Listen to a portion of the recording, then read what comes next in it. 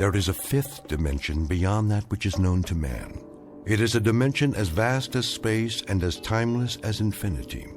It is the middle ground between light and shadow, and it lies between the pit of man's fears and the summit of his knowledge.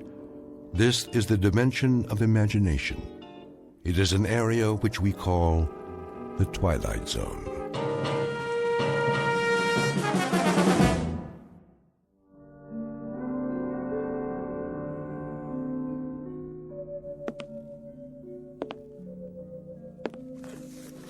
Entry. 14th day, 6th month, year 4, I think. Kind of runs together after a while. Got up this morning, same as always. Big deal, huh? I even made my bed. See, it's strictly the honor system up here. Well, one more day scratched off the old calendar. First thing I did was, let's see, I made a pot of coffee. That's what they call this stuff. Next, some breakfast. Fake bacon and eggs. Hear that? Kind of makes your mouth water, doesn't it? Gotta watch the calories, though. Putting on some pounds around the middle. That's bad for the ticker. Wouldn't want to check out before my time.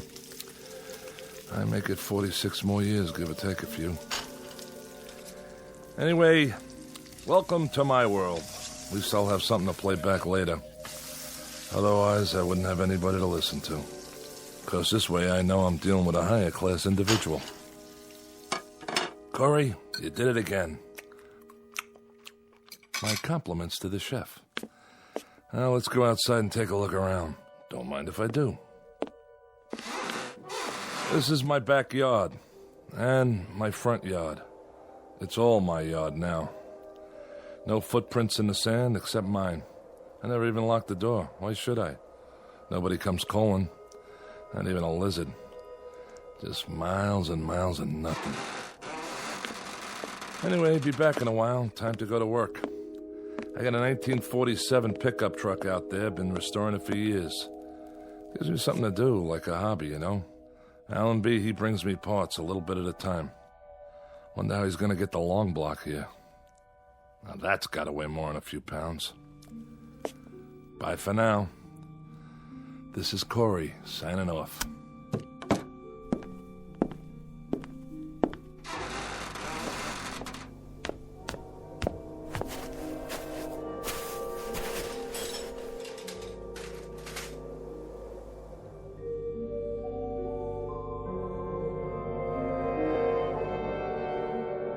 Welcome to the world of Mr. James A. Corey. A shack, a shed, and a yard made up of sand and scrub that stretches to infinity. His work? An old truck, cobbled together from junkyard parts. He takes his time, for there is a ritual to loneliness. Twice a day, Corey leaves his shack, goes over to his vehicle in progress, and makes a few minor adjustments. Then he sits in the front seat, stares through the windshield that isn't there, and perhaps succumbs to a wishful daydream that he is at the wheel of a moving car, and the car is on a highway and there is someplace to go. But this will have to remain a dream, because where this man is, there are no highways, no places to go, and no people to see. For the record, let it be known that James A. Corey is a convicted criminal placed in solitary confinement, and it matters very little that his confinement stretches as far as the eye can see. His sentence is the kind of isolation that can destroy a human mind. It is an exile far worse than a dungeon at the ends of the earth, because he has been banished to a place well beyond the earth. In just a moment, Mr. Corey will discover that he may not be alone for the rest of his life after all. And with that discovery will come the requisite spark of hope. But a spark is all it takes to fire a man's imagination in the Twilight Zone. And now, The Twilight Zone, and our story, The Lonely, starring Mike Starr, with Stacy Keach as your narrator. There she is, dead ahead. Got it, Captain. Prepare for planetfall. All systems check. Sir? What is it, Carstairs? I got a question for you. How can we still call it planetfall if it's only an asteroid? That's a good one. Well, call it whatever you like, off the record. But we're on the record now. This isn't a training mission. Set the coordinates. Yes, sir. The surface is coming up mighty fast. I don't know how you can tell one sand dune from another. By doing this every 4 months, year after year. That's how. Corey's shack is just over the rise. I don't see... It's right there. Fire retro rockets. Decreasing speed. Ready to nose up. Nose up. 40 degrees. 60. Keep pulling. 75. 80. 88. 90 degrees, sir. Now angle her down. Tail first. Piece of cake, Captain. What are the numbers? 0400 hours, Earth time.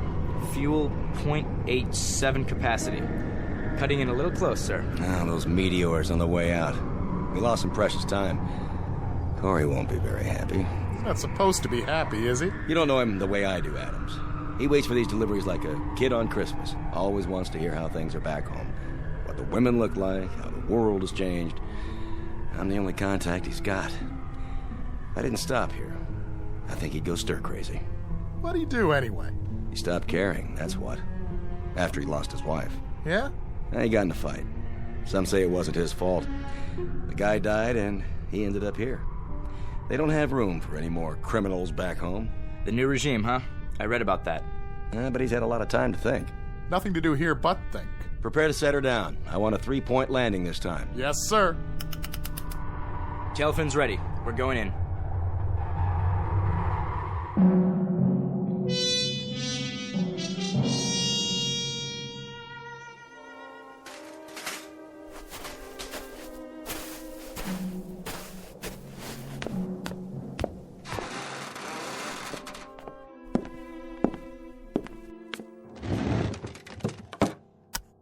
Entry, 15th day, 6th month, year 4. I'm even measuring time by this place now. I go on every day like the day before and the day before that. The weeks, the months. But I can't give in. I have to stick it out. There'll be a supply drop coming soon, I think. They're overdue. Hope it's Allenby's ship, because he's a decent man and he brings me things. Like he sneaked the parts for that antique out there. Few pieces at a time, as much as he could carry. Thank God for that truck and the hours it used up. I can look at it out there and know it's real. And reality is what I need. Because what else is left that I can believe in? The desert? The wind? Myself? Here's a thought. Maybe I'll end up like that truck. Inanimate. Nothing but an object sitting in the sand. Wonder if I'd still feel the loneliness. Would I feel anything? Hey, that's it. The ship. Hear that, diary? Now I don't have to talk to you. I've got somebody else. Besides myself. Be back later.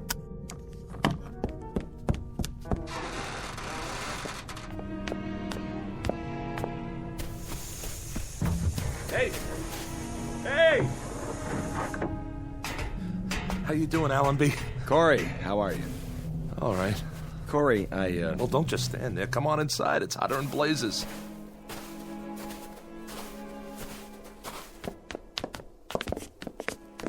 What a place you got here. Glad you like it. I didn't say I liked it. I think it stinks. And I guess you think I don't? I don't know what you think. Hey, take it easy, Adams. Well, you don't have to live here now, do you? No, but I've got to come back here 4 times a year. And that's 8 months out of 12, Corey, away from Earth. Sometimes my kids don't even recognize me when I get home. I'm sorry. I'll bet you are. Come on, fellas. Have some coffee. I got some clean cups. That's all right. Corey. Wait, what am I thinking? Let me pour you a real drink. Thanks, Corey. It's real nice of you. Not right now, Carstairs. If you say so, Captain. Hey, this isn't so bad, huh? I like the way you set it up in here. Sure. I have what I need. Most of it anyway. Thanks to the captain there. Yep, you got it made. This is Corey's kingdom, and it never changes. Sit down, everybody. How about a little poker? 4-handed draw, jacks to open. Who's in? We don't have much of a layover this time. All right, no openers. Joker's wild. There was some trouble on the way, and we lost time. Deuces wild. How's that? Or blackjack? Anybody want to play blackjack? You can count to 21, can't you, Adams? Listen to this guy. Look, we've only got 15 minutes, guys. So what? Nobody's checking your schedule out here. What's the big deal? I'm sorry, Corey.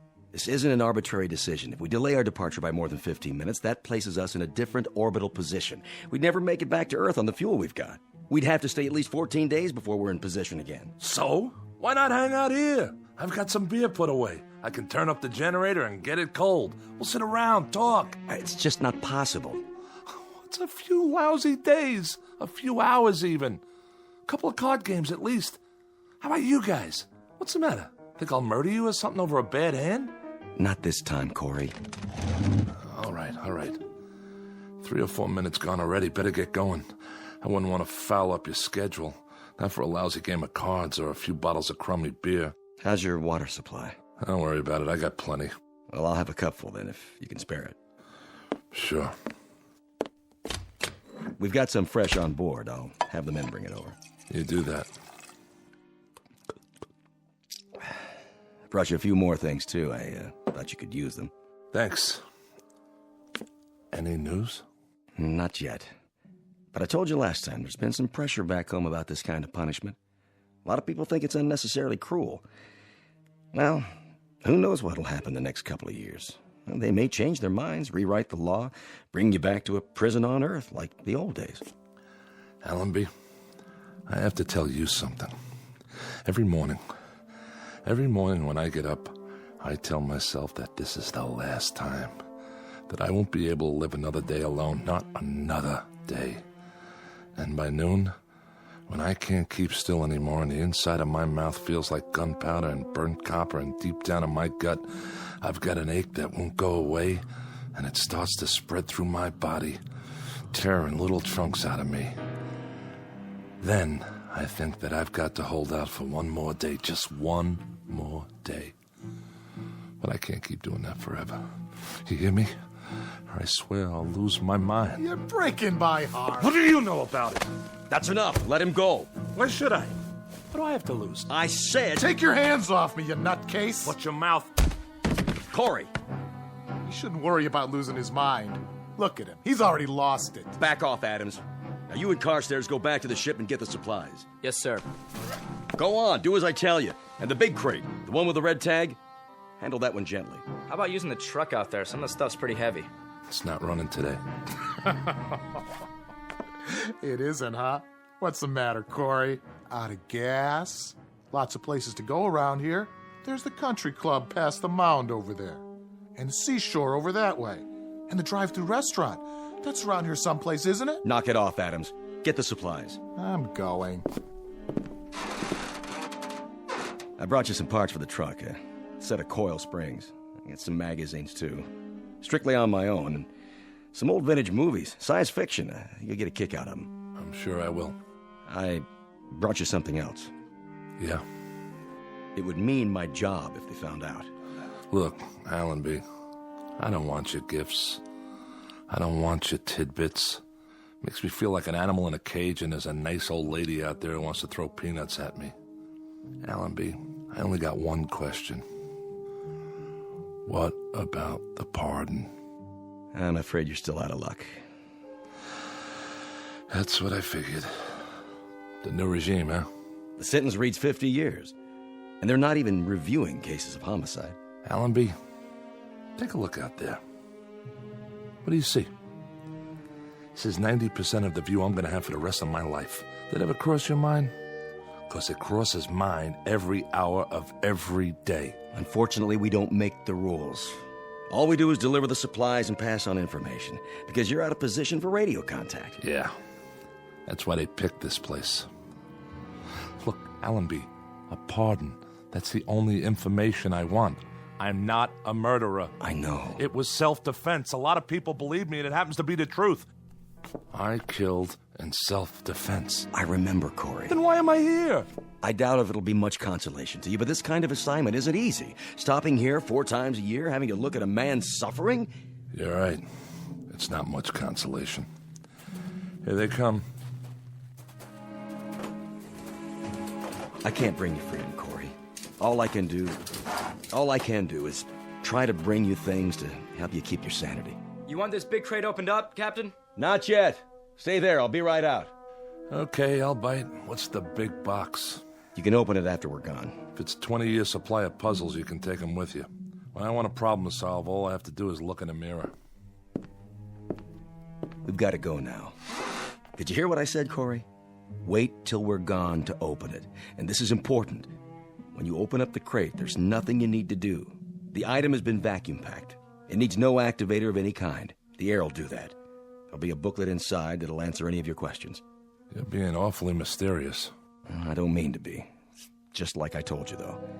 I'm risking a lot to bring it here. They don't know what it is, so I'd appreciate it if you wait till we get out of sight. No problem. Give my regards to Broadway.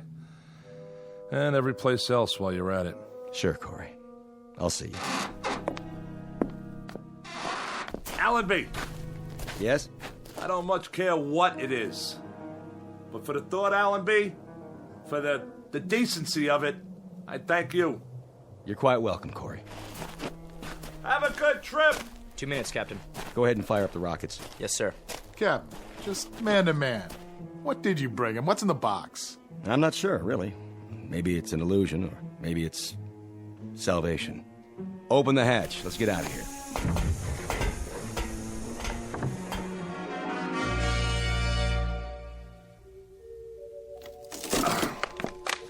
What? You are now the proud owner of an XB-1 robot. This model represents the latest in modern technology. Do not think of it as a machine. For all intents and purposes, it functions as a highly sophisticated simulacrum of a human being. Hello. My name's Alicia. What's yours? Hold on a minute here. Don't I speak clearly enough? No, you sound fine. Fine. What is this thing? Both physiologically and psychologically, she is comparable to a living human with a full set of emotions, a writable memory track, and the ability to reason and to speak. She is immune to organic illness and under normal circumstances should have a lifespan similar to that of a human being. Caution must be taken against exposure to excessive heat and moisture. She comes complete with a loose-fitting microfiber garment for general use. Would you answer my question, please? What question? What's your name? Corey. My name's Corey. I like that name. Good. Glad to hear it. Now, if you don't mind, what are you doing? What is this place? This is mine. My place. Yours? Where I live. Alone. Allenby must think I'm pretty far gone. Hey, don't move that. It's my cup. I've still got some water left. Water? Do you like water, Corey? Yeah, I like it. Leave it, I told you. Would you like some more water? No, that's okay. Not right now. Very well. Where is your place? Where? On an asteroid, all right? Asteroid. I know that word. 6,000 miles north to south, 4,000 east to west. It's got atmosphere, gravity, the works. Now, why don't you just... What, Corey? Stop saying my name! Get out. I don't want some machine in here. I'm not a machine. I'm an XB-1. Go on, get out. Corey? Corey? Corey?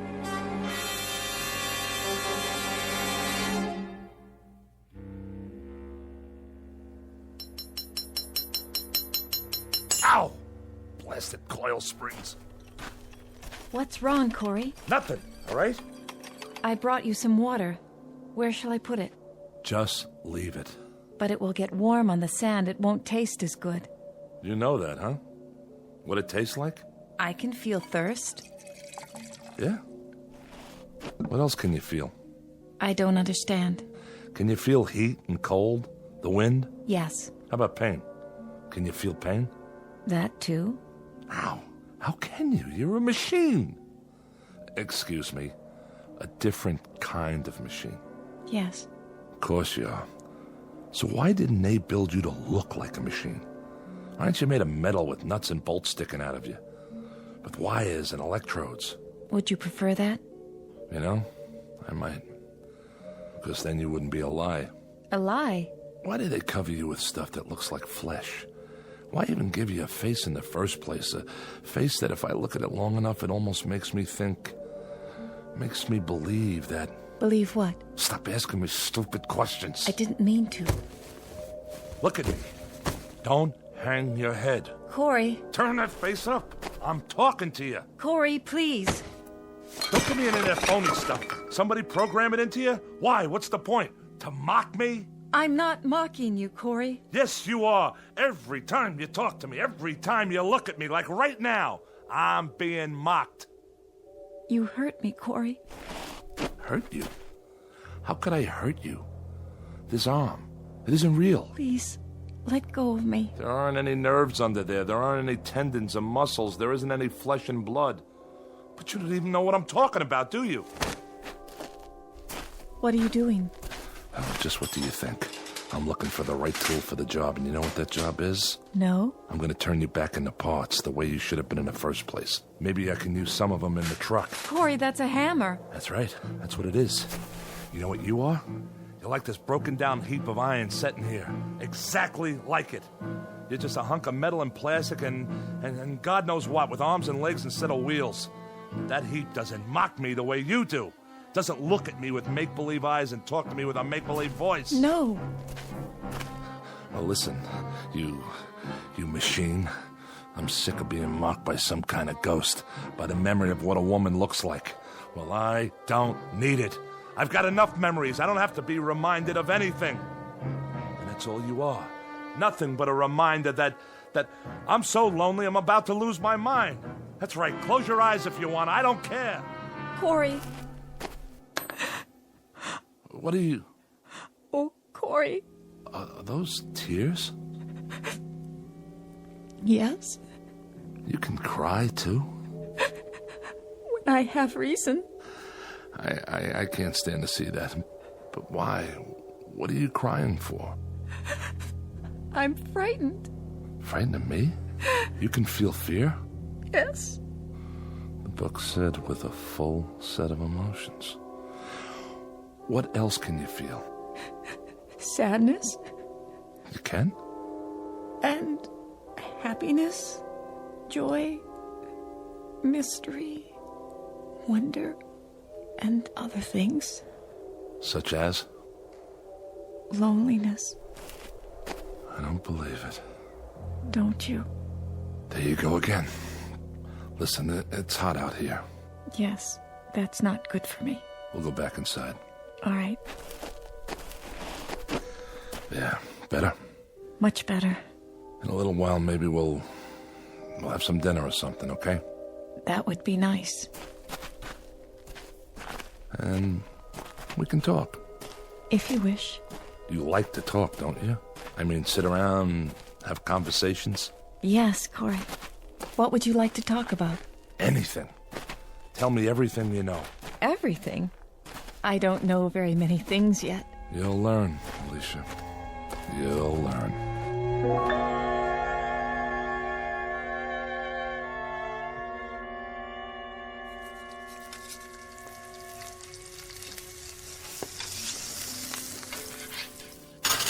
Here you go. Of course, it's only freeze-dried, but it isn't bad. You're not a vegetarian, are you? No, Corey. I hope you enjoy it. Me? This is for both of us. It smells wonderful. You haven't touched your wine. I'm fine, thank you. No. Go ahead. Drink up. I don't require food or drink, Corey. Is that right? Yeah, of course. What am I thinking? You should have let me prepare the meal. Why, you're not a slave. We're going to be partners from now on. You and me. No. But it means so much to you. I like to see that. It makes me feel happy. It does? Of course, I'm not a true human being as you are. I don't care. I don't care how you were born or made. You're flesh and blood to me. I need you, Alicia.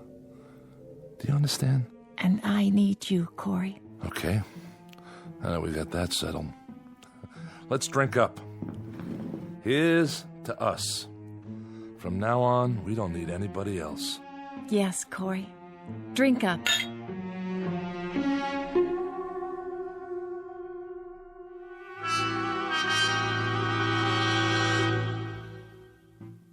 Alicia has been with me for 11 months now. Twice when Allenby brought the ship in with supplies, I've hidden her so the others wouldn't see. But each time, I've seen the question in Allenby's eyes. It's a question I have myself. And I don't have the answer. It's difficult to explain the sum total of this relationship. It's strange, all right. Man and machine. But it's also man and woman. There are times when even I know that Alicia is simply an extension of me, a mirror of my needs. I hear my own words coming from her. The things she's learned to love are the things I love. Where do you want to store the magazines and books, Corey? Anywhere, Alicia. Anywhere you'd like. I think I've reached the point now where I won't analyze her any longer. I accept her as a part of my life, an integral part. I don't know how I ever got along without her. Because I'm not lonely anymore. Each day is something I can live with, something new. It's a gift. Nothing else matters. Because I love her. I've been trying to get up the courage to tell her. That's all for now. Alicia? Yes? I think I'll go outside and work on the truck for a while. Shall I go with you? That's all right. No, wait. Why not? You can see how it's coming. Just don't stay in the sun too long. I won't. I haven't done much work on it lately, but it's gonna get finished. And it'll be great, I promise. I believe you. Go on, get in the front seat. If you like. Right next to the driver. Are we going somewhere? We sure are. Let's see, how about burgers and a movie? But we have the movies Allenby brought us. Haven't you ever been on a date? First, I pick you up. Then we go to the movies, a drive-in. How about that? You don't even have to get out of your car. Then we go to a drive-in restaurant on the way home. We still don't have to get out of the car. Isn't that something? We order burgers and fries, maybe a chocolate shake. Then we drive home real slow. Home? You know, where we live. Where we really live. Where we belong. Sounds wonderful. Sure it does. There's lots of places we could go. Take a drive out to the beach or a cruise. So I can show off my girl. Would you show me off, Corey? You're darn right I would. 'Cause you're beautiful. Alicia, something I've been wanting to tell you. Corey? Yeah. What star is that? You can't see stars in the daytime. I was going to tell you. But maybe it's a ship. The ship's not due for another month. What is... There! See it flash? It looks like silver. Wait a minute. It must be Allenby's. That's the only one that ever comes this close. Corey, what does it mean? I'll find out. You wait here. Just wait, all right? If you say so.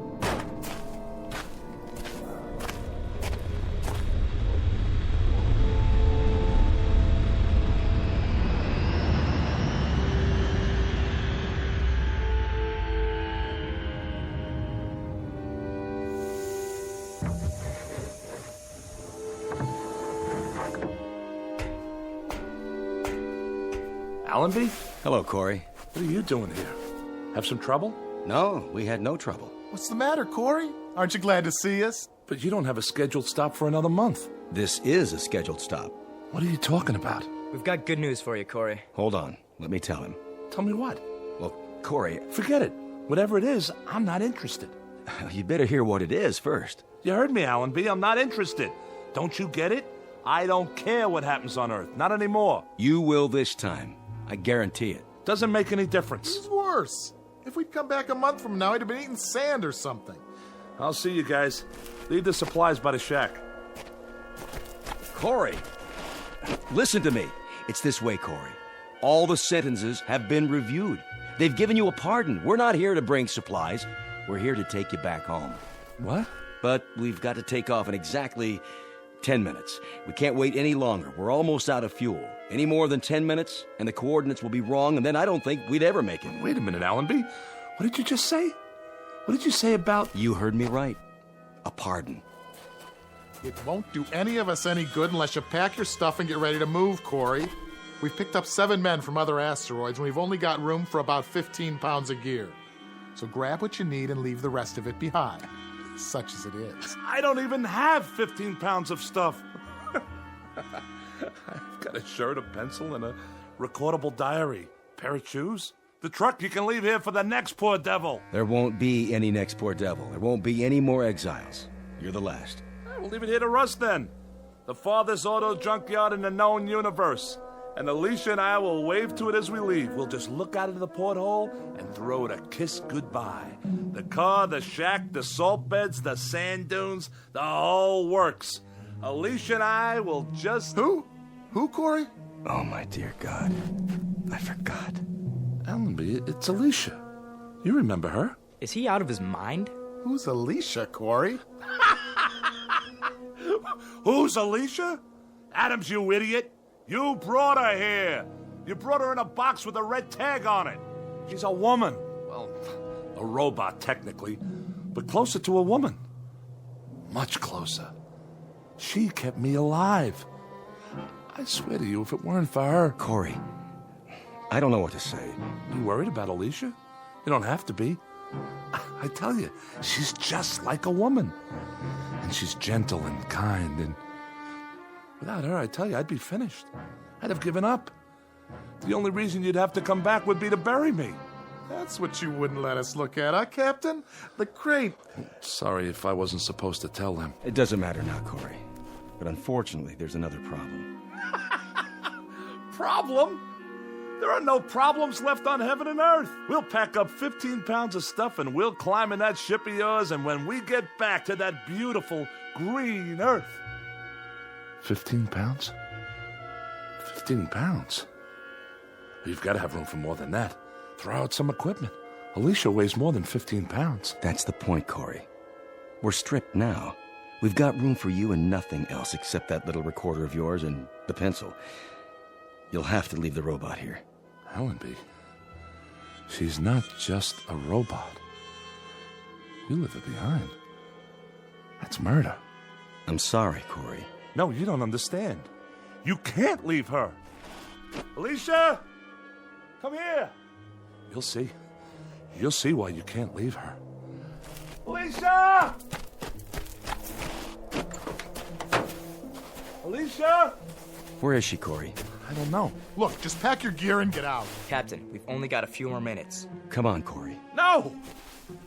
I'm not leaving without her. I told you that. I can't leave. This is our last trip. It's off the route now. That means no supplies. That means if you stay here, you die here. And if you make that choice, there'll be a day, Corey, when you'll pray for death to come quickly. I can't help it, Allenby. I can't leave her behind. And you won't take her. So that means I stay. Alicia! Come here, Alicia! Let them see you. Don't be afraid. Corey, listen to me. I saw this thing get crated, shoved into a box. It's a machine with servo motor and wires and circuits and batteries. She's a woman! Captain Allenby, we've got to take off. How about it, Captain? We better leave him. We can't do that. Sick, mad, or half alive, we've got to bring him back. Those are the orders. Corey, it isn't just you now, it's all of us. So we can't argue anymore, Corey. We have to take you one way or another. I'm sorry, Corey. Grab it. No, you don't. Alicia! Stop him. Corey! Come on, Corey. We'll carry you if we have to. There you are. Alicia, talk to them. Tell them you're a woman. Tell them... Corey, is it all right? You said to hide. What are they doing? Are they hurting you, Corey? I have no choice, Corey. No choice at all. No, Allenby, I tell you, she's a human being. She's... Corey, I'm frightened. Corey! No. You see, Corey? There's nothing behind that face except wires and circuits and visual receptors. Alicia. Alicia. Corey? Corey? Corey. Corey. Corey. Come along now. It's over. Yeah. it's over. It's gotta be now, Captain. Put it behind you, Corey, like a bad dream. When you wake up, you'll be on Earth. You'll be home. Home? That's right. All you're leaving behind is loneliness. I'll have to remember. Remember to keep that in mind. Let's go, Corey. Let's go home.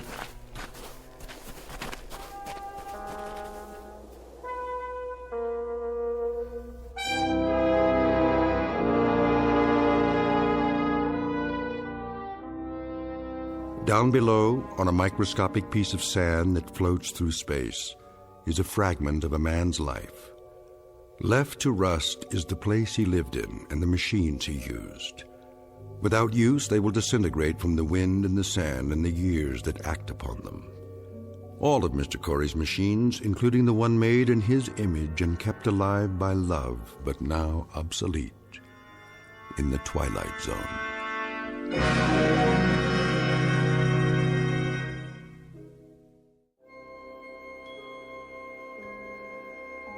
Hi, this is Carl Amari, producer of the Twilight Zone Radio Dramas. I'd like to take a moment to tell you about our official website at twilightzoneradio.com, where you'll get the latest news and information on these Twilight Zone Radio dramas. Plus, at twilightzoneradio.com, you can digitally download 3 free episodes or any of our episodes for only $1.95 each. In this age of ever-changing technology, we've decided to make these episodes instantly available to you by making the Twilight Zone Radio Dramas a digital download-only series. This means that this series will no longer be offered on CD. The CD collections at our website are now being offered while supplies last at buy one, get one free. So be sure to get your favorites before they're sold out. Be sure to visit us often, and I'll see you in the zone.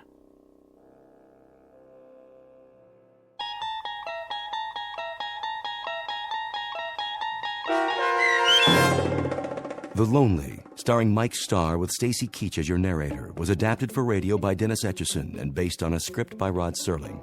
Heard in the cast were Taylor Miller, Doug James, Carl Van Sickle, and Adam Blaine.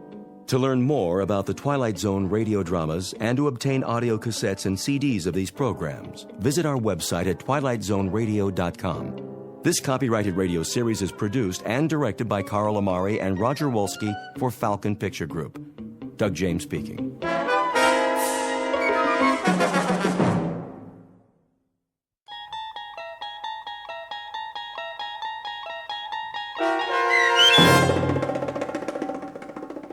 Where Is Everybody, starring John Schneider with Stacy Keach as your narrator, was adapted for radio by Dennis Etchison and written for The Twilight Zone by Rod Serling. Heard in the cast were Roger Mueller, Tom McElroy, Roderick Peoples, Doug James, Richard Hensel, Carl Amari, and Amber Lake. To learn more about the Twilight Zone radio dramas and to obtain audio cassettes and CDs of these programs, visit our website at twilightzoneradio.com. The producers of The Twilight Zone wish to thank CBS Enterprises, Carol Serling, Dennis Etchison, Dick Brescia Associates, Claire Simon Casting, Terry Jennings, XM Satellite Radio, Sirius Satellite Radio, our sponsors, and our radio affiliates for helping make this series possible. This copyrighted radio series is produced and directed by Carl Amari for Falcon Picture Group.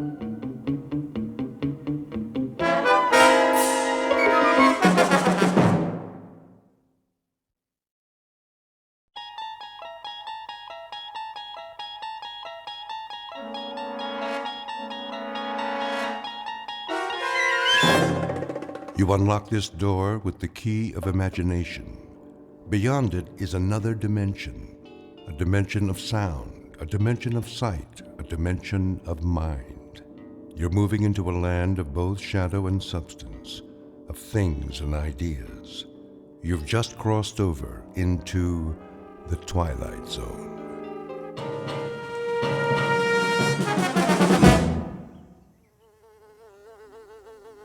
Get away from me.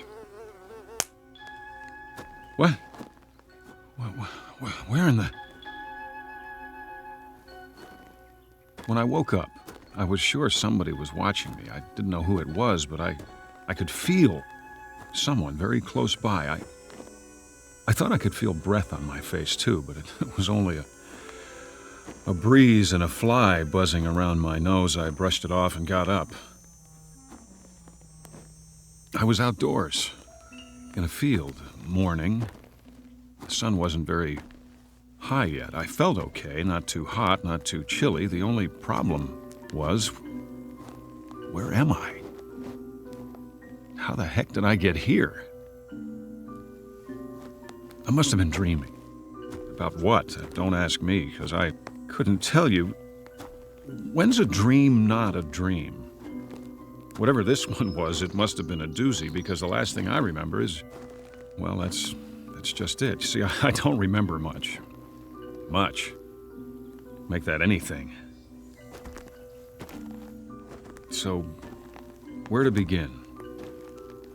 As far as I can tell, this is the beginning. I mean, not the beginning, whenever that was, the Big Bang billions of years ago out in the middle of space or something, but it'll come back to me. It will, and all I have to do is give it some time. So bear with me out there, whoever you are. The one who is watching me, probably. I can promise you one thing, though. This isn't going to turn out to be one of those times when you only think you woke up, but you didn't because you're still asleep.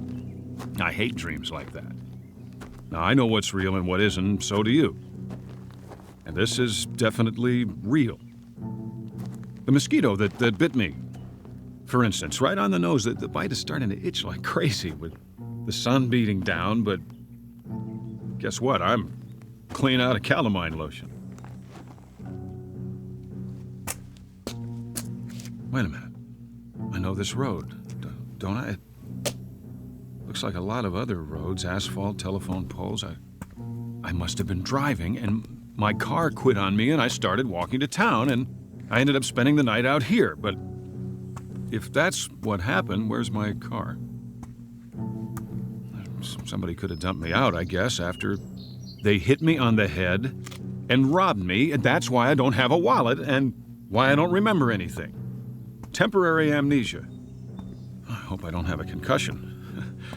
That could be why I've got this headache. Must be a sign along here somewhere. Pretty soon I'll see a house, a town, something. Or someone will come along. They have to. And when they do, I'll just stick out my thumb and hitch a ride. Don't have much of a choice. One thing, though, will somebody please tell me, where is everybody? A French philosopher once said, hell is other people. And for some, that may be true. Most of us need time alone, away from the pressure of everyday life. If you live in a city with noise and crowds and traffic, that's easy to understand. But what about the other side of the coin? We also need companionship, someone to talk to, a friendly voice and a familiar face. It's a dilemma that goes back to Adam, who found the Garden of Eden unbearable on his own. Enter one male human being. Age 31, height approximately 5'11". His name isn't Adam, though exactly what it is, where he is, and what he's doing here, even he doesn't know. At the moment, these questions constitute the central mystery of his life. But it's a beautiful day, and he's on a road that's bound to lead somewhere, back to the beginning or to a destination not yet in sight.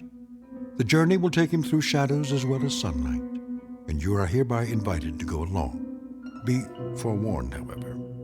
This is an excursion to an unknown land, a walking trip without benefit of compass or road map through a realm called the Twilight Zone. And now, the Twilight Zone and our story, Where Is Everybody? Starring John Schneider, with Stacy Keach as your narrator.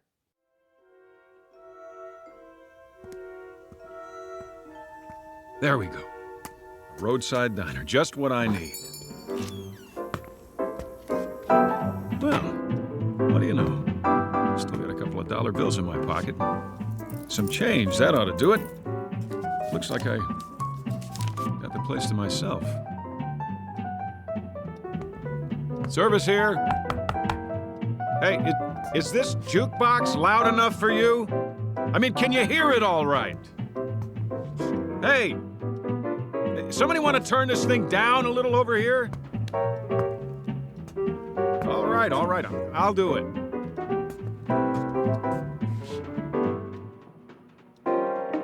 Pretty early for this kind of noise. Ought to be a volume control somewhere. Maybe it's on the back. If I can slide it out from the wall. Easy now. Oh, look, I like music, same as the next guy, and all I'm looking for is the knob. There. Now, question is, who played the song in the first place? Somebody had to put a coin in the slot. Who's here? Somebody go outside for a minute? That it? Say, can you hear me? I see there's a town up the road. What's the name of it? Anybody know? Anybody? Like in the kitchen?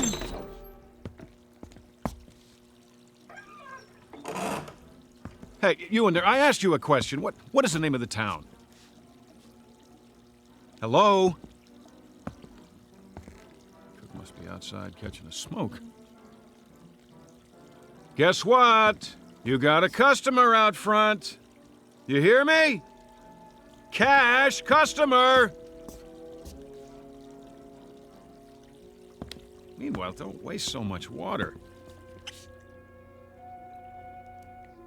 I think ham and eggs. Yeah, traveler special. Eggs up and soft, hash browns, coffee black. Customer waiting. Take your time. Me, I'm in no hurry. 1 cigarette left. Anybody got a light? I didn't think so. Where do you keep the matches? Hold on, I see them by the register. Right next to the clock. Whoops. Didn't mean to knock it on the floor, just trying to get a match. Here, I'm picking it up, see? What time is it anyway? 6:15. That can't be right. Cracked. Oh, well, I'm sorry if I broke it. I'll pay for it, honest. Of course, I'll have to send you the money. I'm a little low on funds right now. All I got on me is $2.85. Good old American money, isn't it? Yep, U.S. coins and currency. Well, we got that much settled. I'm an American. There's a little question about my identity, though. Let me put it to you this way. I'm not sure who I am. Isn't that a laugh? But I've got $2.85 and I'm hungry. Oh, the heck with it. If nobody's gonna help me, I guess I'll just have to take care of myself. I'll see you later, everybody. I'll even do you a favor. The sign on the door says open. Let me turn it around for you. Closed. Yeah, that's more like it. Truth in advertising. I'm gonna wake up any minute now. I know I'm gonna wake up. I wish there'd be a noise or something, a great big noise to make sure I do, but it's so quiet around here, it's weird. Okay. If I gotta make it myself, here goes nothing. Yes, sir, that's my baby. No, sir, don't mean maybe. Yes, sir, that's my baby now. Oakwood, huh? It's a nice name for a town, real homey. The only question is, where is it and where's everybody who lives here? Gotta be quite a few. Every kind of store you could think of. Drugstore, grocery, soda shop, post office, courthouse. Looks like a regular town to me. There must be a school around here, too. Where's all the kids? What? Where's that coming from? Church. Over there. What'd I do? Imagine I heard it? No, it was real, all right, and that means somebody rang it. Knew I wasn't alone. I'll go to the church and... Wait a minute, what's that? You there. Miss, yeah, you in the truck. I'm over here. Thank God. Look, miss, I wonder if you could do me a favor, just a little one. You gotta help me now. I don't want you to think I'm nuts or anything. I mean, it's nothing like that. I don't seem to remember who I am. I know, but it's true. It's crazy, huh? I looked all over, but I haven't seen anybody around. Not anybody. I guess it's too early or something. There hasn't been a single solitary soul except you. Not one. It's a real oddball thing, but I woke up this morning. And, well, I didn't exactly wake up. Not in bed or anything. I just sort of found myself out there off the road. Real nice. You know what I mean? And now I got a sore back from sleeping on a rock. So listen, it's amnesia, right? Isn't that what they call it? Yeah, that's it. Amnesia. See, I don't remember a thing, and I couldn't find anybody to ask till now. You're the first person I've seen, the only one. Look, I don't want you to get spooked or anything, but could you tell me, is there a doctor around here? You know, just a regular doctor, so I can get a checkup and find out what's wrong, because I think I'm sick. Miss, what's the matter? Can't you hear me? You gotta be able to. The window's rolled down.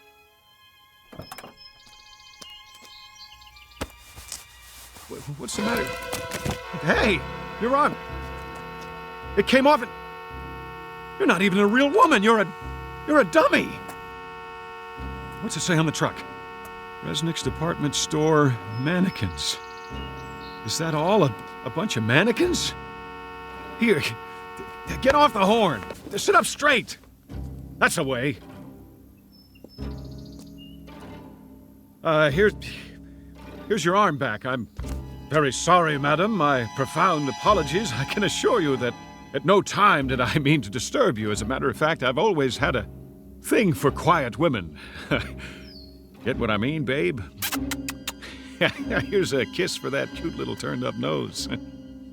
No, I'm sorry. I can't stick around and talk. I got a very important appointment. I'll see you in the funny papers, and don't you take any wooden boyfriends.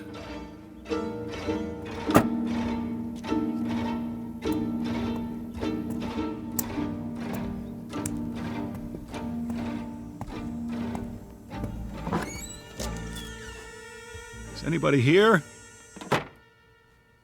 A store with lots of clothes store, but nobody to buy them. Only more dummies. Oh, I'm sorry, lady. I didn't mean to bump you like that. Say, was that your sister outside in the truck? I thought so. You know how I could tell? 'Cause you look exactly alike. No, I can't use a new handbag today. No underwear either. Does this store even have a men's department? Sportswear? How about fishing poles? No? Too bad. See, I got nothing to do today, so I thought I'd go fishing. Well, I'll catch you later.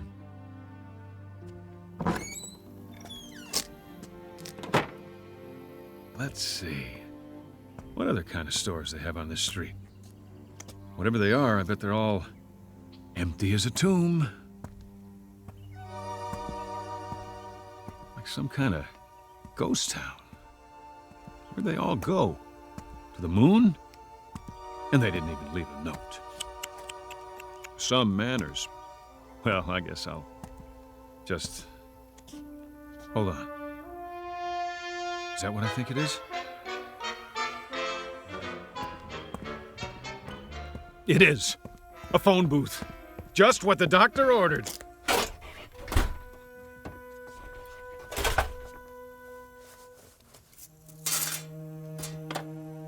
It even works. We're in business.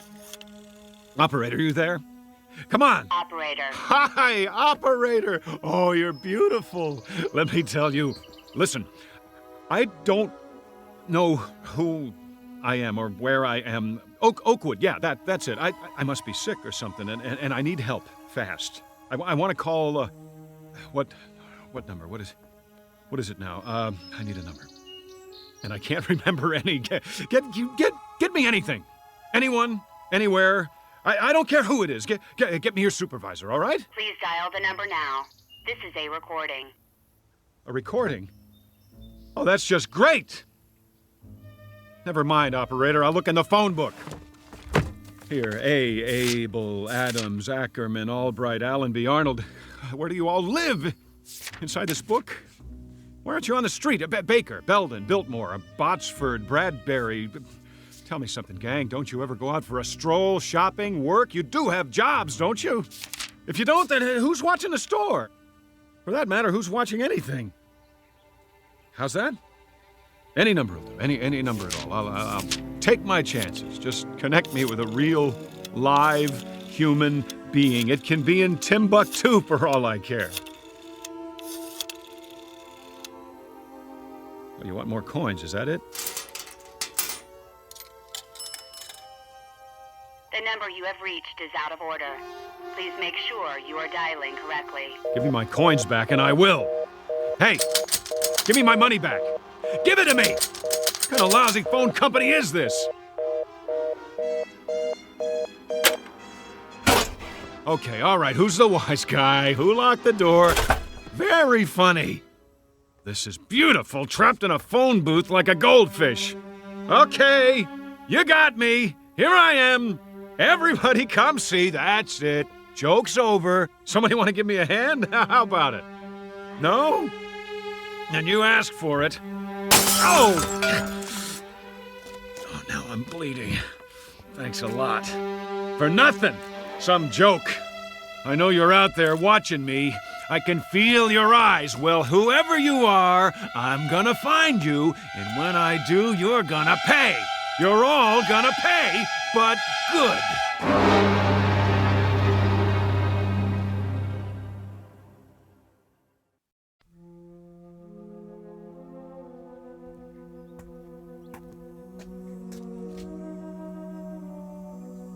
Oakwood City Bank. That's an idea. I feel like making a withdrawal. Hi! You got a customer out here? I'd like a loan. Yeah, that's it. About, $100,000. Maybe more.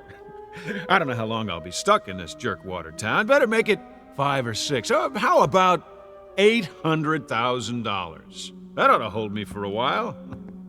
What's the matter? Everybody on a lunch break? No sweat. I'll slip in behind the counter myself. Simple little transaction.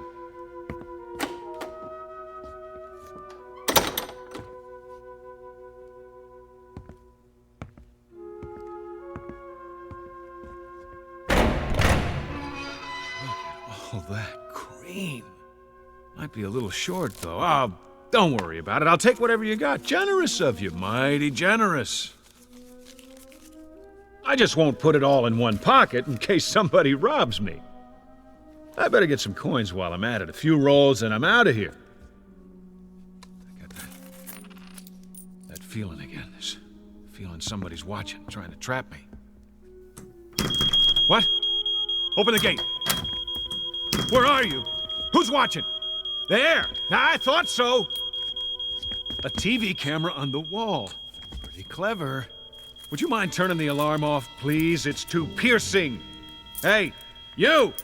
Whoever's watching through that thing, turn it off, or I'll do it for you! Let's try that again. One more roll of quarters coming up. The pitcher winds up. He throws. Ha ha ha! There! Who said you could take my picture anyway?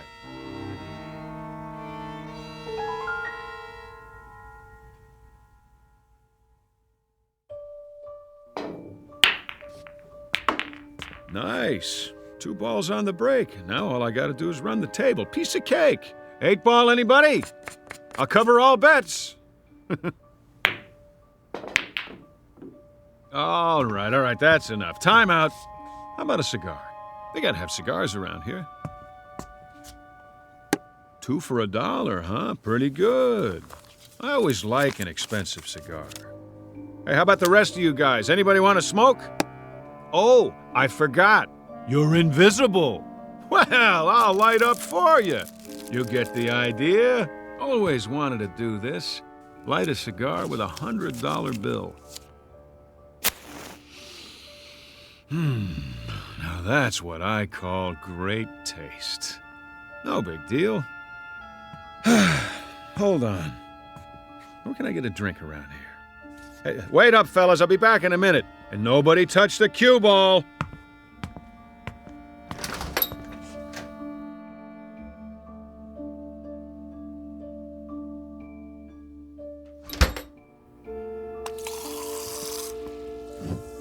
A chocolate ice cream soda with 3 scoops and a straw. That's what I like. Anybody mind if I smoke in the drugstore? I didn't think so. Well, I'll just set it down on the counter. Oh, delicious. Okay, what else do I need? Sunglasses, magazines, books. Yeah, a book. Books are good. Pick up a paperback to read in case I get bored. The Last Man in the World, huh? I wonder what this one's about. An atomic war, maybe. Yeah, I think I read it before. Or did I? Better take it anyway. Here's for the soda in the book.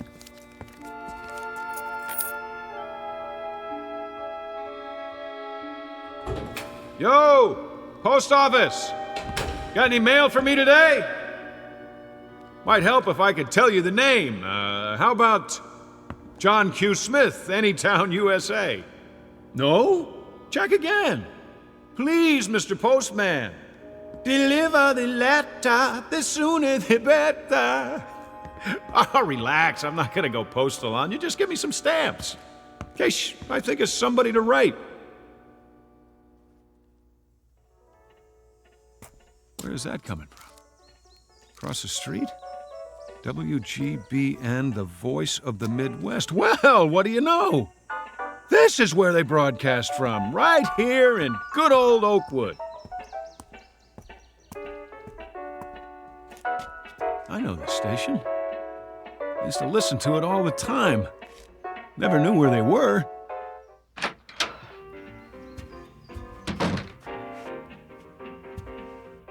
Do not enter when the red light is on. I don't think anybody will mind while the record's playing. It really is a record. Look at that. Will you? Old-fashioned vinyl on a turntable. I think I used to have this album. Oh, excuse me. Let's start it over again.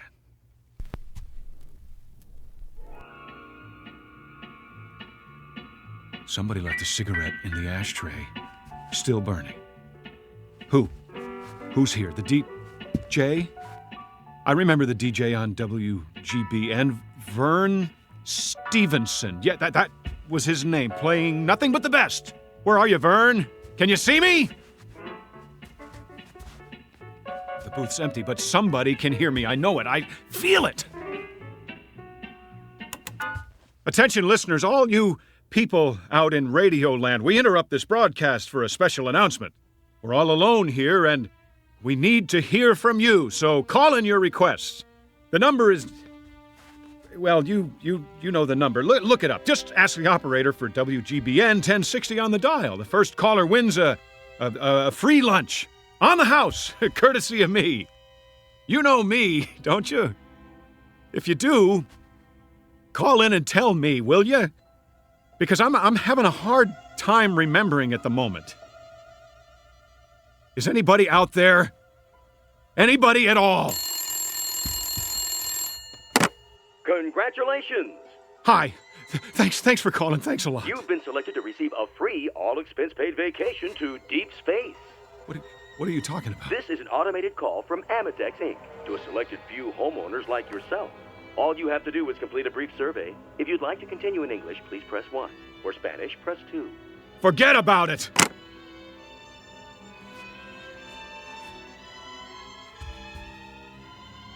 Wait a minute. The phone works. It works. All I need is a number. Any number. How do we get an outside line? Extension 1. Extension 2. None of the buttons work. Come on, I'm trying to make a call.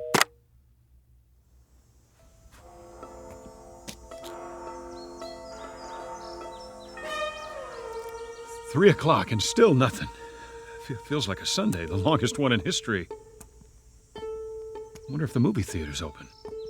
Why not? Maybe they got a matinee, a double feature, Pride of the Air Force and The Loner. Now that I gotta see.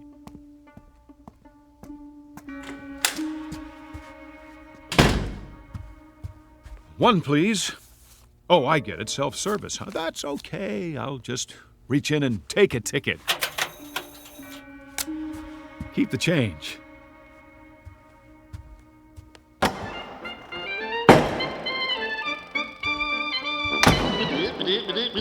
That's it, everybody. Good timing. Cartoon's over. Okay, Mr. Projectionist, you can roll the feature now. Ladies, please remove your hats. Shh. No talking. Anybody care if I put my feet up? That's what I thought. Look at those planes, will ya? U.S. Air Force, go! Air Force, Air Force! Hey, I'm Air Force.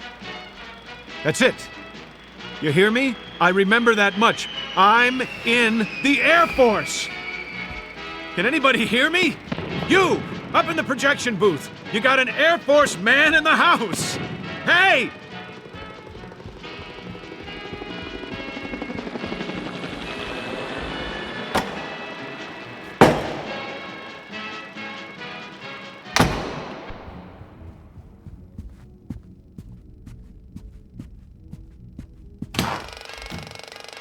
Nobody here. Then who is running the picture? At least I got the first part of it. I was in the Air Force. If I could just remember what happened after that. What was it? A war? A bomb? Or something? That must have been it. A bomb. But if there was, it would have destroyed everything, and everything's still here except for the people. What kind of sense does that make?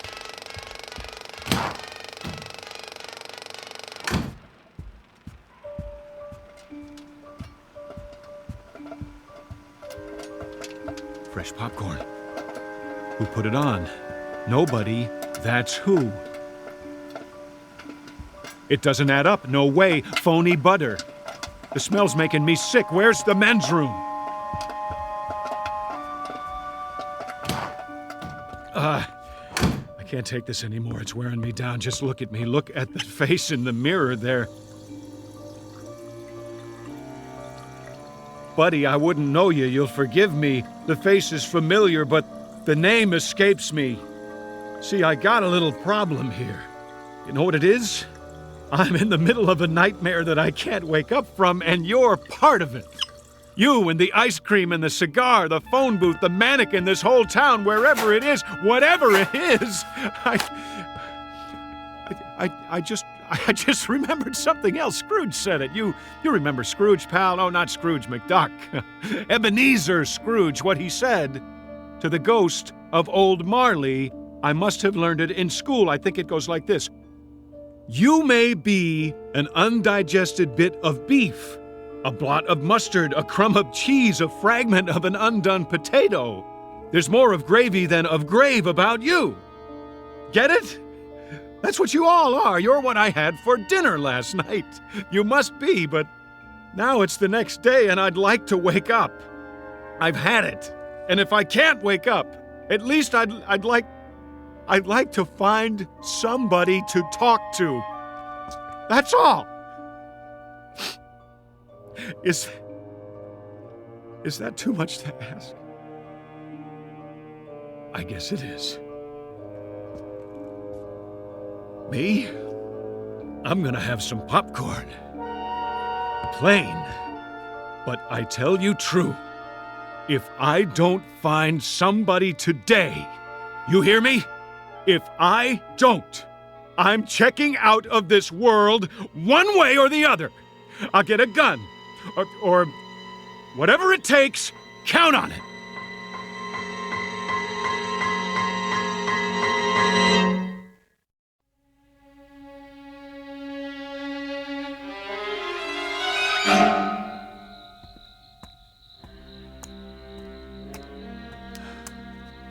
That's it then. Sat through both movies, but it didn't help. No more than the drugstore, the pool room, the radio station, none of it, all one big fat joke. Give me my money back. Here it goes. Give it to me. Oh! What a lousy phone company is this? Now I'm bleeding. Thanks a lot. Where are you? Who's watching? I'm in the middle of a nightmare that I can't wake up from. No! It's too much! Make it stop! Please! I need a gun. And one bullet. If nobody will help me, I'll have to do it. Where can I get a gun? The police station, that's it.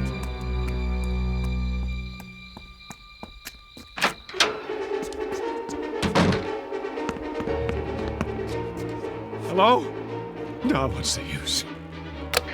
Calling all cars, calling all cars. This is an all-points bulletin. Unknown man in town. Now infiltrating the police station. Suspicious-looking character. Probably wanted by the FBI. Presently unarmed, but not for long. All units return at once and bring your guns. He needs one! Anything.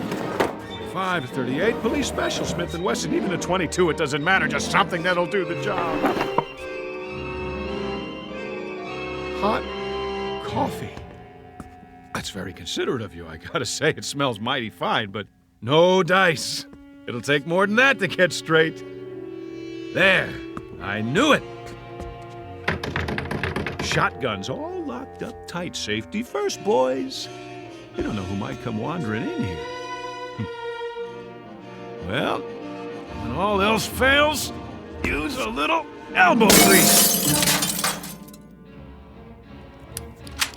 Remington 30-30 over and under. Shells right here. Now, where am I going to do it? Wouldn't want to splatter my brains all over the front desk. Hey, what's back there? Jail cells. Perfect!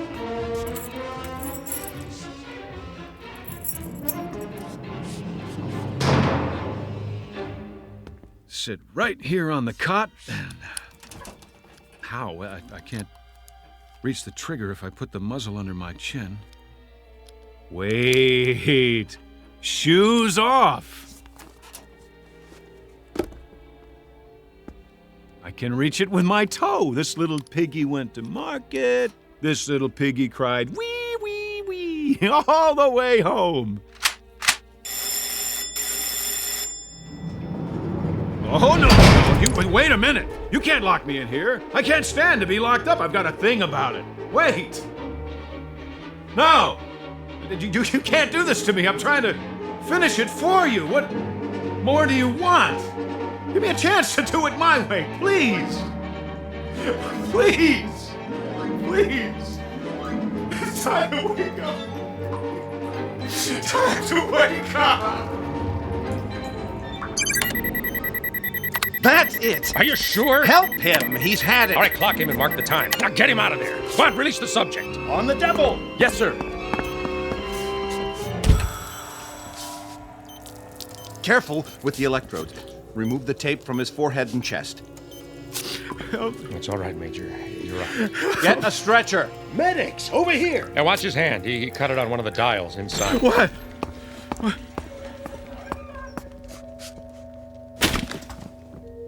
How is he otherwise? He's all right considering. Delusions of some sort. I guess that's it. He's coming out of it now. Fine. Did you get all your data recorded? Yes, sir. Every bit of it. Did you get him clocked? Yes, sir. All right, how long? 484 hours, 36 minutes. That long? I'll compile all the data for you. Yeah, good. And I'd like to have a look at his reaction chart, too, hour by hour. What about the press, sir? The press? You said you'd see them. They've been waiting in shifts. I'll have to cut it short. I want to talk to Ferris. Yes, sir.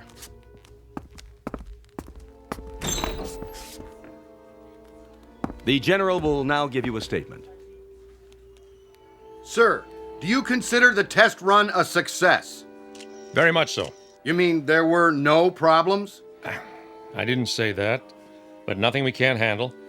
Major Ferris has been in that box, 6 feet by 5 feet by 5 feet high, for something in the neighborhood of 484 hours, which is roughly equivalent to our deep space mission before rendezvous. But we've had flights longer than that before. No, not solo, and not in a capsule that small. It's a one-man mission, in a nose cone too small for him to stand up or move around. They call it sensory deprivation. Isn't that right, Doctor? Yes. You see, gentlemen, the human body, and more importantly, the human mind, isn't ready for conditions of extreme confinement. It's a new experience. Even with isometric exercises, music, optical diversion through his visigoggles, the body and brain react as if he's in severe isolation, which he is. But man isn't a hibernating animal. We're not built that way. You might say that evolution hasn't kept pace with technology, so we have to adapt ourselves in new ways. Within limits, of course. That's what the flight simulations are about. To map those limits and see if we're ready. Then this was a simulated trip to the new 10th planet. Is that right? For all intents and purposes. Why not just send up an unmanned probe? Because our exploration platform is already in orbit there. What we need now is to man it, within a reasonable flight time, even with new, faster propulsion systems. As you know, there are still problems with suspended animation, problems we hadn't anticipated. Such as? The revival methods, ice crystals in the blood, and so forth. I'll make a background report available if you need it, gentlemen. Thank you. What were those wires attached to him? Electrodes. All of his reactions have been charted and graphed. Respiration, heart, blood pressure. What happened to him toward the end? Just before he pushed the button or whatever it was. We heard him shouting inside. Sounded like he was screaming. What happened to him was that he cracked. Doctor? We assume hallucinations of some sort based on the voice recorder. It's a common trick of the brain when there's not enough sensory input. So you see, there's a very real reason why humans can't bear to be alone. Solitary confinement is a tough sentence, whether it's the Garden of Eden or deep space. There may be a practical reason for human contact, even for love. A kind of survival mechanism to remain sane. How bad did he crack? I'll tell you something, gentlemen. You spend 2.5 weeks all by your lonesome on your back in a 5-foot square box without ever hearing a human voice other than your own, and I'll give you especially good odds that your imagination would run away with you too. Just as his obviously did. General, I'd like to know, if I could ask you, our readers are wondering... Yeah, that's enough for now. Thank you. Captain Grant will have a press release drawn up. Should be ready in about an hour. Thank you all for waiting so patiently. Last question, General. How did you know when he was ready to come out? He asked. There are several buttons and switches inside. Each one controls a simulated function for flight. Oxygen, fuel, temperature, and so forth. And the last button. Which was? Abort. When he had all he could take, when he had to get out, that's what he pushed. Or pounded with his fist. And now, gentlemen, good day.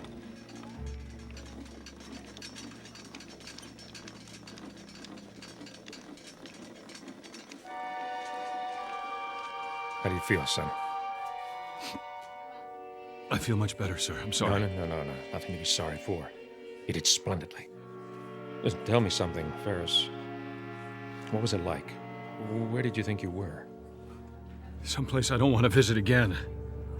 A town without people. And you finally had to get out of that town, didn't you? I sure did. What was the matter with me? I went off my rocker, huh? It's a kind of nightmare, Ferris, that your mind manufactured for you to explain what you were going through.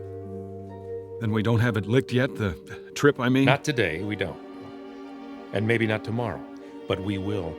I'm sure of it. You see, Ferris, We can feed the stomach with concentrates. We can supply recreation for the eyes and ears.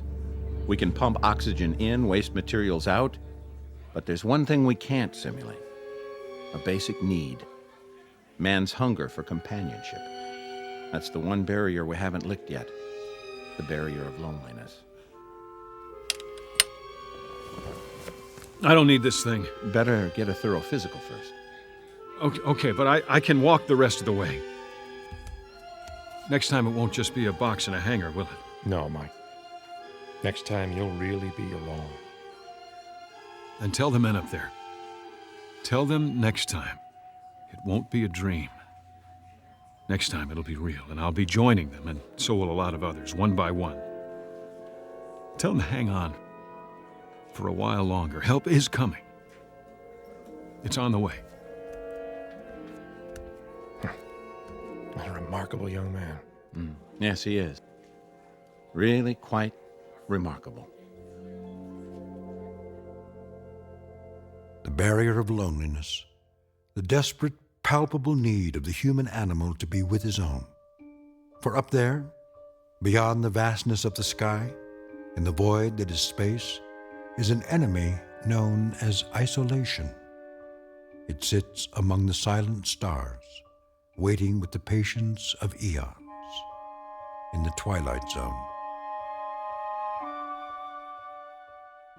We'll return to the Twilight Zone in just a moment.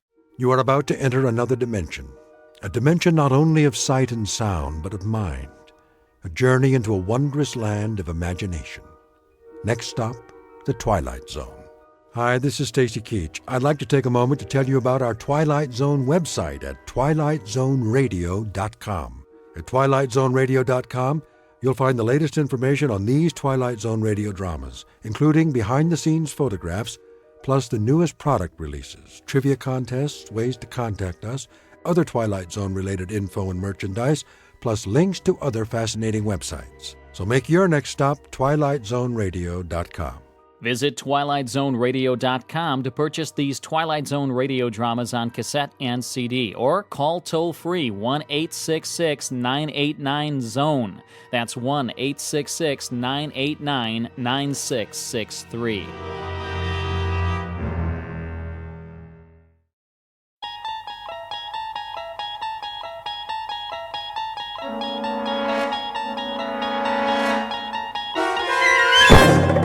You're traveling through another dimension, a dimension not only of sight and sound, but of mind, a journey into a wondrous land whose boundaries are those of imagination. Your next stop, the Twilight Zone.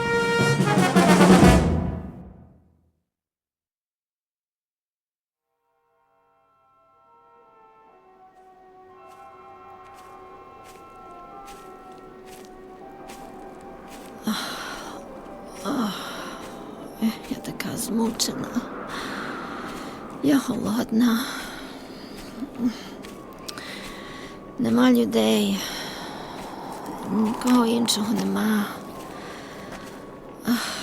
Нема звірів. Нема птахів. Я не знаю, як довго я вже ходжу. Кілька день, я думаю. Тут запах смерти. What is that? I can't see it through the vines. Oh, a town. I hope they have some canned food. They'd better. I haven't eaten in I can't remember how long. Make sure your weapon's in working order. The first rule for a soldier. I wonder what they call this place. They're all alike. Bombed out. Every last one. Not worth fighting for. And the people, where are they now? Dead, turned to dust. They should have surrendered at the beginning. We gave them a chance, but they ignored us. The fools. If only they had listened, they'd still be walking down this street, going to their shops, their markets, their decadent restaurants, sleeping in their beds at night. But The stupid army won't give up. They fight on, wherever they are, whoever is left. Sooner or later, they'll have to surrender. The word will come through, and it will be over. Oh, please let it be over soon. But how will I know? Come out! Why don't you come out? And we'll finish it right here in the street! Just the two of us! Come on! Cowards! You're cowards! All of you! Cowards! You cowards! Cowards!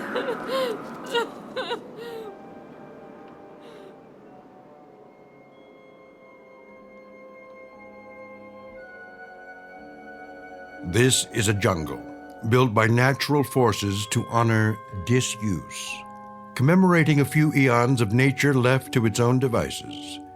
To all appearances, it is a backward step in evolution, a return to an earlier, more primitive state. But it's also another kind of jungle, the kind that grows out of the human race's war with itself. Hardly an important battle, this one. Not a Gettysburg or a Marne or a Iwo Jima.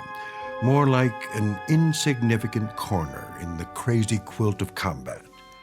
But it was enough to end the existence of this little city. It's been 5 years since a human being walked these streets. This is the first day of the 6th year, according to the old calendar. The time? Make it 100 years from now, or sooner. Or perhaps it has already happened 1 million or 2 years ago. And into this lifeless setting has just walked a soldier in a tattered uniform. She's doing what she was trained for, and with no order to the contrary, she's locked into searching and destroying or merely surviving. The language spoken is English, for our benefit, but the place is the Twilight Zone.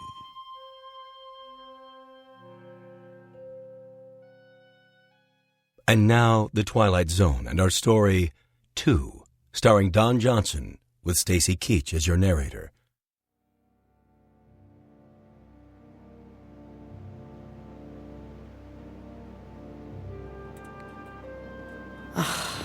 Just as I thought. Another ghost town. Broken windows. Empty shops. What did they sell? Civilian clothing. How quaint. Something at the corner.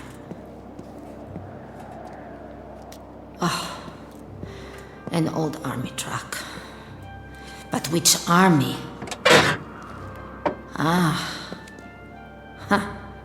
One of theirs. Well, it's not going anywhere now. What else have they got around here?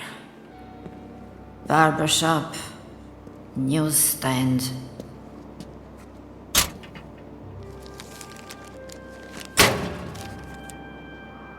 Pictures of the war. Troops landing. Big news. Years ago. Restaurant. Not much business today. There has to be a service entrance. But where? In the alley.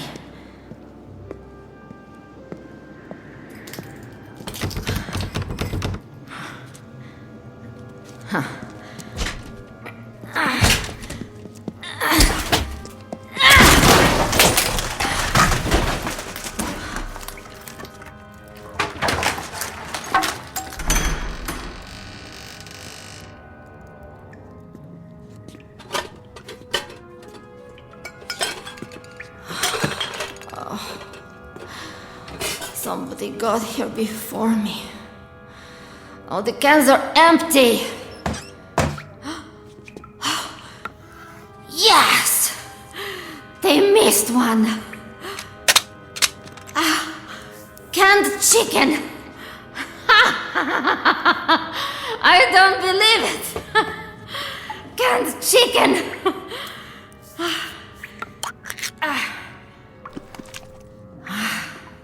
Smells fine.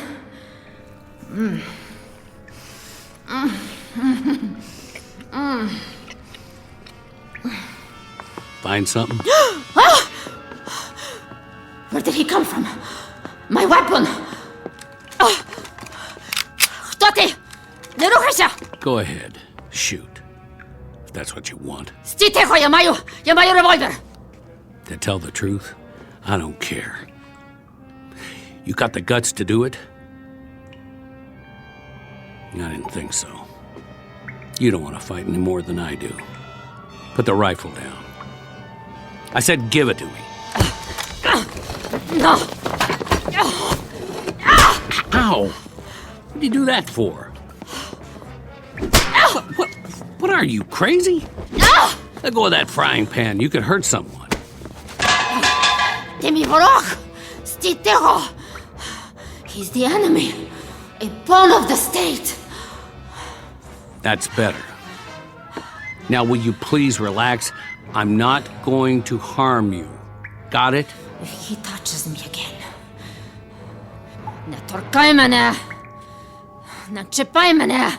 Well, now, I don't speak your lingo. But you're either telling me you're glad to see me or go to hell. Which is it? Відійди від мене. Відійди від мене. Лиши мене. Knock it off. I'm just a soldier like you. Nice uniform, by the way. A little ratty, though. Ought to do something about that. Plus, it's the wrong color. Let him have the gun. As long as he leaves me alone. He's a filthy, horrible animal. Can't believe there's food. Must have missed it. 1 dozen chicken drumsticks, fully cooked. Safety sealed for your dining pleasure.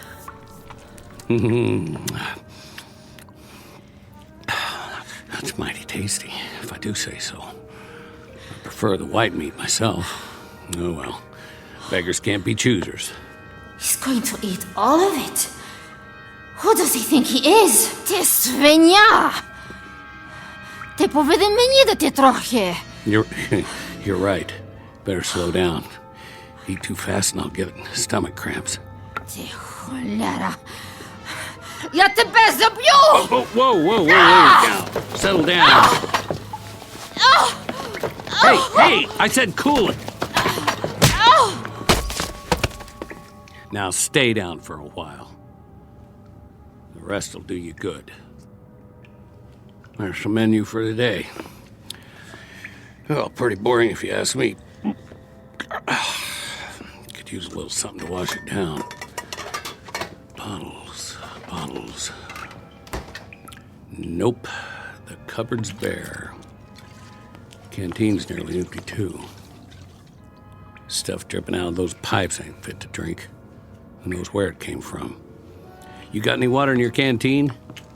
Hey, I'm talking to you. Come on, quit faking it. I didn't hit you that hard. Did I?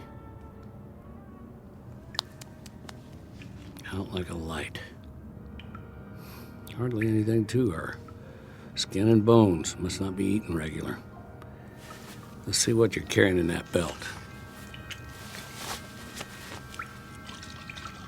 One last swallow. Okay, keep it. A few rounds of ammo. What's in the holster? 45 automatic? Not even a 38. Broken mirror, an old comb, and a couple of hairpins. Sorry, lady. I can't use them. Go on. Chow time. Hey, you better eat it before I do. Wake up, I said. For the love of...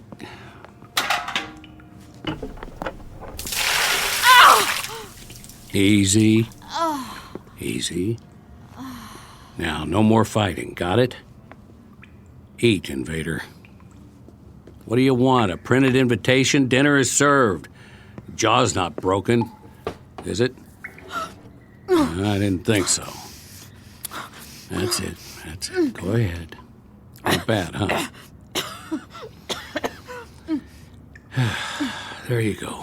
Food, good. You follow? Me, Tarzan. You, Jane.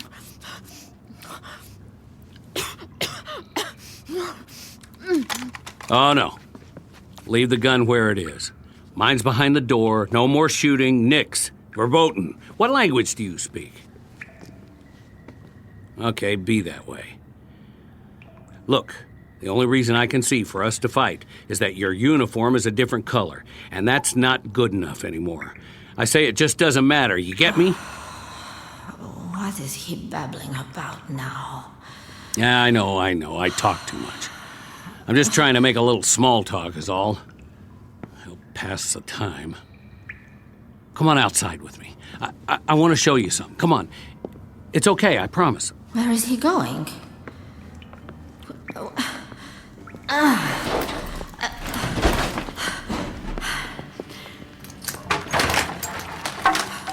Over here. The street.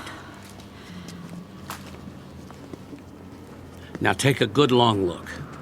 What do you see? Bombed out buildings. Weeds. Torn up asphalt, broken glass, caved in roofs and bullet holes. We're lucky we don't have any in us. And you know who shot up the place? Trigger-happy infantry, like you and me. All that firepower, and for what? Nothing here but a bunch of skeletons. Bodies they didn't even bury. The future of city living. Comprende? Capiche? Had to bring your weapon, didn't you? Well, who you gonna shoot? I know. The old ways die hard. I got mine too. See? Same as yours. With a different language and a serial number on the side. Don't you get it? They were all made in the same factory.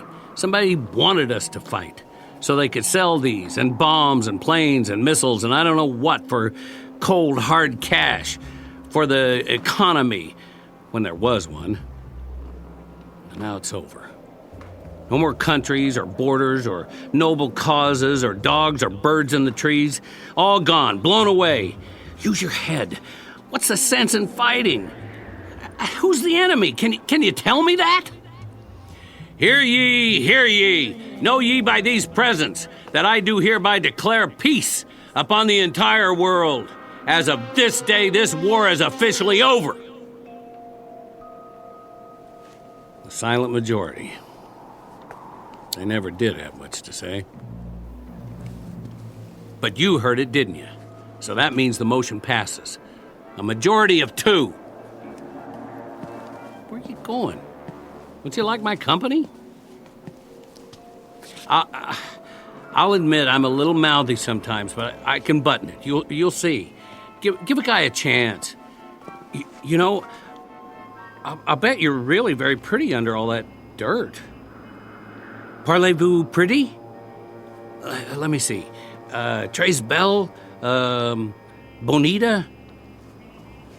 Oh, I know what you're thinking. Don't worry, I'm not that kind of guy. If I go on blabbing, we'll end up in another fight. If I could just make a better impression. I'm going in that storefront over there. See that red and white pole? They call it a barbershop. Well, they used to. It's about time I got cleaned up. Make a new man out of me. Then we can start all over again. Just don't you run off with somebody else while I'm gone.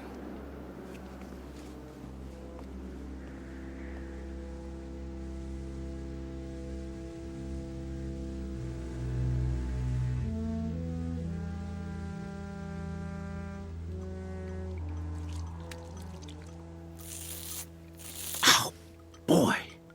That's smarts. Hi there. We meet again. You're not supposed to see this. This is man stuff. But I can tell you it's plenty tough shaving with cold water and a rusty razor. Plus, that's not much of a mirror on the wall. Well, this is as good as it's gonna get. Sorry to disappoint you. Oh, I found a bar of soap. Here. Use my towel if you want. Oh, by the way, I'm taking the straight razor with me, so don't get any ideas. Your turn. If you want to get cleaned up, I'll wait outside. And then we can see what there is to do in this burg.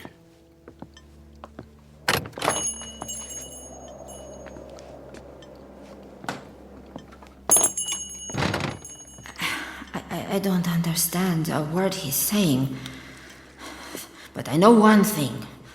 The enemy always lies.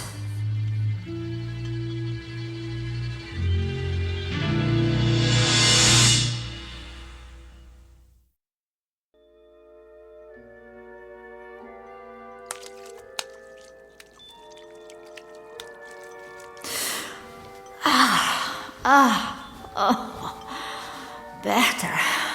A little. I almost feel human again.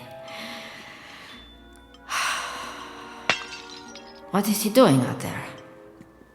So violent. I swear, if he hits me again, I'll cut his heart out.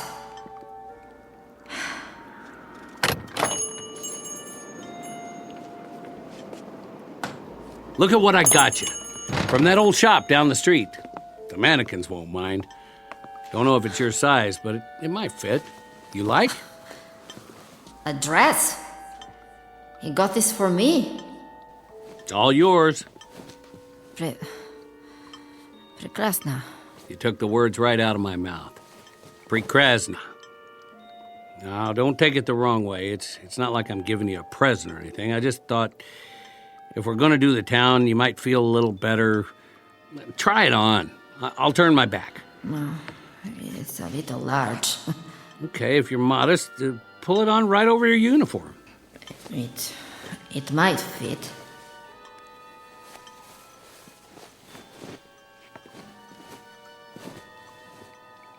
Some kind of evening dress.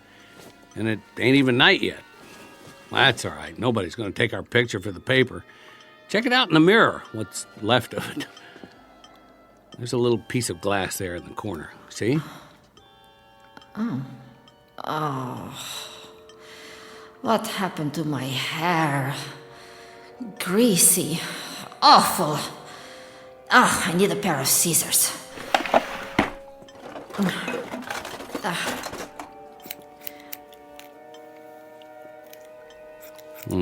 This could take a while. Meet you at the corner.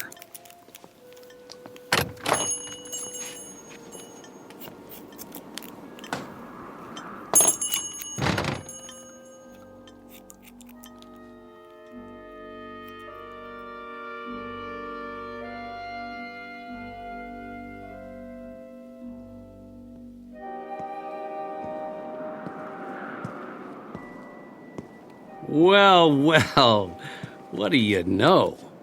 It's a female human. One more thing, though, if you don't mind my saying. You really ought to do something about those army boots. They just don't go with the outfit. Maybe we'll find a shoe store. I could use a pair of tennies myself. You don't have to walk back there. You're not a squaw. Oh, I get it. You want to keep an eye on me. Well, at least we don't have our weapons. You know, it's not polite to shoot people in the back. His words are so coarse. What an ugly language. Uncivilized. You know, I used to live in a town like this. Close enough. Houses on the side streets. My folks had one just like that one. See it through the vines? I'd walk home after school, stop in at Old Man Wilson's for an ice cream soda, or the mom and pop store. What is he raving about now? He never stops. Telling me his life story, probably. As if I cared. Or sometimes I'd hang out at the park. I bet they got a park around here. Of course, it'd be overgrown by now. Have to hack your way through it with a machete. But it's my duty to keep an eye on him. He might be a sniper. Or a saboteur. I don't believe it. A movie theater. You know what movies are, don't you? They have them where you come from. Sure they do. Everybody loves movies. Well, come on. I'll buy you a ticket. What? Huh. Hey, wake up in there. You got a couple of paying customers. A film emporium. To entertain the masses with propaganda. Let's sneak in. Nobody's watching. Just have to move some trash away from the door. After you. Ugh. Ugh. What is that stench? Something very bad in here. Don't you love the smell of buttered popcorn in the afternoon? Reminds me of cholesterol. You want something from the candy counter? I'll see what they got.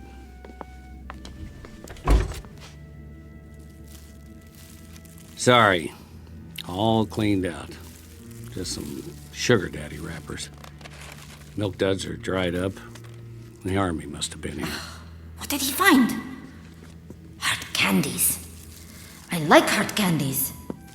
Not even a junior mint. We better grab a seat. Wonder what's playing. There's a poster for coming attractions. My favorite general and furlough romance. Couple of winners, huh? And some guy. Look at the medals on his chest. And her. I didn't know they had uniforms with miniskirts. She sure got that animal look in her eye. Is it true? Do chicks go for guys in parade dress? That's what's wrong with me, huh?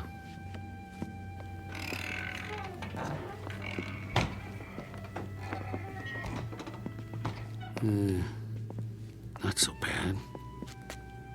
Nice and dark, a few bullet holes in the screen. How close do you like to sit? How about the first row?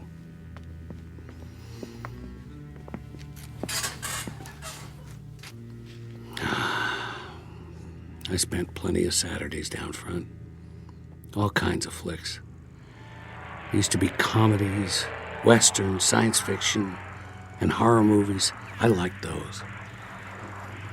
A mummy walking around, or an old house, maybe some vampires, or a killer with a knife. Always something like that, or zombies. They were the best. But you know something? Me, I don't care if I ever see another zombie again. It was all fun and games back then. Special effects, makeup. Not like the real thing. I don't know about you, but I'll take a comedy anytime. The old ones especially. You ever see Laurel and Hardy? Nah, you wouldn't. They were the kings. A skinny guy and a fat guy back in the 20th century.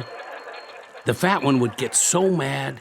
One time they had to carry this piano up the stairs. Must have been 100 of them. They kept dropping it. And it would slide back and they'd have to get it and bring it up again. And then would they finally... The movie theater. I remember. They showed us films of enemy forces.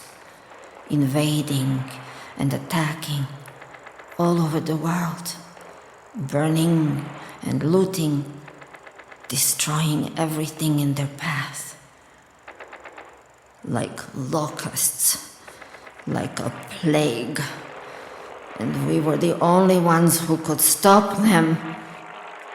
I took my training, like the others, to learn how to fight. The best trained soldiers on Earth.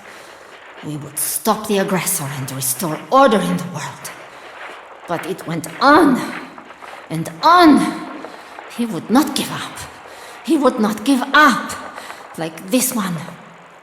He is the enemy. Those old comedies, they He were the absolute is top the in my enemy. book. There were even some guys called the Three Stooges. Man, oh man. Where is my weapon? Where are you going? Sit down. Why Моя don't you... стрільба. Мушу дістати. Мушу боронитися. Wait. Досить. Hey, will you wait? I've got to get my weapon to defend myself. Come back. What are you doing? Don't go in that hall. It's not safe. I'm telling you the truth. Rats live in these buildings. You think I'm lying? Hey, whatever your name. I've got to get out. Another door somewhere.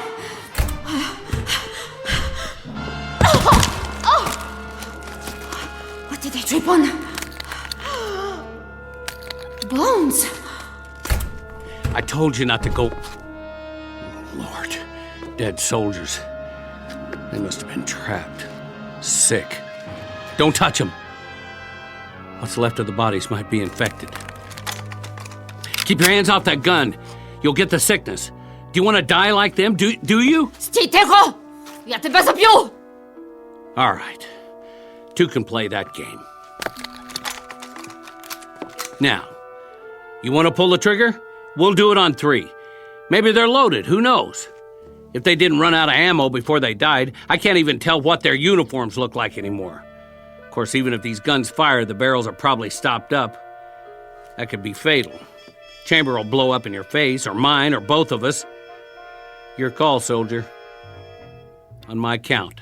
1, 2... I don't want to kill him. I don't want to kill anyone. You made your point. You're tough. Me? I don't want to play. Watch what I'm doing. I'm setting this gun down again, where it belongs. With the dead. You see? Nice and slow. Now I'm going to turn around and walk out of here. If you still want to shoot, shoot. Thanks for the movie date. It was fun while it lasted. Я слаба. Я слаба. Я не можу. I'm weak. I'm weak. I'm weak.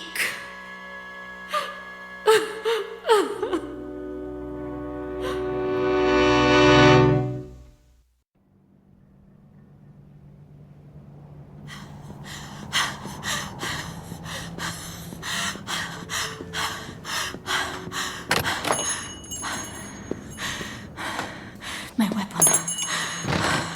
I know this one works. I've broken it down every day, cleaned it, put it back together, like the troops at the movie theater did once. They were from our side. I could tell. Without this, I'm nothing. I'm not big or strong. I can't run fast. And I don't know how to get back to my company. But with a weapon, I can survive.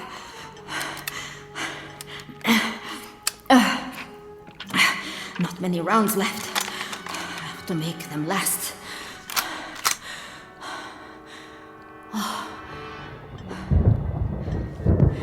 Oh, great. A storm's coming.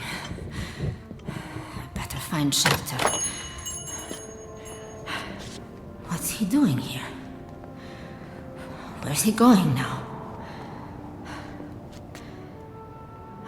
He's looking for shelter, too. Someplace without holes in the roof. Why doesn't he hurry up? I've got to get out of here before it gets dark.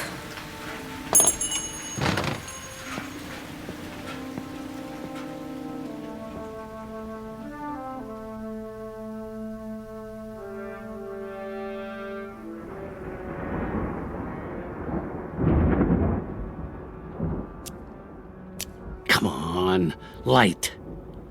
What's wrong with these matches? Not wet, just old. There. Now let's get a fire going. Good. Chimney's drawn. House isn't damaged at all. And they left tons of newspapers. Find some wood, it'll burn all night. Furniture should work.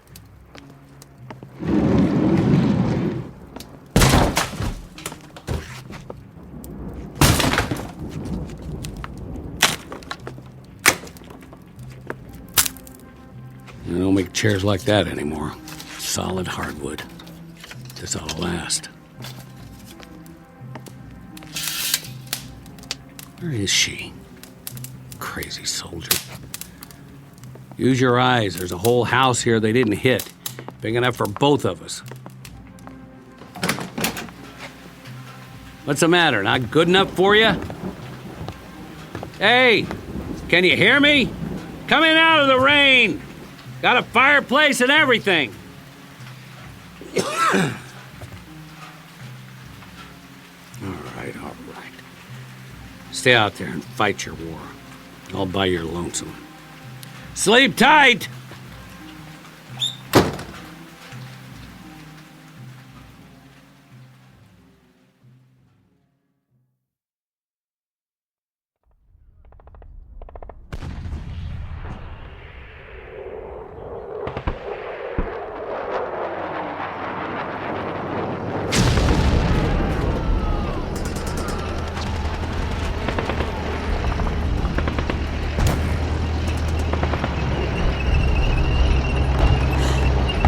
No!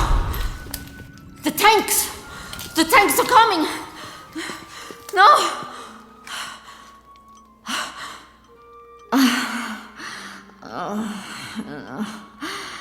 No, a dream. No, that's all. A dream. Always the same.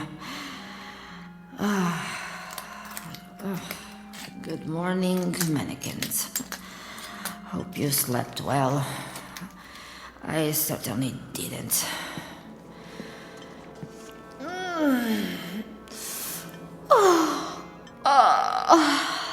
What am I doing in this stupid dress? You can have it back. I'm not going to need it.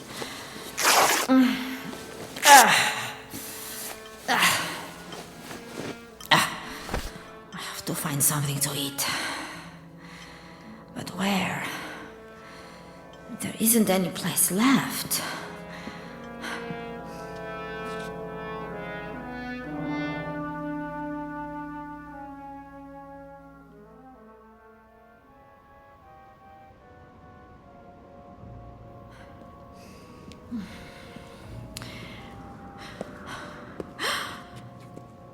I don't believe it.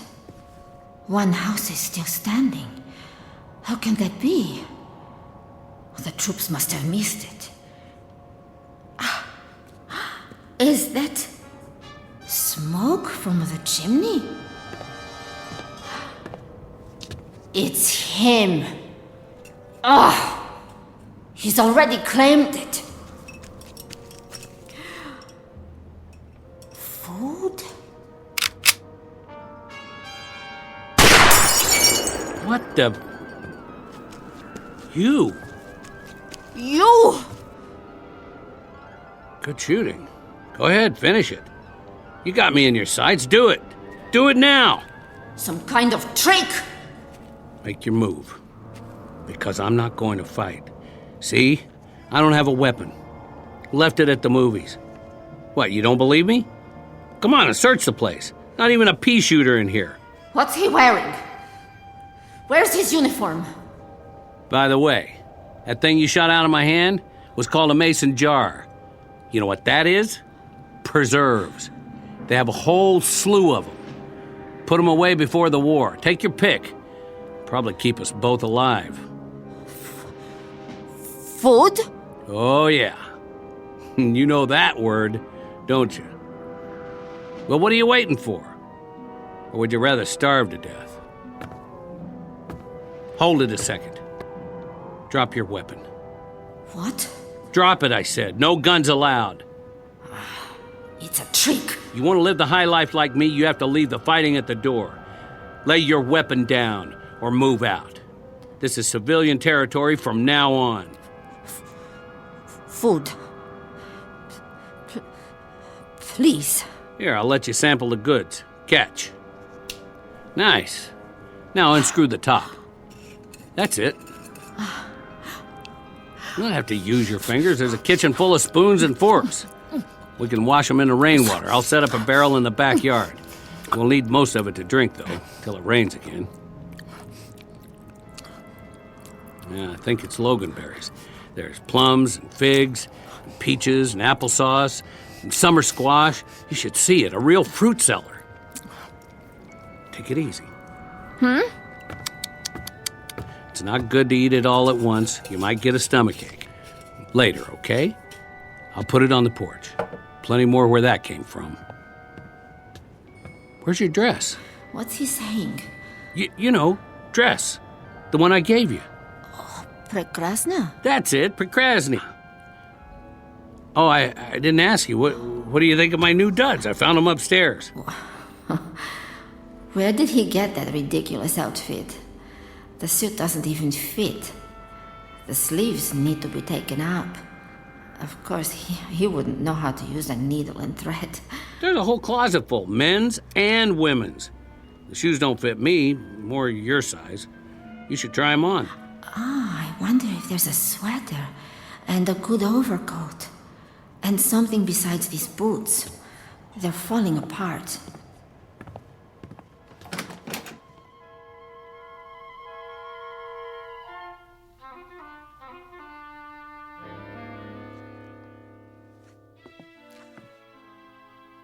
You all right in there? Poczekaj, ja nie gotowa. Take your time. Just wanted to be sure you're okay. You don't have to try on the whole closet, you know.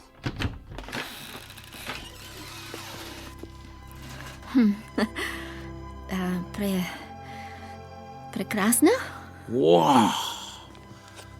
Get a load of you! He doesn't like it. I should have known. I'm ugly. Ugly. I don't believe my eyes. No. No, you. Listen, I've never seen anyone who looks like you do right now. The skirt, the blouse, and you did something to your hair. Did you brush it or what? Don't you dare change those clothes. You look absolutely perfect. The death washed away. Gone for good and never coming back. Shh. Listen. Get over here. You know what that is? A real live bird. How long it's been since you heard one? A mockingbird? No, a robin redbreast or something. But it's alive. We're going out. And you know what we'll do? We'll take a walk to the park. Yes, that's it, the park. Like regular people, you and me. And we'll look at the sky and clouds, and we'll make small talk. We will, one way or another. And you know what we'll talk about? The same as anybody else. The weather. And what we're going to have for dinner, and maybe we'll even crack a joke or two. Bet you haven't had a real laugh in a long time. Am I right? And then we'll stroll back home, taking our time like it's Sunday afternoon. It's gonna be a whole month of Sundays from now on. His voice is different. And his face. It isn't a bad face. Not really. I like it better when he smiles. Did you check the shoes yet? Try these. Wait, I gotta do something. If we're going out, where's the brush and a comb? He is actually combing his hair. Put on your coat. It's damp out. I wouldn't want you to catch cold. You ready? Prekrasna. You can say that again.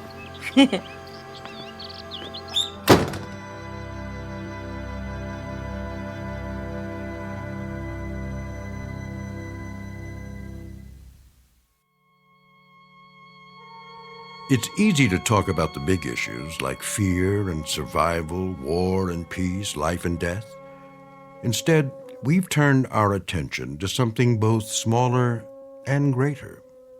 Because in the end, it may be that politics don't add up to all that much.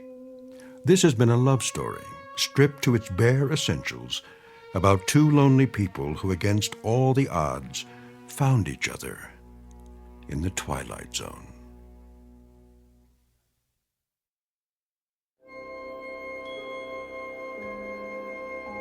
Hi, this is Carl Amari, producer of the Twilight Zone Radio Dramas. I'd like to take a moment to tell you about our official website at twilightzoneradio.com, where you'll get the latest news and information on these Twilight Zone radio dramas. Plus, at twilightzoneradio.com, you can digitally download 3 free episodes or any of our episodes for only $1.95 each. In this age of ever-changing technology, we've decided to make these episodes instantly available to you by making the Twilight Zone radio dramas a digital download-only series. This means that this series will no longer be offered on CD. The CD collections at our website are now being offered, while supplies last, at buy one, get one free. So be sure to get your favorites before they're sold out. Be sure to visit us often, and I'll see you in the zone.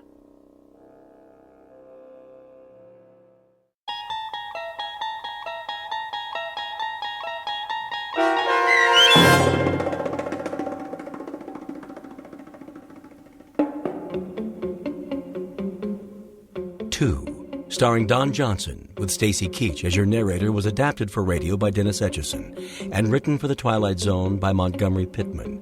Oksana Fedonusian was featured as the woman. The producers of the Twilight Zone wish to thank CBS Enterprises and the Rod Serling Estate for making this series possible. This copyrighted radio series is produced and directed by Carl Amari for Falcon Picture Group and Westwood One. Sound design and custom Foley effects for The Twilight Zone by Cerny American Creatives Bob Benson, Craig Lee, Matt Sorrow, Tim Cerny, and Todd Beyer. To learn more about the Twilight Zone radio dramas and to contact us, visit our official website at twilightzoneradio.com. Doug James speaking.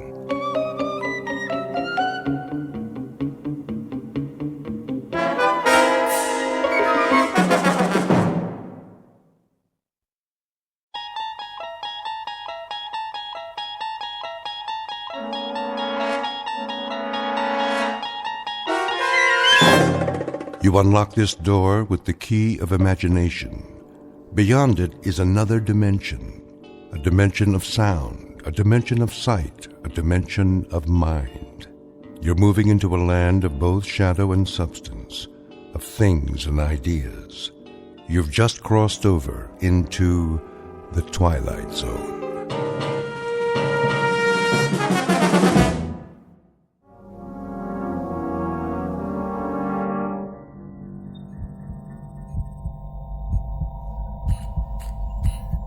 In the beginning was the Word, and darkness, and light.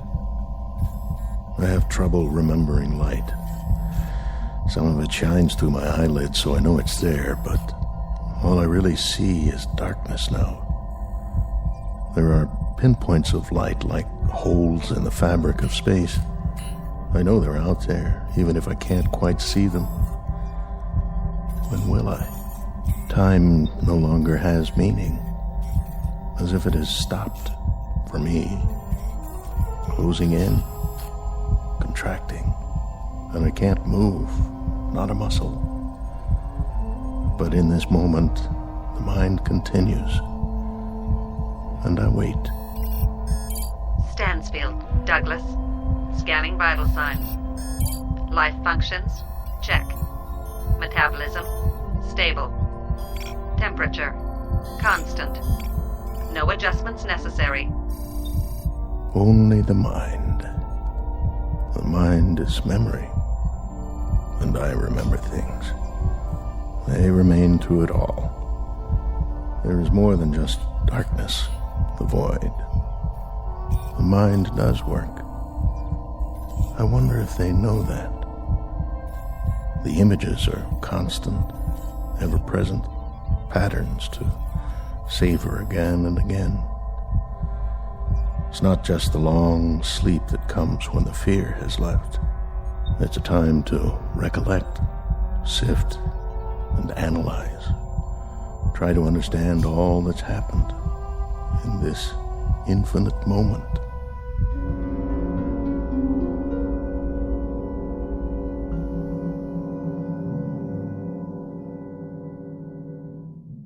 It may be said with a degree of assurance that not everything is as it appears. Case in point, the scene you're witnessing. You are not in a hospital. You are in the belly of a spaceship. It is currently en route to another galaxy located at an incredible distance from the Earth. This is the crux of our story, the truth behind the mystery flight into deep space. For here, distances are so vast that they are marked in light years instead of miles, while a man's life ticks by in the blink of an eye. It is the story of events that might happen to human beings who, with the help of technology, dare to take a step beyond and are unable to anticipate all that awaits them out there. So fasten your safety belts, because you're on a spaceship. You're already well on your way on a very long journey from one planet to another. And the vast region between is called the Twilight Zone.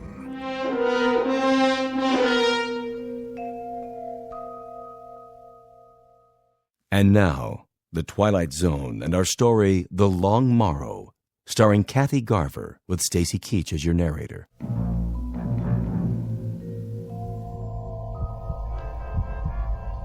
The cold is felt, but without pain. The loss of feeling is noted and accepted as choice slips away. Now mind is all. Time is distorted, jumbled, telescoped, accordioned. But even so, there's a strong sense of time. And I remember. I remember how it began. I remember the way it was in the beginning.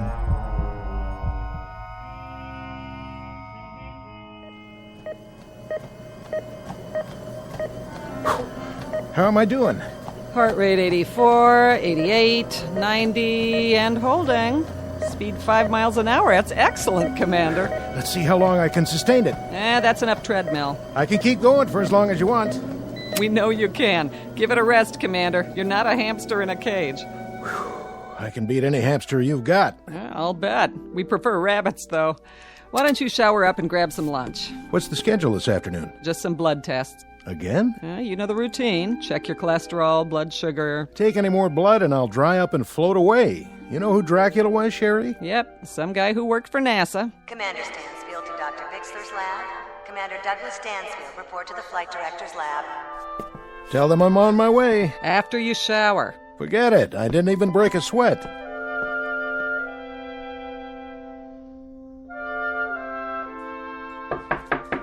Come in. Dr. Bixler? Hello, Commander. Glad to meet you, if somewhat belatedly. Please make yourself comfortable. Oh, thanks. A figure of speech, in the sense that there's no need to stand on ceremony. I'm sorry there are no comfortable chairs here. Oh, that's all right. I'd just as soon stand. Even after this morning's workout. But, of course, your cardiovascular rating is superb. So, this is where the commandments come from. Commandments? Mission directives. I've heard much of you, the mysterious Dr. Bixler. And I of you, and that's the reason you're here. I was wondering. I guess this all seems faintly ridiculous to you, the hush-hush aspect. Well, all NASA's projects are secret during the planning stages, but I've been here 6 months now. In the past, I knew what I was training for. Is there a reason I've been kept in the dark so long? Perhaps so you wouldn't hand in your resignation. Not likely. I knew what I signed on for when I joined the agency. You knew some of it, what we've done up to now. I take it on faith. It's work I believe in, ever since I was a boy. You've been with us for 11 years. Is that a question, sir? More along the lines of an observation. Should you not have realized it, you've been the object of considerable observation over the past several months. I'm well aware of that, but if I may say so, I've never been the subject of so many tests. Not just physical, but psychological. There are reasons, Commander, rather good reasons. What is it you have in mind for me? Or is that still hush-hush? This one is not official yet, or it wasn't until we knew we had the right man for the job. It's not part of the budget we submitted to Congress, but I think we're about ready for a formal announcement. Of what? You've made 11 separate orbital flights. That's right. You orbited the moon, commanded a lunar landing, you're oldest of the astronauts, and you're also the most experienced and the most knowledgeable. I don't know about that. I do. Certainly if we count those who are still active. May I ask you a personal question? Why? You already know everything about me. Not quite. Why did you never marry?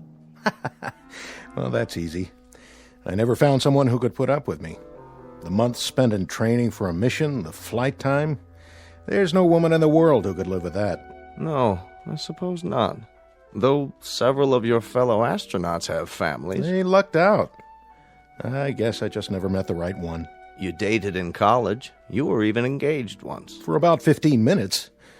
Once she found out the way I live, on call, at a moment's notice, well, you might say she came to her senses. Very fortunately for her.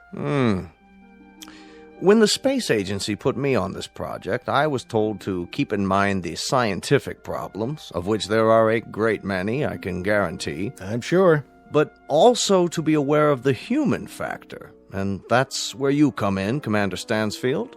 You're the human factor. May I ask you a question? By all means. How long are you going to keep me in suspense?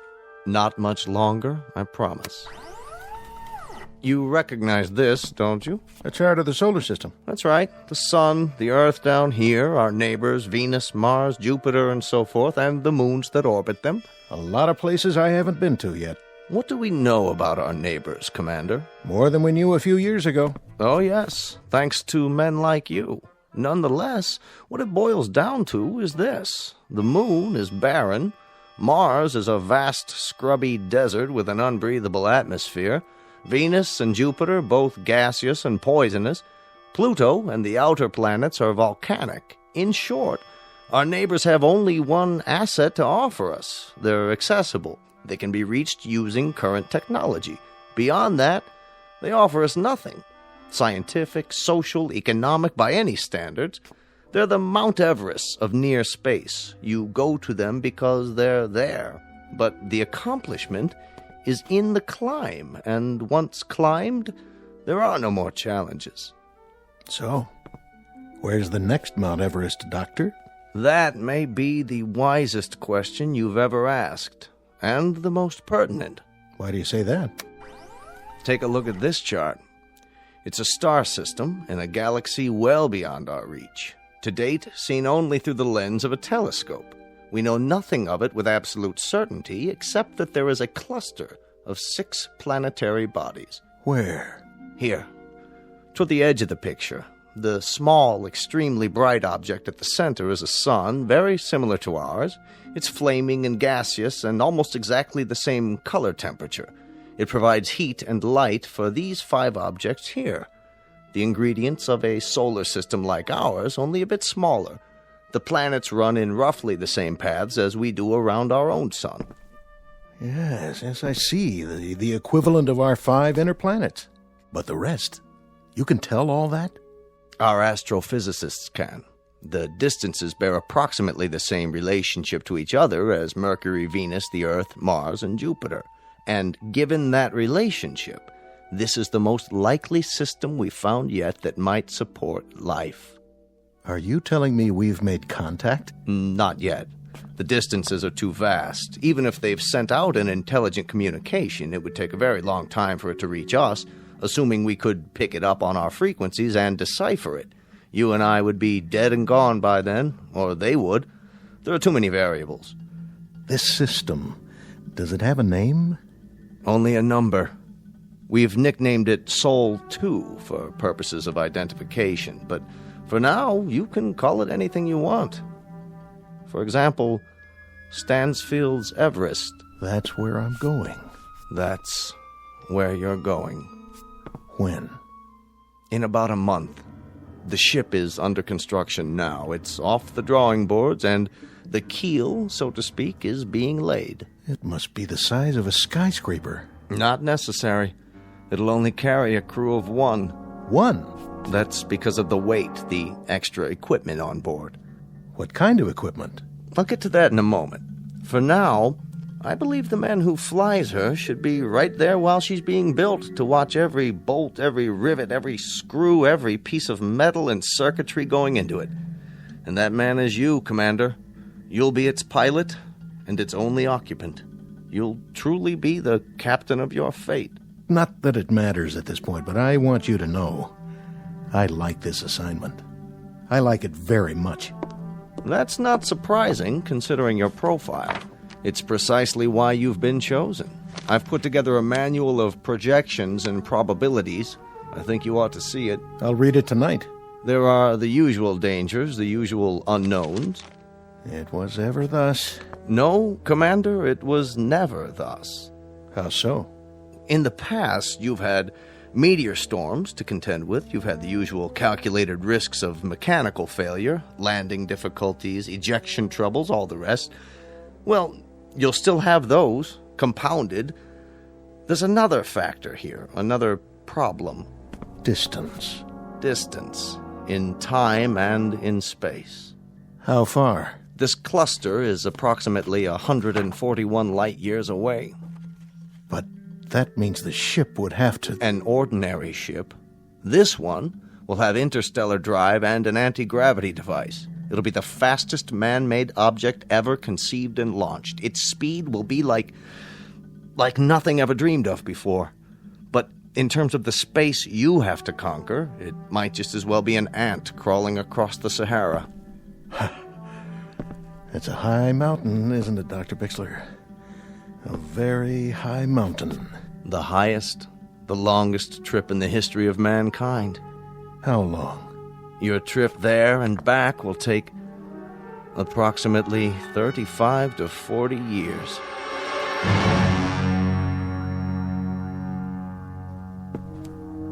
Well, at least it's a round trip. Consider it carefully, Commander. When you return from this trip, the Earth will have aged almost half a century. Oh, that's something to contemplate, isn't it? I'll be 60, 70 years old. I'll have lived the better part of my life out in space. Alone.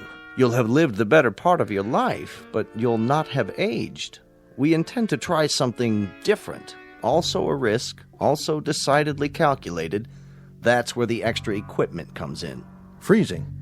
An extension of cryonics, but considerably more complicated. It will be suspended animation in its purest form. We've developed a substance from the lymphoid tissue of hibernating animals, several antioxidant absorbents, and a collection of experimental drugs to slow down metabolism.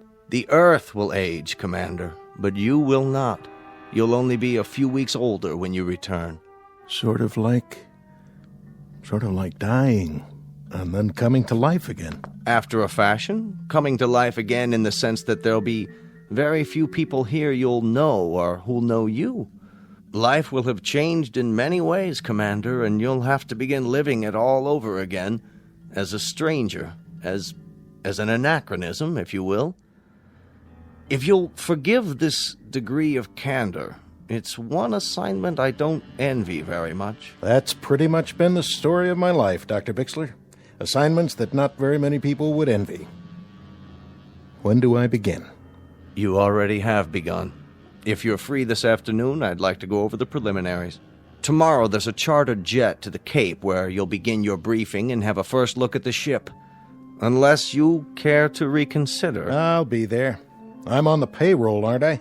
When I checked in, it was all the way. Good. That's good, my boy. Glad to have you aboard.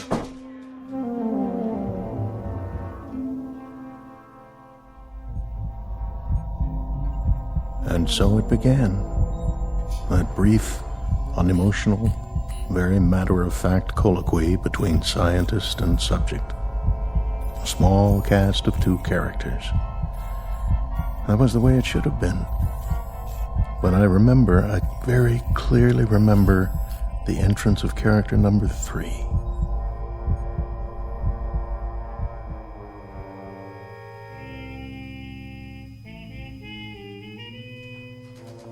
Will Communications Team B8. Communications Team B8, report to Central Control. B8 to Central Control. Oh, excuse me. Oh, my fault. You've dropped your papers. Here, let me help you. Commander Stansfield?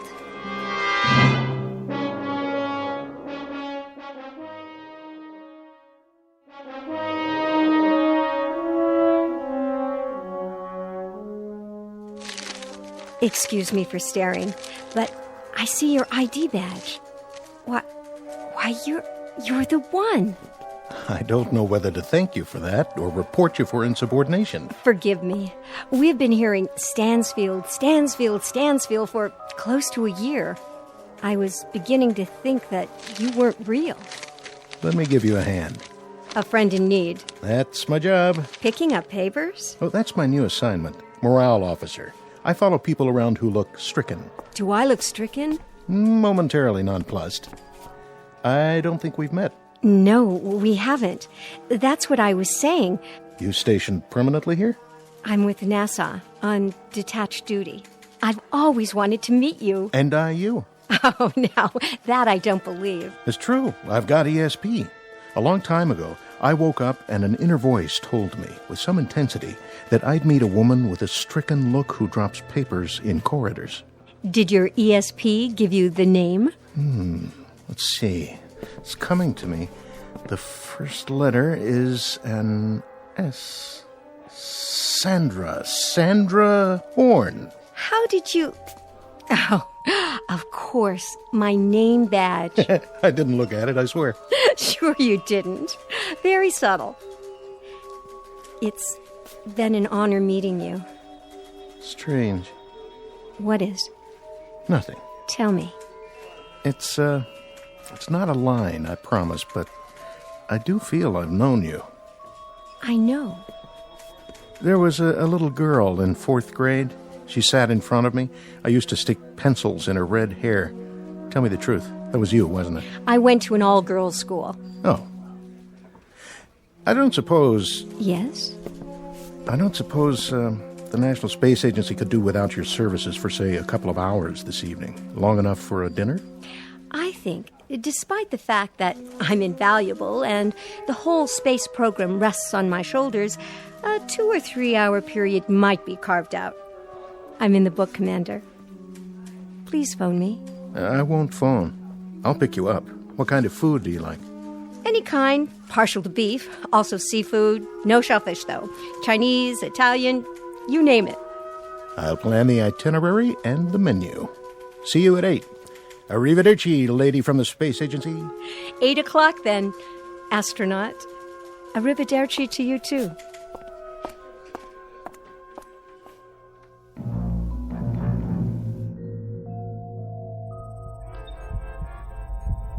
I stood there and watched her walk away. I thought we talked for an hour, not minutes. And I knew everything I needed to know about her, even then. The only time in my life it had ever happened to me. And now I return to these things, these simple things. Now in the darkness, and the cold, the solitude, the stillness without measure. I remember music, colors, and a voice.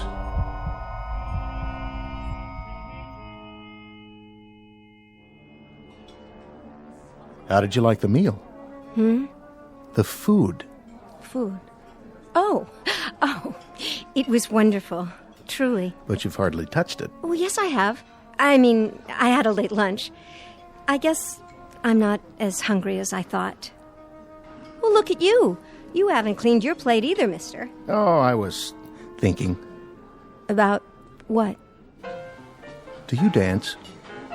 No, not really. Neither do I. Never learned how. Oh, come on. I missed all the dances at school, even the prom. I don't believe that for 1 minute. Would I lie to you? I really don't know. You can teach me. What? Just the basic 2-step or whatever they call it. You're asking the wrong person. Am I? Besides, they wouldn't let us dance in here. They wouldn't notice. A couple of duffers like us. Quick, don't look. How many people at the next table? I haven't noticed. My point exactly. They don't care about us either. Stand up. Oh, I couldn't. You're looking at me. Sorry. Something wrong? It's just that a month from now, you'll be off in space. And by the time you come back down again... You want to talk about that now? Only for the following absurd reason.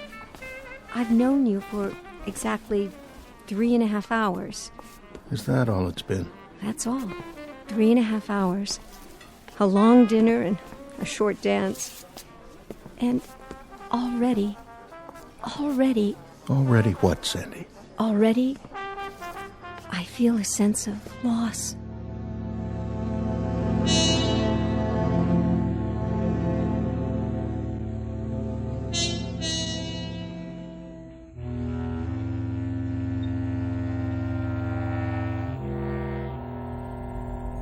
My life had been in the military. Always first aircraft, then space vehicles. And it had been missions, projects, and expeditions. There was no time for another kind of life. Intrusions that took the form of a face, a voice, a short month lived by a man and a woman drawing closer and closer together, and finally becoming a part of one another. There's so little time for such a thing, for such a small thing. And then what time we had ran out and slipped away.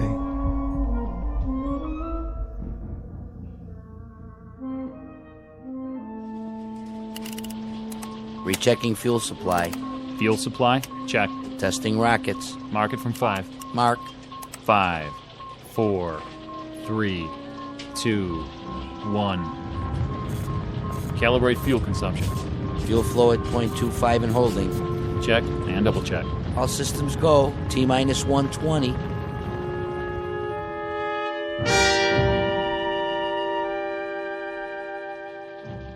Setting countdown, Dr. Bixler. Only 2 more hours. Where is he? He'll be here. Man, oh man, I sure wish I was him. Do you? Well, why not? That kind of adventure? All the way to another galaxy? Quite a price to pay. Oh, sure, it costs a fortune. But think of it. One man in the whole of history going out into space with a key, you could say. A key to unlock all the mysteries. I'm beginning to think that not all mysteries are out there. One man, and for the right to have his adventure, our adventure, for the ritual of turning that key, he pays for it as no man has ever paid before, with all of his friends, his well-being, his sense of belonging, maybe even his sanity. Everything on earth that has meaning for him will now be just a memory. And you envy him? I guess he is to be envied. I envy him too. But what I don't envy is his homecoming.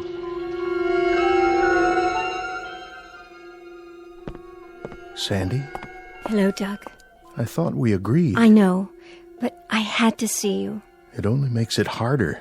I wanted to give you something. A small, unofficial gesture from one of the lesser bureaucrats of our good, gray, respectable government. Sandy. Unofficial, and very much apart from protocol. But I couldn't let you leave, Doug. Not without saying goodbye. Not without telling you that I loved you very much. That I shall sorely miss you. That my life, whatever is left of it, will be a strangely meaningless, dull, and empty place without you to share it. No. Shh. And this last paragraph. I wouldn't say this to you if I didn't know you were the kind of man you are.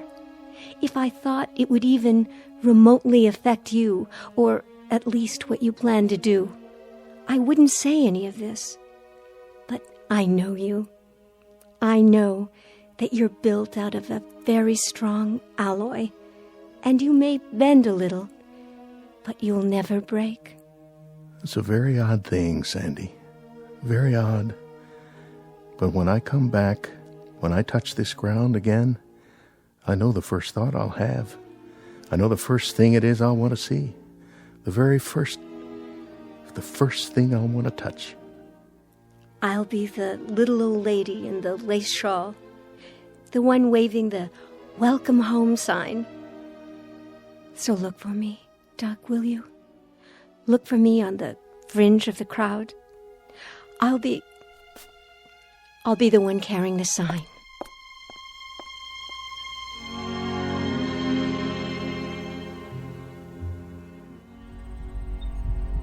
and how much we had become a part of one another. Despite the circumstances of both our lives, despite everything rational, we let ourselves reach into that strange and mysterious sea within us called love, and then watch the ripples grow. Sandy, Sandy, where are you now? Sandy, across the void, my dearest, through the millions of miles of cold and empty space, through the vastness of a naked desert of sky and stars. I feel your warmth, and I love you. I love you, Sandy.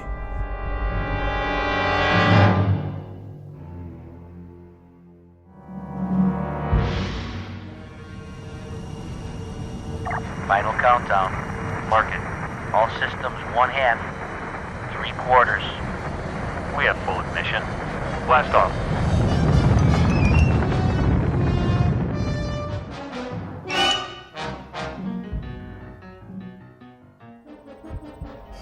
I move now. I streak across the heavens. I leave behind an earth that changes even now beyond my closed eyes. This, then, is the hero's journey.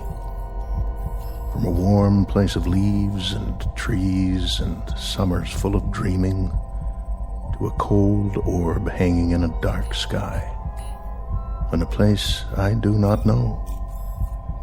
To return one day with stories to tell my tribe on the rock they call home. I feel it growing smaller and smaller and smaller, and time passes inexorably and eternally, and I can do nothing about it. Nothing at all. Commander Stansfield. Douglas. Scanning vital signs. Life functions. Check. Metabolism. Stable. Return mission. On course. Re-entering Earth's solar system. Prepare for approach. Initiate signal transmission. And now it ends where it began. Time without measure, reduced to a single point of light. I see it. The blue seas, wrapped in clouds, a flash of green showing through, where humankind sits on a rock and waits for the word from above. Or perhaps they do not wait. Perhaps they have forgotten. But I have not. I am he who waits like a rock. Earth, I feel you near me. As this comes in, so much loneliness will go anywhere. And something else, old and yet new, returns to fill the void. I feel you. I feel her. Mission control. Mission control. Come in.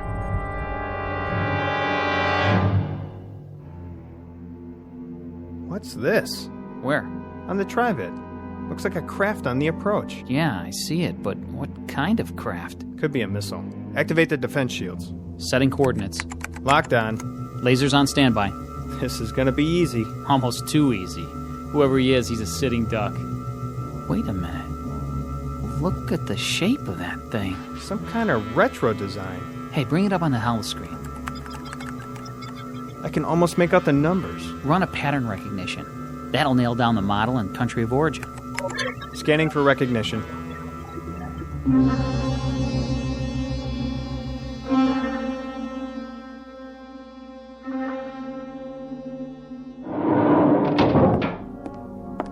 Yes?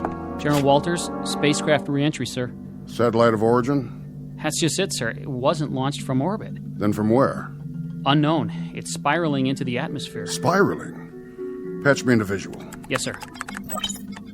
Good Lord. What, sir? I've seen this one before. Running a configuration ID, it's definitely one of ours. By the markings, it's a ship called... The Sol 2. The prototype is at the Smithsonian, commanded by... I've got the stats. Somebody named Stansfield. Douglas Stansfield. Yeah, this is a real odd one, sir. Date of departure was 40 years ago. 41 to be exact. You're not going to believe this, but he was a hero of mine when I was a boy. Send in Vogler. Tell him to search everything we've got in the files. Right away, sir. It's downloading now, General. Who is he, anyway? One of the pioneers. Been in space several decades. Really? Presumed lost a long time ago. Put it on the screen. Here's a report. He's been out of contact. This is the first communication we've had. The date, the log entries. He was tracked on radar when he left Earth space. But communications must have malfunctioned a few hours after he left the ionosphere. 41 years. And now they come back. Every month. Every year. They keep coming back. Like aging birds returning to a nest. For what? That's the question. They went off on missions that became obsolete almost the moment they were out of sight. To blaze trails we've already charted by now. To bring back discoveries that aren't discoveries anymore. And still, they keep coming back. Burnt. Dented. Aged. And they keep coming back. Look at this. What? The footnote. This is a funny one. Let me see. There's an item inserted from a man named Bixler. Bixler? As I recall, he was one of the project people years and years ago. He probably handled the Stansfield mission. It says we're to contact a Miss Sandra Horn. Who's that? Sandra Horn. A friend of Commander Stansfield. And where would we find her, sir? In an old folks' home? According to this, you'll find her in the hibernation room. A young woman of approximately 26 years of age. She must have been very much in love with him. Very devoted. A devotion without precedent. Say a prayer, son. A prayer, sir? That we find her alive. General Walters? Miss Horn, you look very well. Do I? You look just fine. Which may sound idiotic.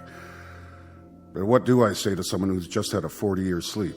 I was told Commander Stansfield... Commander Stansfield's ship landed 6 hours ago. I asked to see you first. What about Commander Stansfield? In good health. Naturally very tired. I want to see him. I must see him. You shall see him. But I had to talk to you. Is something the matter? I'll make this as brief as possible. Commander Stansfield had a communications failure. It occurred probably within the first 12 hours of his departure. There was only sporadic contact made during his entire flight, there and back. He reached the other galaxy. He reached it, he landed, he took off, he returned. There was no life where he went. We found that out ourselves 20 years ago. One of the ironies of our progress. We could have saved him the trip. We could have saved him his anguish. I don't understand. His anguish being the following, Miss Horn. Unknown to us here or to my predecessors or theirs, due to the lack of communication, Stansfield arbitrarily removed himself from hibernation 6 months after leaving Earth. He did this because... I know why he did it. God help me.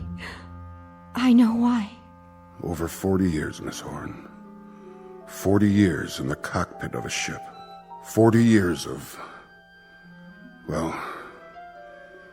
his kind of loneliness must have been something brand new in human experience. For what you both gave up, you deserve far better than this. I wish to God he could have come back to you just as he was when he left. But as it is, I'll leave you alone now.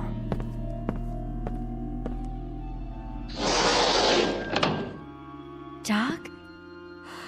Dear Doug. You remember me, don't you? remember you. I've spent 40 years remembering you, Sandy.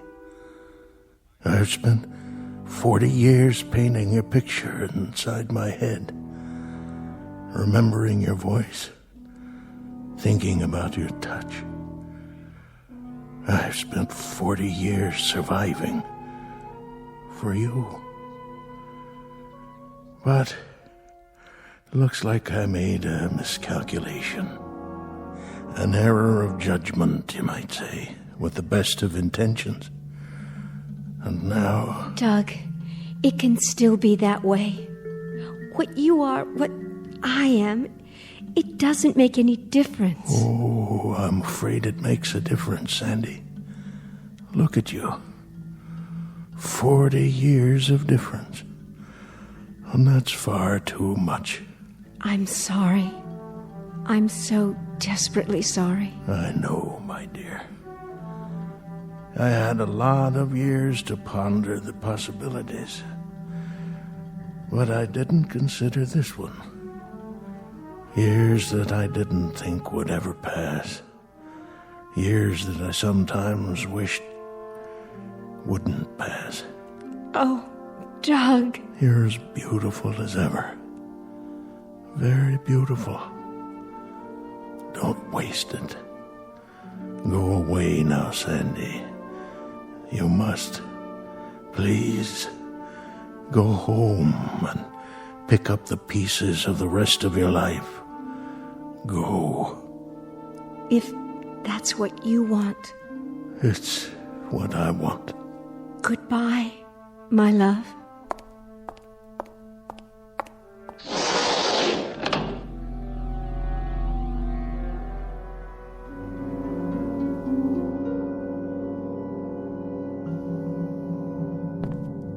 Stansfield, if I may say so, you're an incredible man. Really quite an incredible man. It may be the one distinction I can point to in my entire life. That I knew you. That I knew a man who placed such a premium on love. Truly, truly, Stansfield. Quite a distinction. Goodbye, General.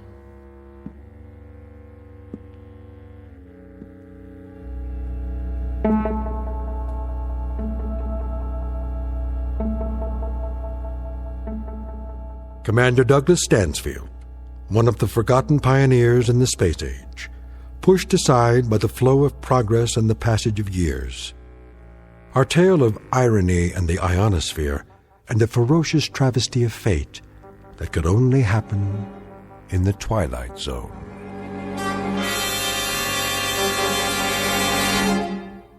More from the Twilight Zone after this.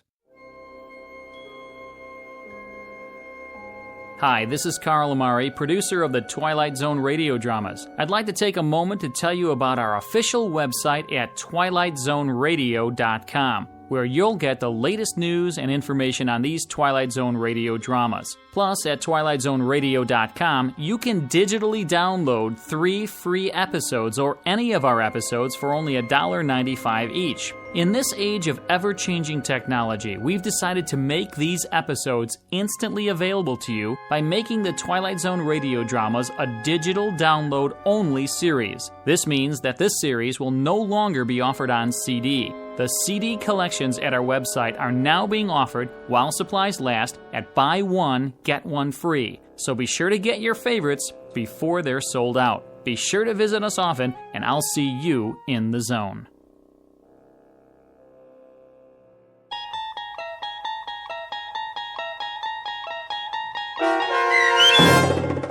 The Long Morrow, starring Kathy Garver with Stacy Keach as your narrator, was adapted for radio by Dennis Etchison and based on a script by Rod Serling. Heard in the cast were Roderick Peoples, Christian Stolte, Rich Komanek, Jeff Lupetin, Meg Falcon, Heath Corson, Susan Hart, Carl Amari, Roger Wolski, and Vince Amari.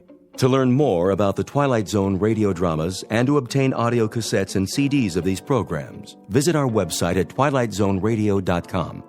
The producers of The Twilight Zone wish to thank CBS Enterprises, Carol Serling, Dennis Etchison, Dick Brescia Associates, Claire Simon Casting, Terry Jennings, XM Satellite Radio, the American Forces Radio and Television Service, Sirius Satellite Radio, our sponsors, and our radio affiliates for helping make this series possible. This copyrighted radio series is produced and directed by Carl Amari and Roger Wolski for Falcon Picture Group.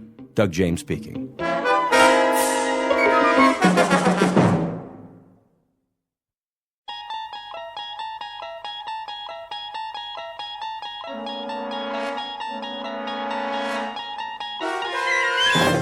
You're traveling through another dimension.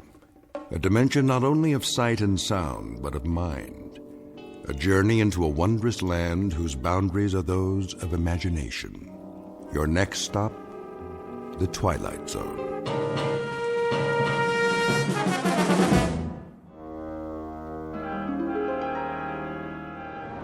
Shouldn't be long, eh, Cap? Not unless they move to Italy. I bet old Benito would like to do that. We're almost there. See that mountain range just over the horizon? Well, now, what do you know? I think I might have seen that a few times. All we do is maintain course and the boot will pop right up, big as life. Sounds like you've done this before, Captain. You like Italian food, Blake? Me? Yeah, spaghetti's okay.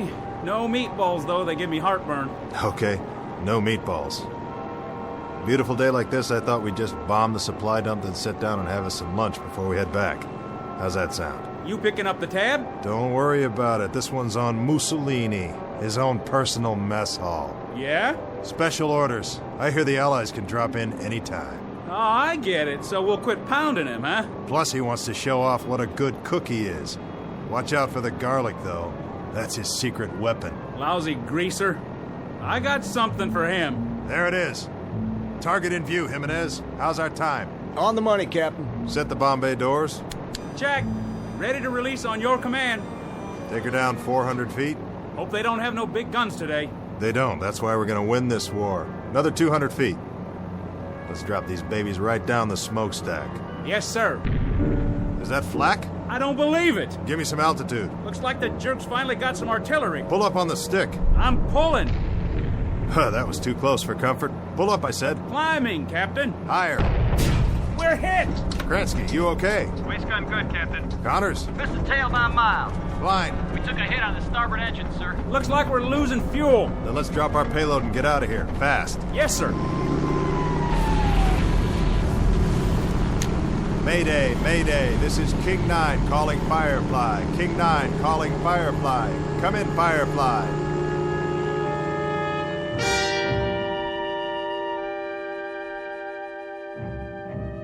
This is the war in Europe, 1943.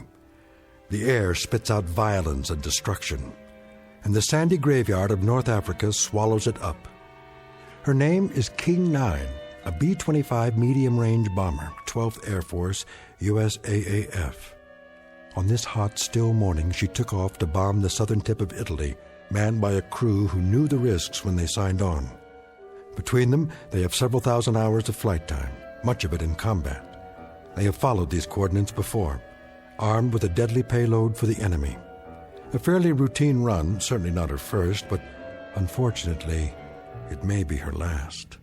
Because this time she's taken a hit that's forced her off course and into a region not listed on any map. She won't return to home base on this day or any other. But as Captain Robert Embry is about to find out, like a resilient human being, she dies hard. Especially in the Twilight Zone. And now, the Twilight Zone and our story, King 9 Will Not Return, starring Adam Baldwin with Stacy Keach as your narrator.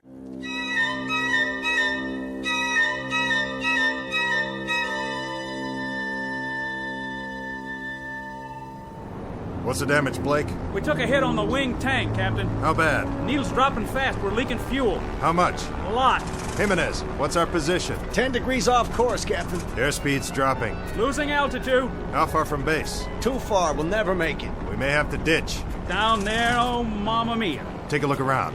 See anything? Nothing but sand, sand, and more sand. Looks like one great big beach and no ocean.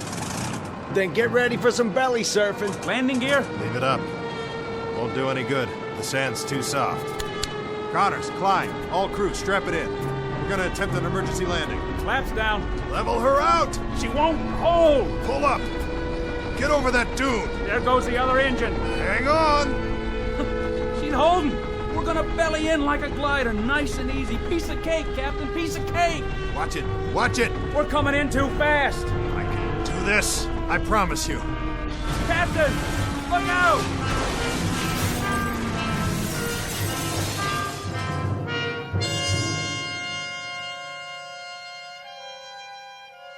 I remember now. More and more, one piece at a time. First the wing tank was hit by flak. Then we lost fuel. Fell behind, veered off course. Not the moment of impact, though. The crash, that's still pretty much a blur. But I remember holding the wheel, trying to hold it. The way she bellied in and then yawed at the last second. That brought the nose down into a dune, and all of a sudden it was over. When I couldn't hold her straight, she yawed and skidded through the sand. That must have been the way it happened. It must have been... I honestly don't know how long I was out. It might have been minutes or hours. Hey, guys!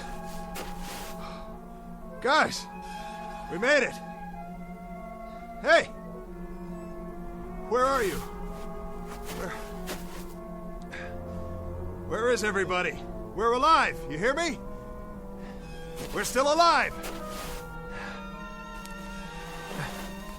The crew. What about the crew? Did they bail out? Did I order them to bail out?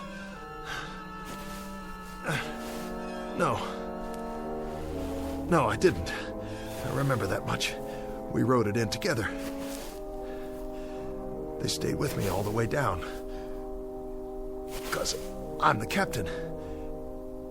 Yeah, that's right. Captain Robert Embry. That's who I am. Blake's my co-pilot. Jimenez the navigator. Kransky, radio op and waist gun. Connors, he was tail gunner. And Klein. Sure. Klein, he was the upper turret gun. Let's see. Who else? Think. Gotta think. It was coming back to me, but I wasn't 100%, not by a long shot. My leg was racked up and my head felt like someone caught me with a left jab and a right hook that put me flat on the canvas. Now I saw the plane about 100 yards away and I knew I had to get back inside to see if the guys were okay. Blake! Jimenez! I kept walking toward it, but it didn't get any closer. That's the way things are in the desert. Something about all that sand and nothing to measure it by. But I kept going.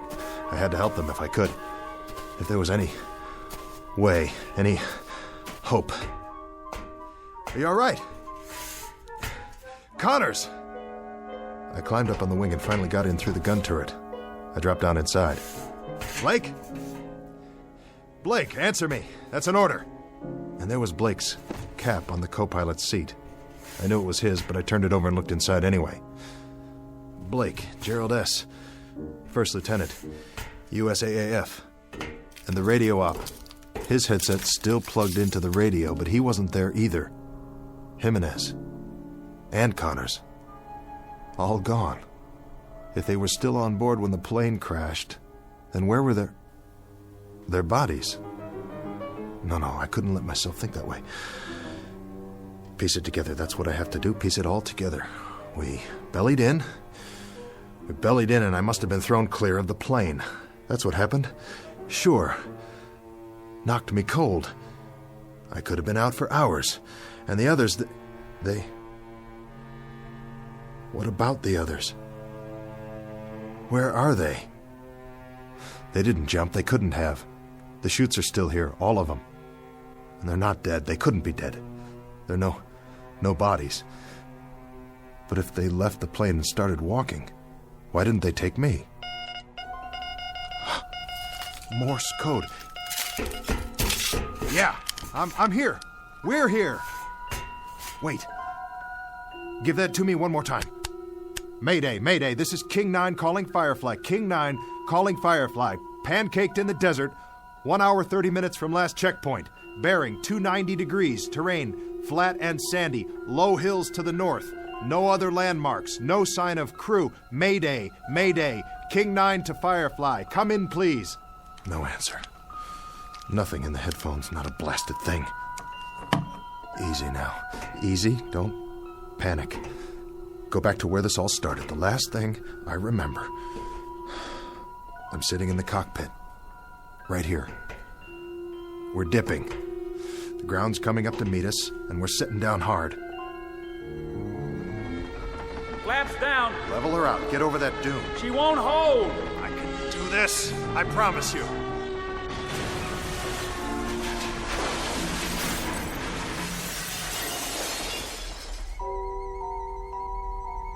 The crew. The whole crew was in the plane, and now they're gone, all of them. And I'm here with a king-size headache. So what? I got off easy. Nothing to worry about. But the main thing is not to forget. I'm responsible for this crew. I'm in charge. As far as it's within my power, I've got to keep them alive. I've got to keep them out of this. Every last man. I command this aircraft, and I'm responsible. I'm in charge. Nobody else. I'm responsible for all of them. Klein, Jimenez, Connors, Blake, Kransky, every last man. Who's out there? Blake? Is that you? Blake? Blake!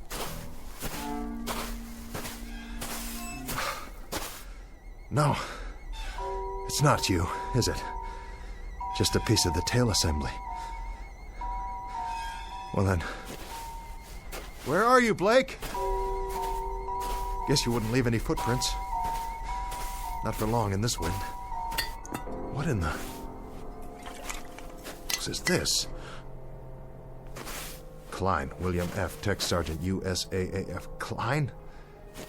Sergeant Klein, you incredibly stupid jerk. You dropped your canteen. You dumb Bronx cowboy, you idiot. You're gonna need water out here. Don't you know that? Don't you know anything? I still got a nursemaid, you, huh? Is that it? This is some crew I got here. Some crew, all right. Run around dropping canteens full of water. You couldn't find your way off a golf course without a map. And I gotta stick around and wipe your noses and comb your hair and see that you wash behind your ears because you're the worst bunch of survivors I ever... Wait. That's the plane. Somebody's trying to start her up. But... who? Hey! Hold up! That's my plane! But... who's in the cockpit?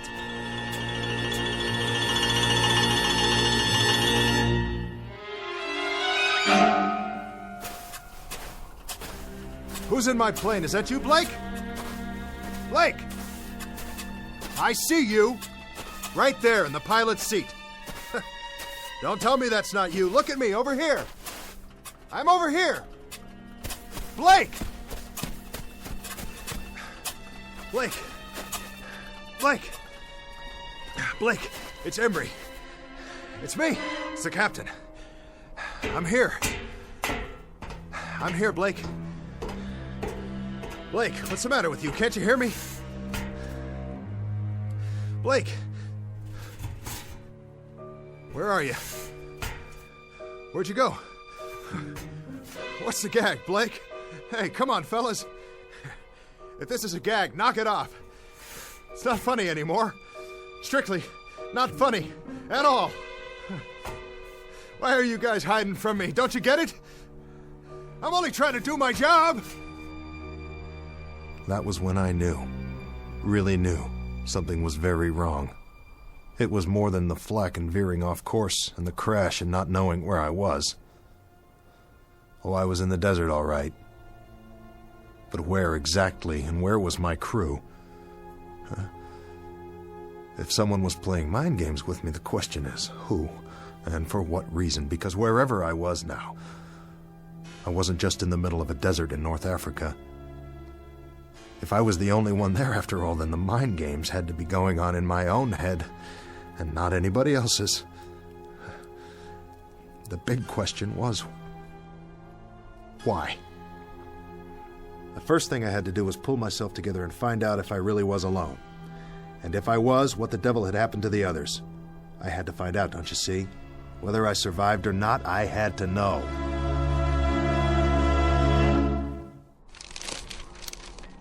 Gonna be a long night. Get a campfire going, then they'll see where I am. Hey! You out there, guys?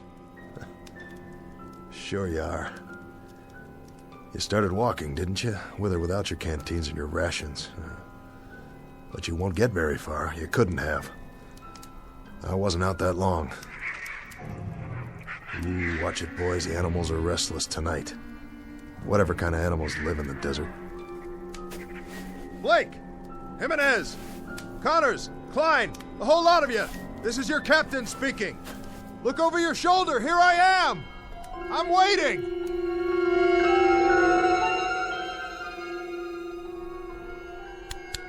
This is King 9. King 9 calling Firefly.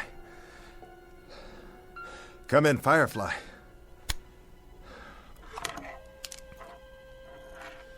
Let me tell you something, Firefly, if you're still out there. Now listen up. You better respond before the batteries run out, because I might not be here when you fly over.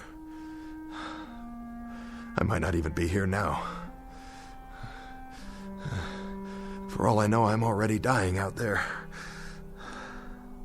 Lying in the sand with a fractured skull. This is all going on inside my brain-damaged head. For all I know, this whole thing is one big hallucination.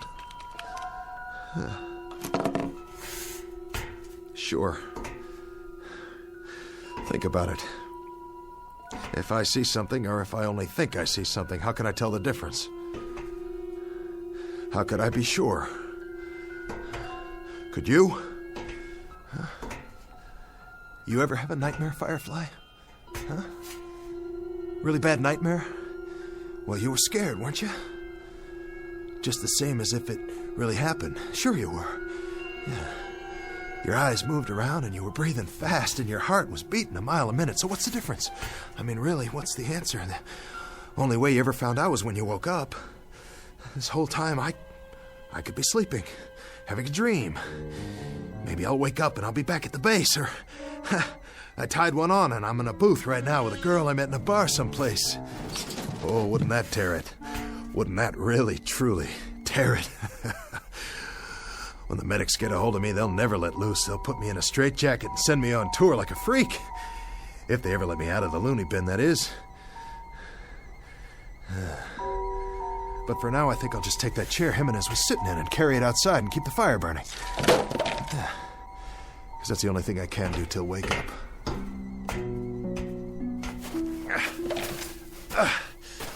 Hallucination, hell. I saw Blake. I saw my co-pilot sitting in that cockpit. That was no hallucination. I saw him. Nobody can tell me any different. Maybe I'm a little woozy, but I'm not that far gone yet. Concentrate. Gotta keep my head clear. Piece it together. I'm Robert Embry, captain. I fly a B-25 bomber. It's called King 9. It crash-landed in the desert. This desert right here. Because I ran out of fuel. Yes, I did. I did that. And now I gotta keep the fire going. So they'll see. And come back. You're responsible for the ship and the men. You, mister. Now you gotta pick up the dice and you gotta throw until you make a pass. That's the hand and you gotta make it. 6 the point. 6 crewmen. They're in your hands.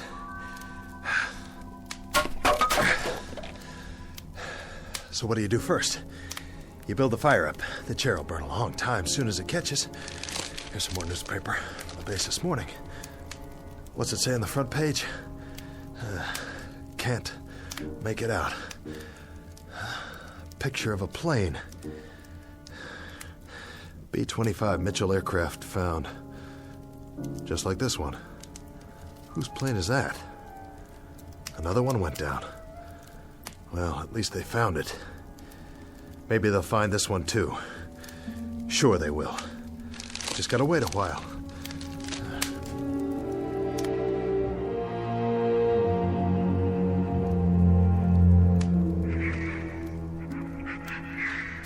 Embry, Robert, 24 years old. I took pre-flight training at Amarillo, and then I took multiple engine at Randolph, and I went to England. And then to Africa. And now we're based in Tunisia. And we were on a routine mission to southern Italy, and we caught some stray flak where there wasn't supposed to be any. And then we ran out of fuel. And I got the poor devils off. Of course. I did that too. It was my fault. I got that much down, no question about it. It was my fault. But where are they? Where'd they all go? Hey! Hey, fellas! No more hide and seek, okay? Time to come home now. Dinner's ready. Come to Papa. Fellas! Fellas! What's this? A cross? Made out of metal? From the plane. And a flak helmet hanging down. But who? Who put it here? Somebody wrote something. Tech Sergeant William F. Klein died of wounds received in crash April 5th, 1943. Rest in peace, buddy. The crew. Oh, Klein, I didn't know. I didn't know. I'm sorry. I had no idea. Rest in peace, kid. Rest in peace. Captain! Huh. Who goes there? Blake! Is that you, Blake? Captain Connors? Hello, Captain. Kransky! It's you, and who's that? Here, sir. Jimenez! And the man next to you, what's the matter with his face? Is that blood? All present and accounted for, sir. Klein, I don't believe it. You're not dead. Well, neither am I. Neither am I. I'm here, fellas. We're all here. We can do it. Whatever it takes. Come on. Plane's over here. I'll show you.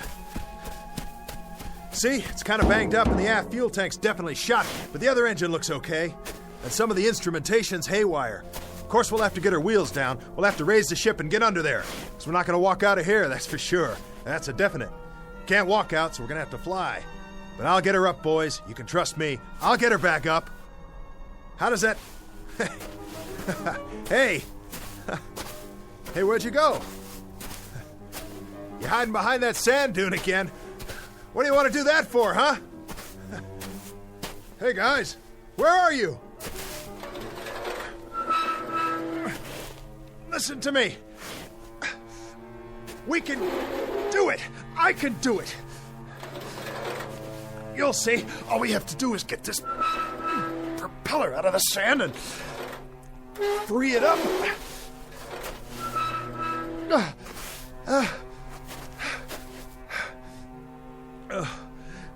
Hey, team.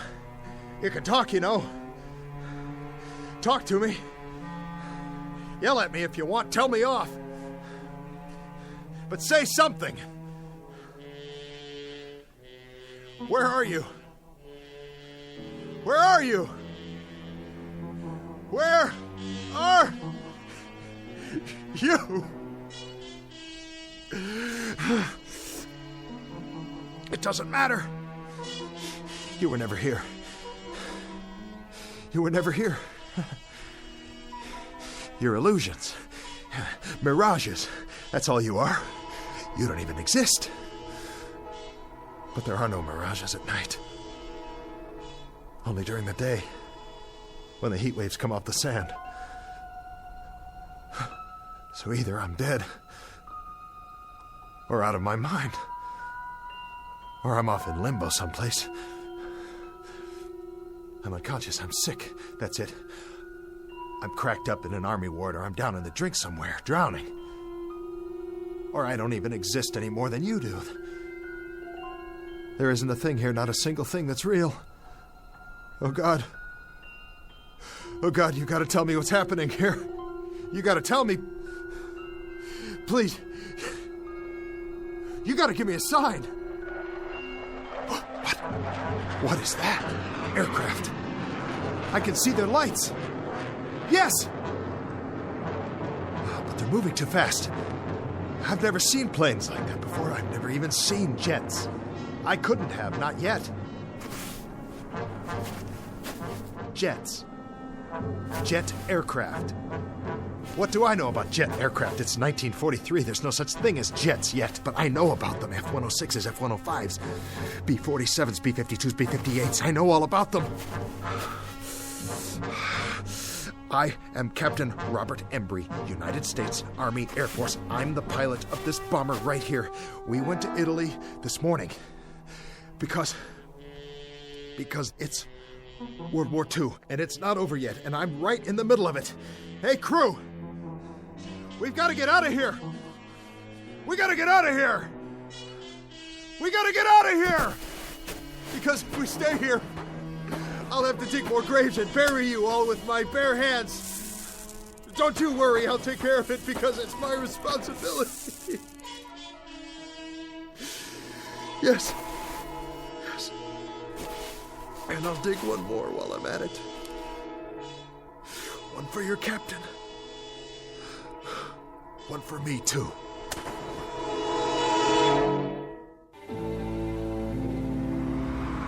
It's your Tribune here. All the news. Latest on the Kennedys. Big changes in Cuba. Mystery plane found in the desert. Read all about it. I'll take one. 10 cents. Get your latest news right here.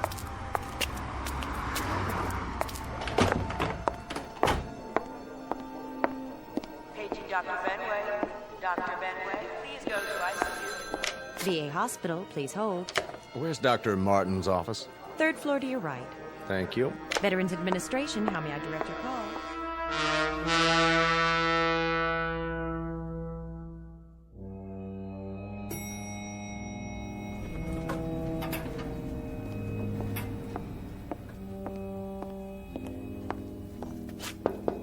Come in. Dr. Martin. Yes? Stephen Markham.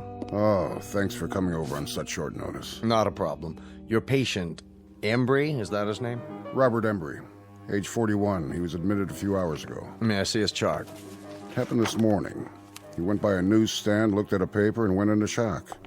When the ambulance got there, he was almost catatonic. This newspaper? Yes, that's the one. And that's what set him off the front page? That's why I thought we should have a psychiatrist in on it. Odd. I thought so, too. So after he came around and told me the story, I spent the day digging into the fellow's background. I checked with the Pentagon in Washington. It's all confirmed. The information's in the file. He was a captain in the Air Force. Flew a B-25, Africa and Italy. 37 missions. Discharged in August 1943. Recurrent fevers. Any trouble since? Nothing. But if you look back at his original record, there is some suggestion of a psychological disturbance early on. He was discharged before they could find out much about it. It was all brought out in a Squadron MO's report just before his discharge. And this was his plane? That's the one. B-25 Mitchell bomber found. World War II bomber found intact in the desert. Lies 17 years in sand. Remains of crew not yet located. Hard to believe, isn't it? His plane and his crew, the King of Hearts. They took off for Italy on what was supposed to be a routine bombing mission. They'd done it many times before. But Embry never went on that last mission. He reported to sickbay that morning, and someone else flew the plane for him, his co-pilot, Blake. It never returned. And for 17 years, he's known that and carried it around with him buried deep in his gut. Not deep enough. When he saw the picture of his plane on the front page, he wasn't able to keep himself from letting out one scream, and then going into shock. The mind is a very delicate thing. Sometimes there's an infinitely fragile balance. We never know how fragile until something sets it off and tips the balance one way or the other. Something like this, completely out of left field. How's he doing? I was just going to check on him again. Why don't you come along?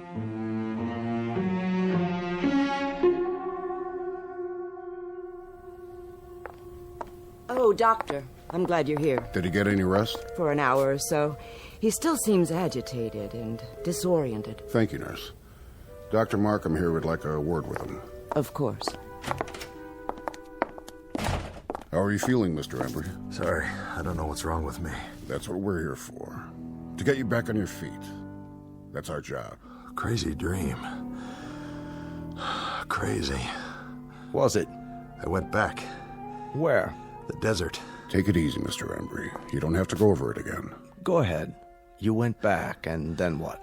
Back to the ship. I tried to find the guys. I looked for them, looked all over, I swear. But they were gone. I thought I saw Blake and then the others, but it wasn't real. A mirage. Yeah, a mirage. An illusion, that's all. He wasn't there. None of them were. It was an illusion, Mr. Embry. You know that now, don't you? I guess so. I guess so. It seemed so real. It's over now. All that's behind you. Is it? I should have been on that plane. I should have gone on that mission. I chickened out. You didn't chicken out. And you had no way of knowing that the plane would never come back. You'll realize that as time goes on, and you'll feel better for it, Mr. Embry. It's out in the open now. You don't have to keep it buried inside you. That's what's been hurting all these years. How did you know? You've been carrying around one gigantic guilt complex for something that wasn't your fault. Buried. Yeah. Buried. I found Klein's grave. Did I tell you that? He was killed in the crash. Take it easy. But then I saw him. And I saw the others, too. I thought I did. I thought I did for a moment. The whole crew. I would have buried them, you know. The last thing I dreamed, I was digging graves for them in the sand so they could be buried just like he was. You need to get some sleep now. I'll ask the nurse to give you a sedative. As soon as you're ready, you can get back to your life, but there's no hurry about that. What you need right now is rest. Another crazy thing. Another part of the dream, whatever it was. I was standing in the desert, and I asked for a sign. And I looked up, and there were these planes overhead in the night sky. They were moving fast, and they made streaks, and I could tell by the sound they were jets. Isn't that wild? It was 1943 in the African desert, and up above me were jet planes, F-105s and 106s, just as if I'd gone back there today. Did I? Did I go back? To the plane? Is that possible?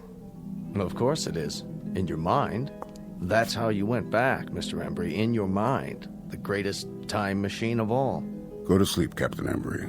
You're entitled. You're going to be all right. Thank you, Doctor.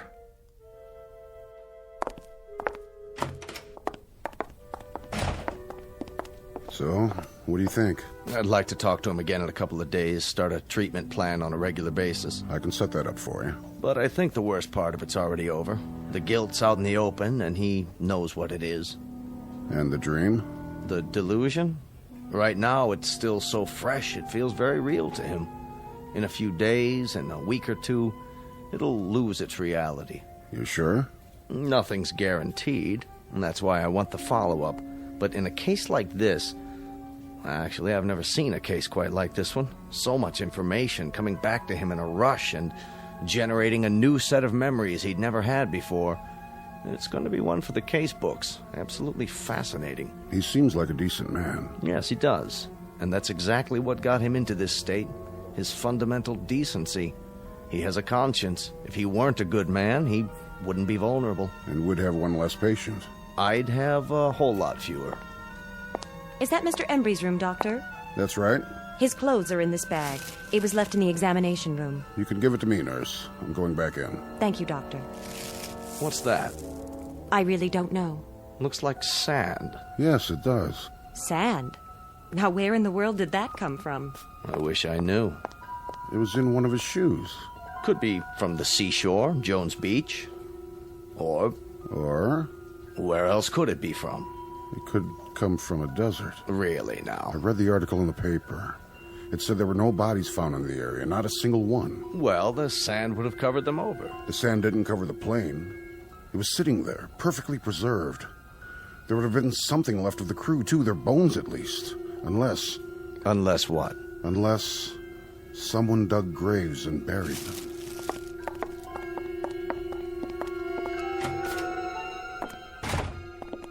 Mr. Embry. Looks like he finally dozed off. Good. Good for him. I'll just leave his things. Shirt, trousers, jacket, and shoes. Complete with several ounces of white sand. Where do you suppose it's from? Maybe a fishing trip he took recently? Very recently. Or from a plane. From a B-25 called the King of Hearts. Wherever it's from. Rest easy, Mr. Embry. You've had a long journey back. Very long. Now you can rest. Meanwhile, I'll leave your shoes by the bed. You'll need them when you're back on your feet, which will be soon. Very soon indeed. Captain Embry. Godspeed.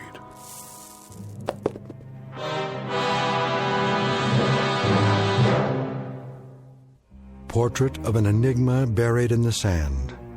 A question mark with broken wings that lies in silent grace.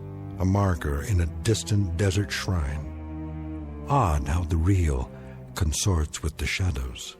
How the present fuses with the past. How could it happen? The question is on file in a barren desert. And the answer? The answer is waiting for us in the Twilight Zone.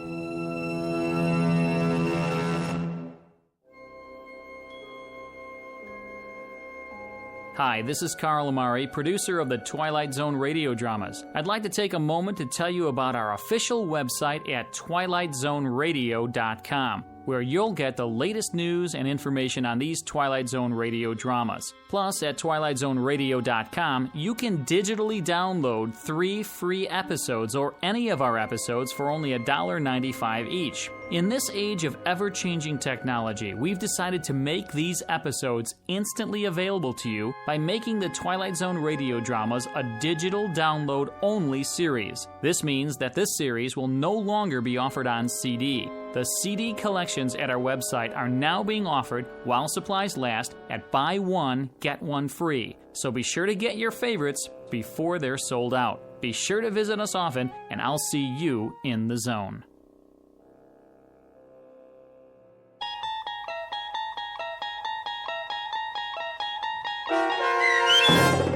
King 9 Will Not Return, starring Adam Baldwin with Stacy Keach as your narrator, was adapted for radio by Dennis Etchison and based on a script by Rod Serling.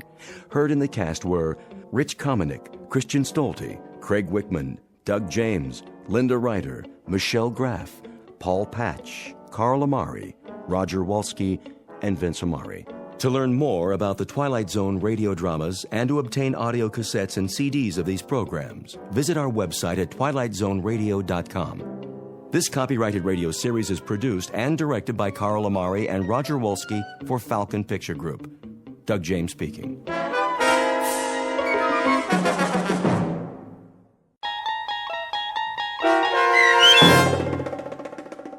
Elegy, starring Blair Underwood with Stacy Keach as your narrator, was adapted for radio by Dennis Etchison and written for the Twilight Zone by Charles Beaumont.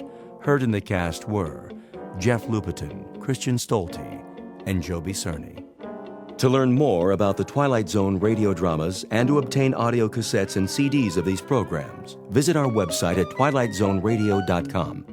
The producers of The Twilight Zone wish to thank CBS Enterprises, Carol Serling, Dennis Etchison, Dick Brescia Associates, Claire Simon Casting, Terry Jennings, XM Satellite Radio, Sirius Satellite Radio, our sponsors, and our radio affiliates for helping make this series possible. This copyrighted radio series is produced and directed by Carl Amari for Falcon Picture Group. Doug James speaking.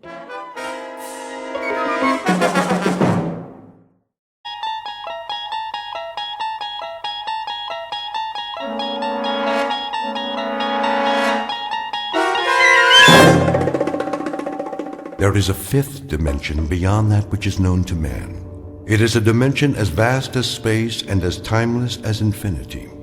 It is the middle ground between light and shadow, and it lies between the pit of man's fears and the summit of his knowledge.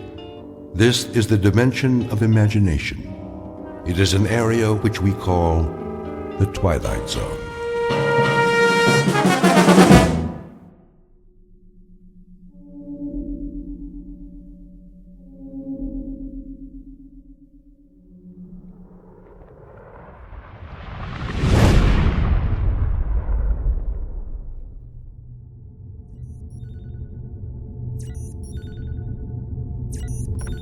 Kirby. Yes, Captain. Give me the readings. Course stable, 7.9 off vertical axis. That's why I can't stand up straight. Speed 2650, steady she goes. How close are we to that asteroid? In range, gravity detector starting to read. Say 100,000, give or take. Piece of cake. We still have to maneuver for a landing. Fuel supply. Well, Captain, let me put it this way. If I was back home in my car, I'd pray for a steep hill so I could put her in neutral and coast all the way down. That bad, huh? I think the expression is running on fumes. What's the terrain? Spectrographics coming in. And? Not too hot, not too cold. Volcanic activity, 1 million or so years ago. We are hitting atmosphere. At least it's got an atmosphere. How much oxygen? I'm trying to get a reading. Deceleration chairs. Just a minute. Now! Better do it, Pete. All right, Myers, I'm going. Firing retro rockets. The fuel tank's empty, Captain. Anybody got a parachute? Hang on. Angle looks good. Thank heaven for small favors. The surface is coming up fast. I'll try to level her out. Nose up. Up!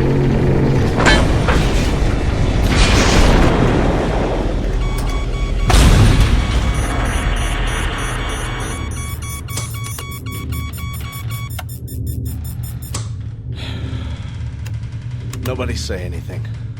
I want to remember this magic moment. Oh.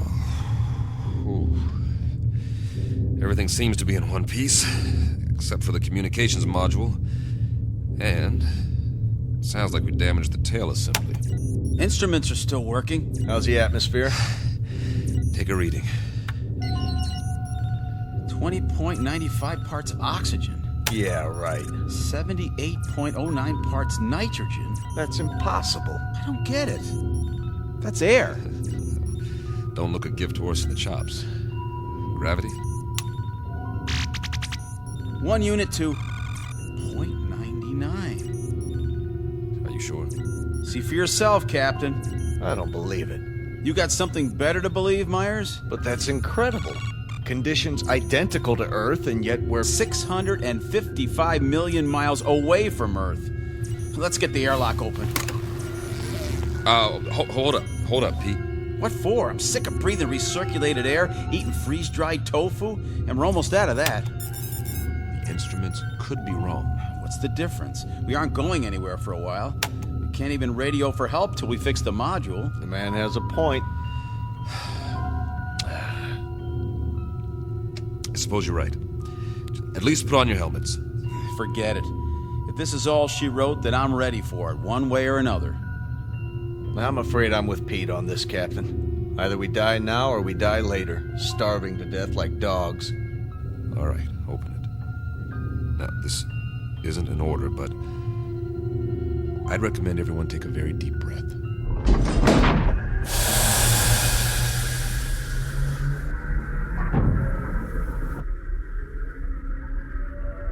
Time, the future. Place, a dark corner of the universe millions of miles from planet Earth. The main characters, 3 men. William Weber, captain. Peter Kirby, navigator. Carl Myers, geologist and science consultant. Each distinct from the others, but all sharing a common dilemma. They are lost. And like any long-haul explorers, they want to go home. Not their home necessarily, that would be too much to hope for. But at this point, any old port in a storm will do, especially for those who have veered off course and into the Twilight Zone. And now, The Twilight Zone, and our story, Elegy, starring Blair Underwood, with Stacy Keach as your narrator.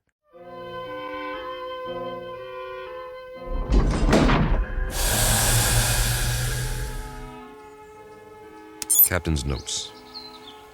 We've made a rough landing, but no injuries. According to our instruments, the atmosphere is breathable, so we've opened the airlock. It's hard to believe, but the temperature is that of a spring day on Earth. And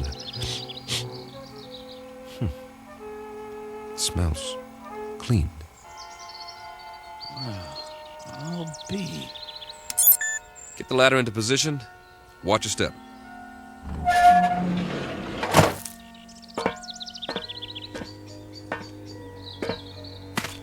How many miles did you say we were from Earth? Too many. Time for a reality check. You see the same thing I see, Captain? What do you see? Open country, farmland. Kirby? Affirmative. Acres of grass, trees. I grew up in a place like this, in the Midwest. And those hills? They're settled granite, I'm sure. Eroded over thousands of years of wind, rain. I don't get it. Neither do I. Wait a minute. I do. Don't you see? We're back on Earth. Come off it, Kirby. I'm serious. The instruments are all screwed up. Some way or another. Don't ask me how. We got turned around, and now here we are, right back where we started. Oh, man. That is rich. Only one thing's missing. A brass band. Maybe they forgot about us. It's an interesting theory. Except for one thing. As far as I know, Earth has never had 2 suns in the sky.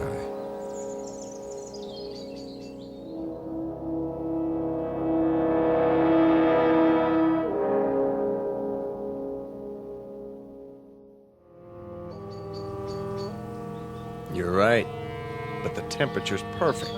That means they're smaller than our sun. Added together, they put out just enough energy to duplicate conditions on our own planet, including evolution. And the people learned to build farmhouses exactly like ours. What? If that's not a barn over there painted red, then it's a pretty good imitation of one. What in the name of... Better check it out. Be careful, men. We don't know what we're dealing with yet.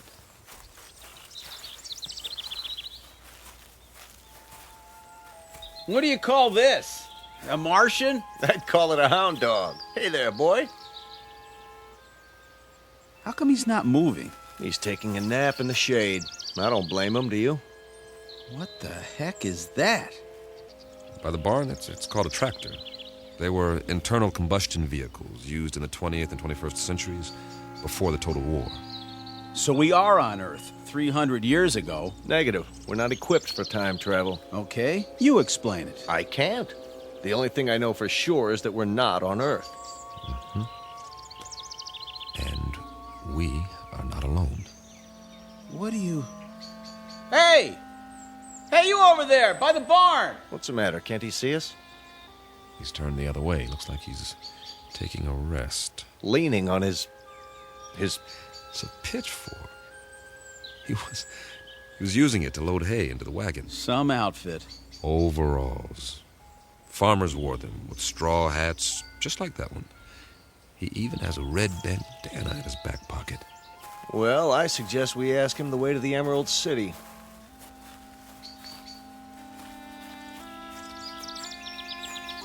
Excuse me, sir. My name is Captain Weber. My men and I... Sir? Sir, I hate to bother you, but that's our ship over there. We've crash-landed. If you can tell us... Sir... Sir, can you hear me? What's the matter with him? Seems to be in some sort of trance. Are his eyes open? Yes, but... Move your hand in front of his face. Nothing. As if he's... Don't touch him. It's all right. His skin's warm, but there's no respiration. He seems to be frozen in place. Well, let's move on. Say that again. This is giving me the creeps. We'll recon the surrounding area. There may be others.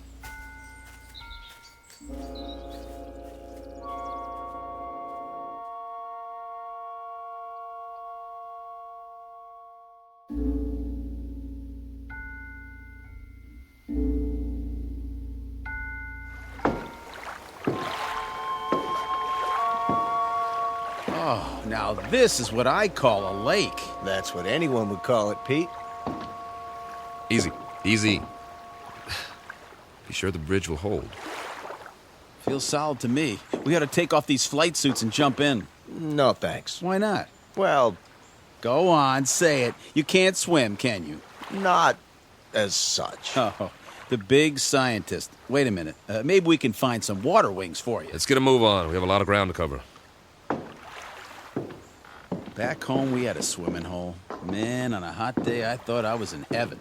We'd go skinny dipping. Right in all that pollution. Nah, before the government closed the rivers. They were even fishing it. You could even see them jumping in the air. You ever go fishing, Captain? Yeah, as a matter of fact, I did. In the mountains. The runoff from the snow was clean up there. You could eat the fish if you wanted to and not get sick. I don't see any fish in this water. We better keep moving. We don't know when the suns go down. We should be back at the ship before dark, just to be safe. Good point. Maybe they don't have fish here. That's a possibility, if the planet's evolution took a different turn. Hey, there's somebody. I don't see anything. On the opposite bank, clad shirt. See him? Sitting there with a fishing pole? Hey, mister! Hey, mister! Kirby's right. Folding chair, wicker basket, the whole setup. Looks like the guy's got it made. Let's hope this one talks to strangers.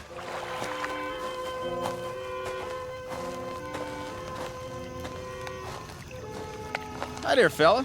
How's it going? Fish biting today? Mum's the word, huh? Let me try.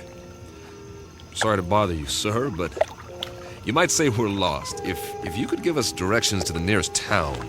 Don't waste your breath. This one's a stiff, too. Maybe he's asleep. If he is, he's done well for himself. This basket is called a creel, and it's full of fish. Quite a haul. Fresh? Smells like it. Hold on. Is that a bottle of beer next to him? It is indeed. Only, it's empty. Well, where's he got the cold one stashed? Fella, can you hear us? Do you even know we're here? Can't see his face. Lift up the brim of his hat. Okay, here goes. Sorry, nothing personal. I just like to look a man in the eye when I talk to him, even if he doesn't talk back. What did you do? Nothing, just barely touched him and he fell over. Well, at least we know he's not a statue. No pulse, like the farmer. But his skin feels real. Sit him up again, exactly the way we found him. I get it. Get what? He's off the clock. Way off. What's that supposed to mean? Pete and I used to joke about it in flight school. Now, there are 24 hours in a day, but sometimes that's not enough. You're not kidding. All my life, I've wanted extra time to read a book, write a novel. Or go fishing, spend some time in the country, meet a girl and get married, or just take a nap for crying out loud. But I was too busy. We all were. So the only answer is to fit some extra hours into the day. Hours that don't show up on the clock, that don't count. I don't see... Look at it like this. What if you could stop time? For a few minutes or a few hours? At least as far as everybody else is concerned. Think of what you could do. They stand there, frozen, while you run off and do whatever it is you need to do. Then, when you're finished, you run back and time starts again. They move and walk and talk and go on with what they were saying, and they never so much as know you were gone. Is that a plan or what? I wish we could have done something like that on the ship.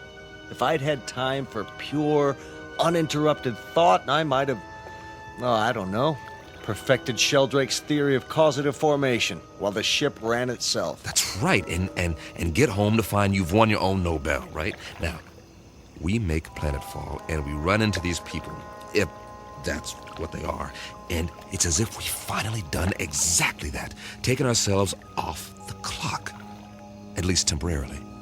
Permanently would be fine by me. Nice theory, Captain. I'm afraid there are reasons, though, why it wouldn't work. I am sure there are. It's just a thought. If I were a science fiction writer, I could have some fun with it, but we've got more important things to do, like finding out what options we have, now that we're here. Say, I'm hearing things. I hear it, too. Seems to be coming from the top of the ridge beyond that grove of trees. That must be where the town is.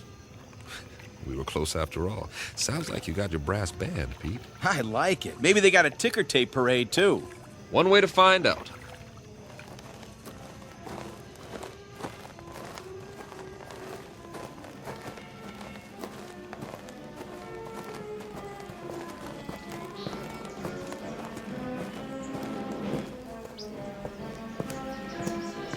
Captain's Journal. We appear to be on the main street of a Midwestern American town. Ahead of us is the square, complete with steeple, clock, and ivy-covered walls. Captain, did you notice? What's that? There are no hands on the clock. Duly noted. The music's louder. I hope this recorder can pick it up. Sounds like a Sousa march. There's a bandstand, flags, bunting, and a sign that says, Inauguration Ceremony. Welcome, Mayor Finch. The musicians are all in uniform. Just one thing. They're not really playing. Kirby's right. Nobody's moving. Not even Mayor Finch. He's holding a silk hat. Photographers in front of the crowd about to take his picture, but nothing's happening. It's like a movie set with 100 extras all waiting for someone to yell action. The question is, who's directing? I'm going to look around. Weber, out. The music's coming from that loudspeaker near the platform. It's being piped in from somewhere. Pre-recorded, no doubt. Concert's over. I wonder who turned it off. Any ideas, Professor? Well, I suppose it could all be part of a carefully orchestrated illusion. That's as good an explanation as any. Now, maybe we're being made to see and hear what we hoped we'd find here. The sights and sounds of home. But they got it wrong. It's 300 years before our time. Who's they? Or it could be that time itself is somehow suspended in this place. So we really are off the clock. It's all relative. Time may have, in a sense, speeded up for us or slowed down for them. You mean they might actually be moving? It's possible. Then why can't we see it? You can't see the movement of a clock's hands. Nevertheless, they move. Yeah, when there are hands. Do you believe what you're saying? Of course not. Hey, everybody. Sir, ma'am, what's the matter with you people? Are we invisible or something? Don't take it personally. By the looks of them, they don't see anything. They might as well be statues. But they're not statues. Here, feel one. You, sir, shake hands with the captain. See what I mean? They feel like flesh and blood. Yeah, Kirby's right. More of the same. Whoever, or whatever, is responsible, they've created a perfect imitation of the real thing all over this asteroid. For what purpose? I don't have a clue. The expenditure of time and effort is considerable. Not to mention the science involved. The skin on these pseudo-people must be a new polymer compound. And the clothing, all duplications of Earth fabrics. I wonder... never mind. Say it. Well, we must not be the first to land here.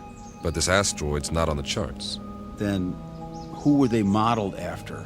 Maybe somebody real is still here. Where? Could be anywhere. The streets, the buildings. I say we separate. We'll meet back here in an hour. Well, it's better than huddling together like frightened children. All right. Pete, You go that way, Carl. See where the street leads and take some readings while you're at it. All right. I'll cover the buildings along this side, starting with the hotel. Remember, 1 hour. Are your watches set? Yeah. Yes. Don't ask me what to set it to, though. Earth time or something else entirely.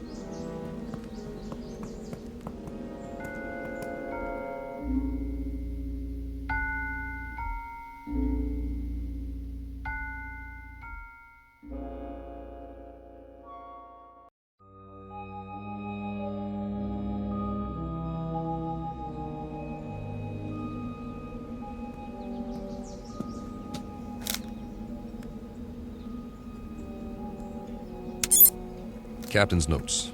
The awning says the hotel is called the Ritz Arms. Kind of quaint. It would be considered ritzy, I guess, in a small town. Glass front. Nothing moving inside that I can see.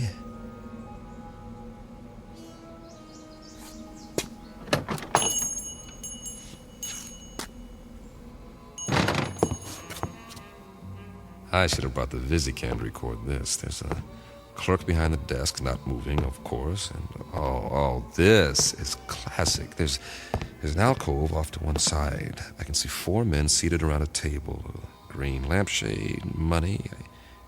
I think they're playing poker. Or they were before they stopped moving. And there's a waitress with a tray full of drinks. The big winner seems to be a little man with a gray mustache. Not your typical gambler, but he's all set to rake in the chips. He looks mighty happy. Hey, fella. Wonder what cards he's got here. I don't think he'll mind if I take a peek. 4 big, beautiful aces. Nice work. Oh, hold on. If I'm not mistaken, that's a waltz coming from upstairs.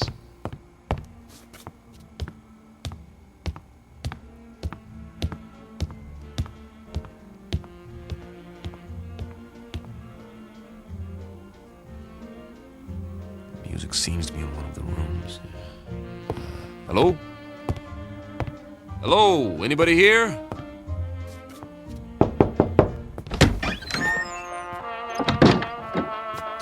Oh, sorry. Excuse me.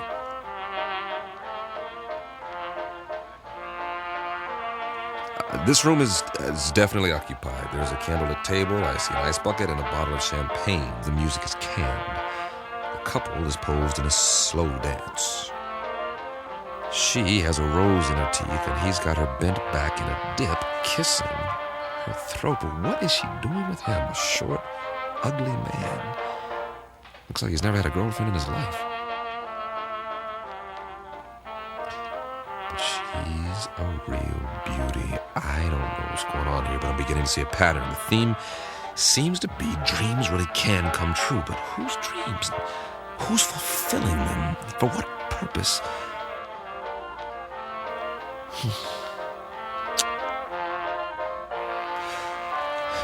Weber out. For now.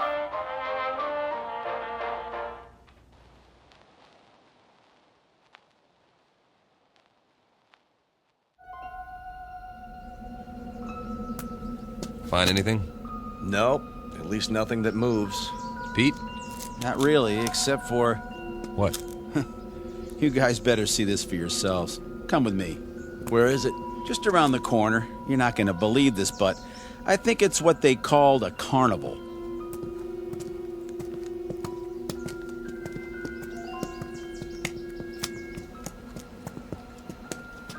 That's what it is, all right. The Midway. Those booths along either side, people could win various trinkets of low value by throwing baseballs at steel milk bottles or firing toy rifles at targets. I was wondering. A test of skill for amusement. Also the urge to gamble for those with a predilection for obsessive-compulsive behavior. What's in the tent? Oh, just some men in swimming trunks. Win $500. Go 2 rounds with Tiger Loomis. Oh. It's not a real tiger. No kidding, genius. Let's have a look inside.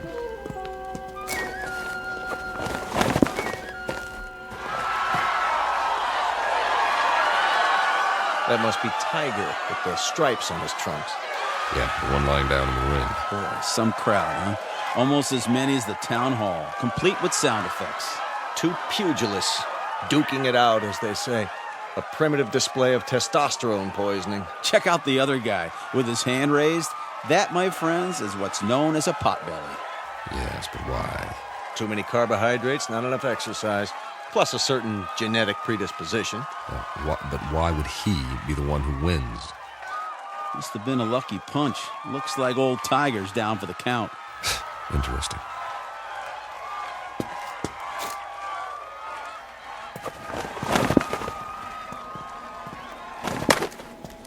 I think it's creepy. All these imitation people posed every which way. What do we have over there? I believe it's called a sideshow. Scantily clad young ladies who dance for the crowd, which is primarily male. That's nothing. Check out the stage at the end. See?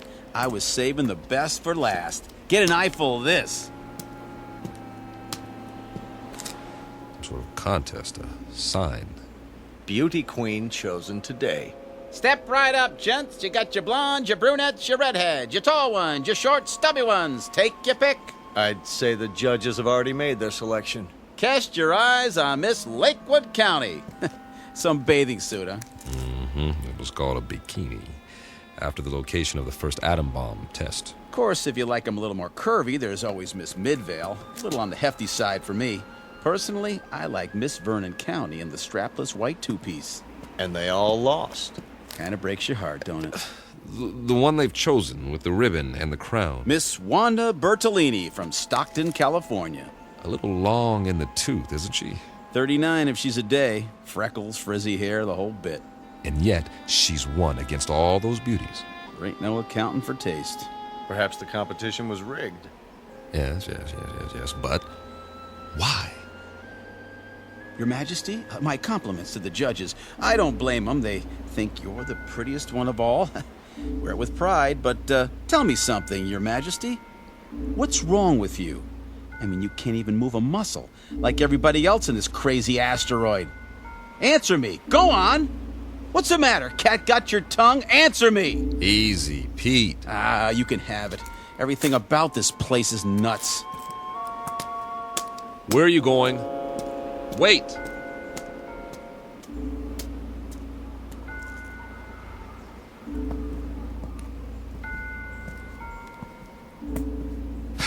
Now, Pete, don't let it get to you. None of us knows what's going on. But until we figure it out... I'm sorry, all right? But you know how long we've been on that ship? Now we sit down and what do we find? We all feel the same way. Sure we do. But it's like somebody's trying to trick us into something or drive us batty. Something that doesn't even think like us. But it's got our number. Oh, yeah. Let me tell you. You've got to pull yourself together. I'm pulling, all right? But if we just had some idea, some clue about what the deal is here in this crummy place. How are you fixed for ideas, Carl? I don't really have a theory yet. Of course, it's highly improbable, but... So is the fact that we're here. Come on. Any theory is better than none. Well, I've begun to think that all of this... it just might be some sort of museum. Come again, Professor? We're millions of miles from Earth. It's possible that the inhabitants of this planet, whoever they are or were, developed a very advanced technology. Let's say they had a super powerful scanning device based on some new principle. Over the years, they observed Earth and decided to build replicas of what they observed. Perhaps they even took specimens to use as models. That would explain the accounts of alien abductions. If that's true, where are these inhabitants now? Gone, perhaps, having moved on and left all this behind. They could be in hiding. Then we better explore the rest of it. Or as much as we can in one day. At least they had taste. Take the residential street we're on now. It's right out of the late 19th century. Old-growth trees, Victorian houses. Why this era? Why any of it? It must have interested them. Though for what practical purpose, I can't imagine. Maybe just to please themselves. This is the way it was on Earth a few centuries ago. I've seen pictures, the streets, the houses, everything laid out so peacefully. You guys like it here? I would, if I knew it was real. if I could be sure it wasn't all going to vanish in a puff of pink smoke. It's an okay place to visit, but I wouldn't want to live here. Well, you better get used to it. This is going to be home for a while. Charming. Which one? The largest house, there across the street. Well, that one's a mansion. Isn't it lovely? Think of the freedom, the space to move about.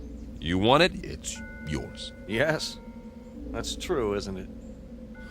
Why not? I don't think anyone will mind, least of all the old fella in the chair on the porch. Another stiff. It's actually quite realistic, the way they've got him sitting there reading the paper. What's the date on the front page? Hey there, old-timer. You don't care if we look around, do you? Check out the inside. Not at all, gentlemen. You are most welcome.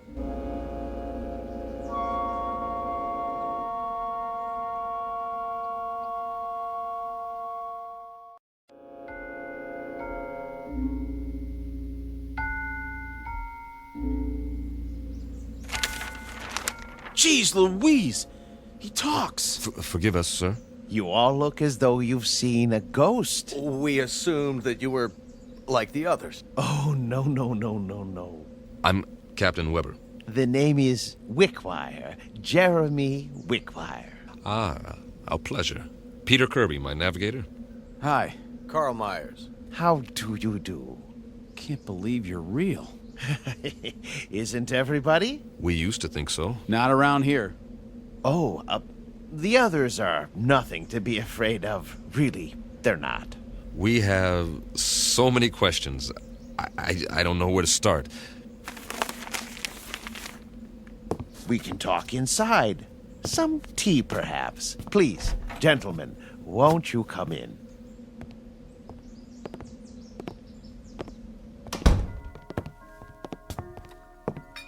One lump or two? Oh, don't go to any trouble. It's better than what we're used to. Believe me. I don't know about you, Captain, but I must have my tea this time of day.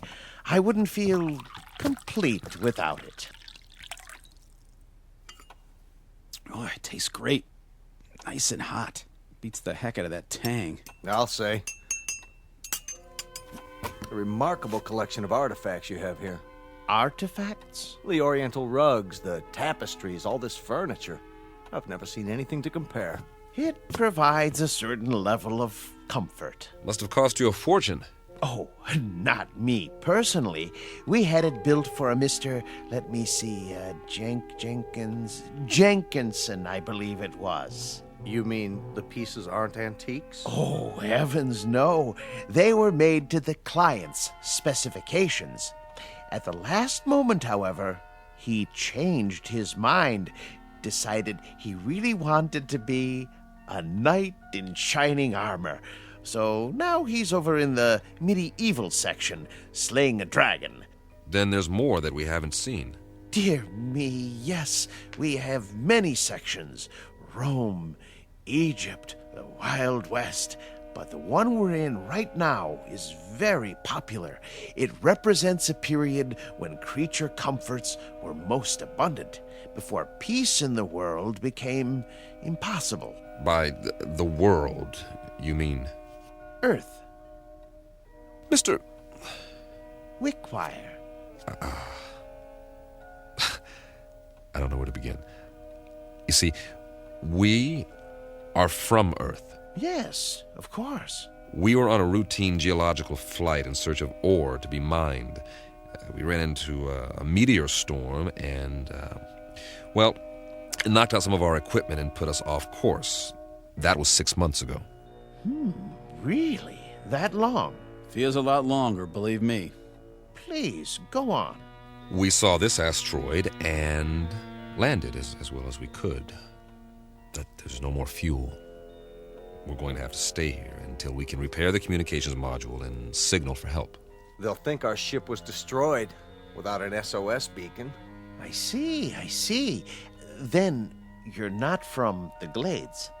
The what? I've been expecting them. I'm due for a delivery. From Earth? May I ask a question about the Earth?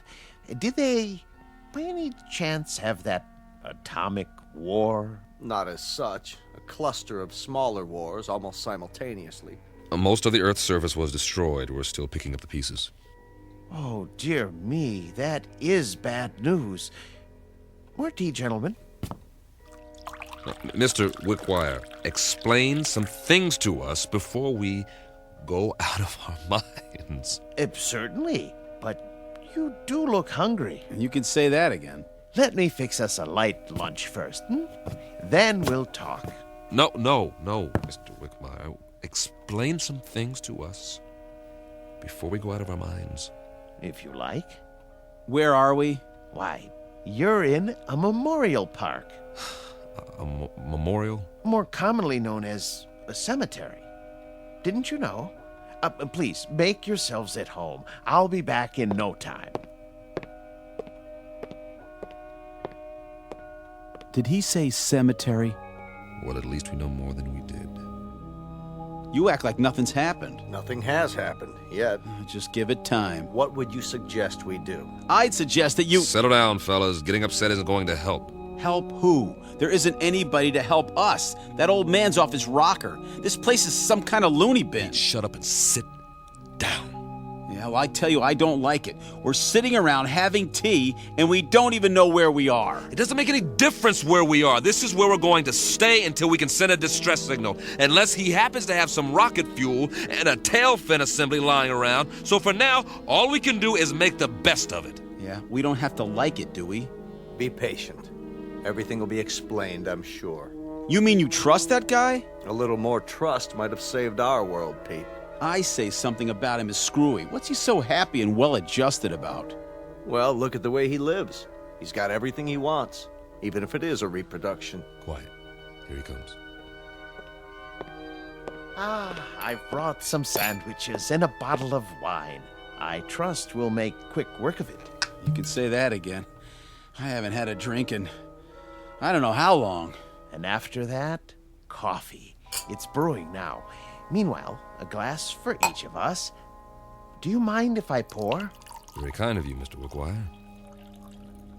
May I propose a toast? Please. To peace, my friends. Eternal, everlasting peace. I'll drink to that. We all will. Excellent wine. Glad you like it. This is a special occasion. I thought it was worth opening a bottle. Liebfraumilch, isn't it? Yes, indeed. Mr. Wickwire, we're still a bit confused. You said we were in a cemetery. What did you mean? Mean? Yeah, why would there be a cemetery here? Perhaps you could elaborate. Certainly. But before I explain the details, you must give me some information. If you like. If your dearest wish could be granted, what would it be? I'm not sure I understand. What would you like to be doing most? Where would you choose to be right now? That's easy. Back on the ship, headed for home. And you, Captain? I'll go along with that. So will I. Splendid. Oh, one other thing. When you left Earth, what was the date? September? No. The year. 2280. Really? 2280? When you arrived, I thought you were the men from Happy Glades, but you couldn't be. We're still not following you. What's Happy Glades? The world's greatest mortuary. At least, it used to be. The management hit upon this scheme as a service to the few who could afford it. The scheme being... Why, this little asteroid. Moriarty bought it and paid well to keep it off the maps. For what reason? Simple, really. You see, the plan was to recreate conditions in which the dearly departed would be most happy.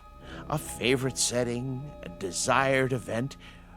For example, if one had always wanted to be elected mayor, he'd achieve his ambition here for all eternity.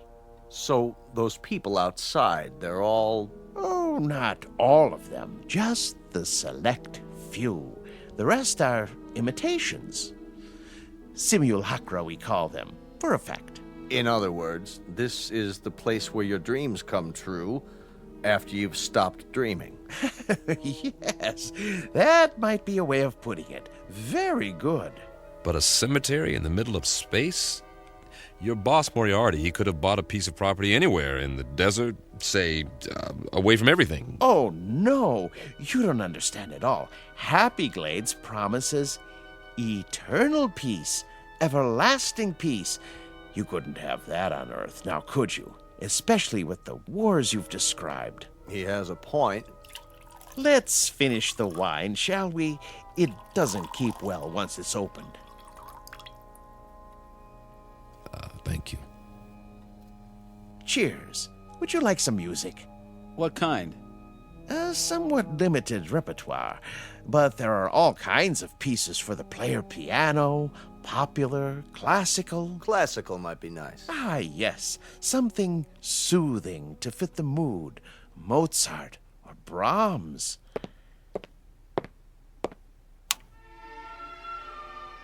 A good choice. I thought so.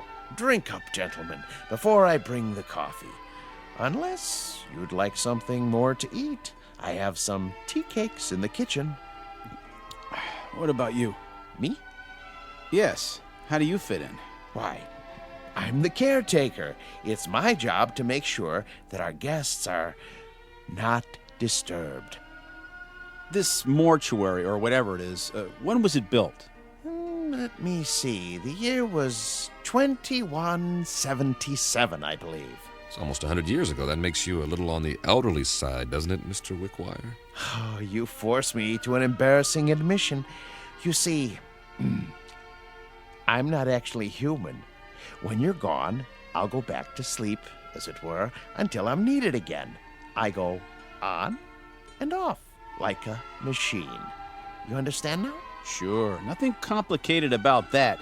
He goes on and off. I've apparently been turned off for several decades. One thing, Mr. Wickwire, we're not going anywhere. We can't. We're staying here, at least for the time being. Yes, I know. You said something about when we're gone. Oh, a figure of speech, Captain. I meant departed. Gone on, as it were. Jim, you know what he's saying. What's the matter, Carl? You're pale. And you're perspiring. What in the... Something wrong with the wine. The old man. He didn't drink any of his. You're right. Why? Why didn't you, Wickwire? I told you not to trust him. I told you. Oh, he's poisoned us. We meant you no harm. I realize that, and I'm sorry. Truly I am.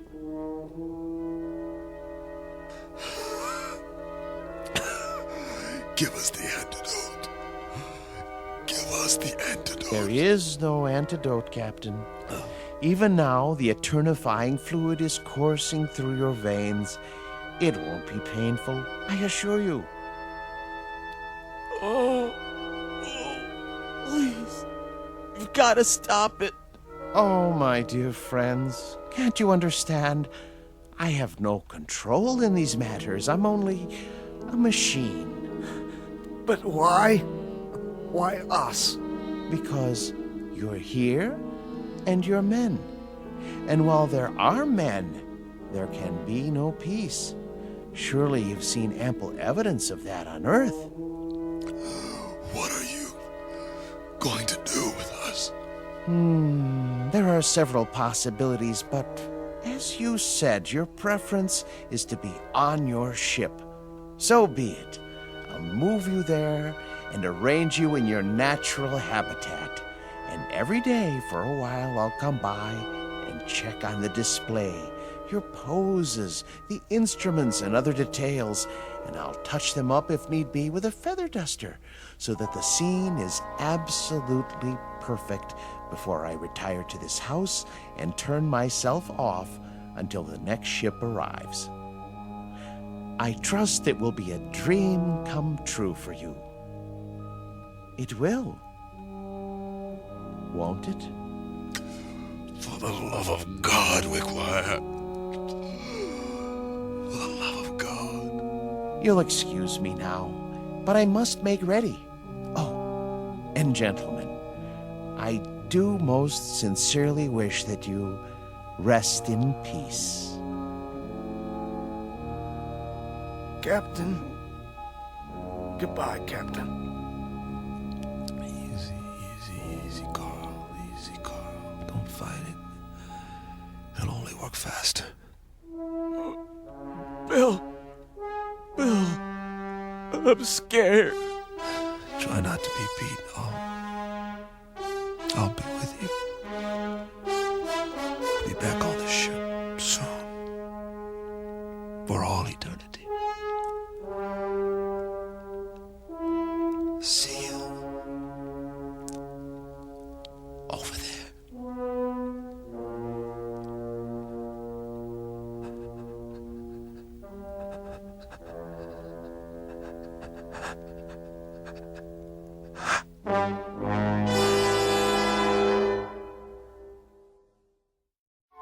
Captain Weber, his navigator Kirby, and Meyer, the geologist, on their last voyage.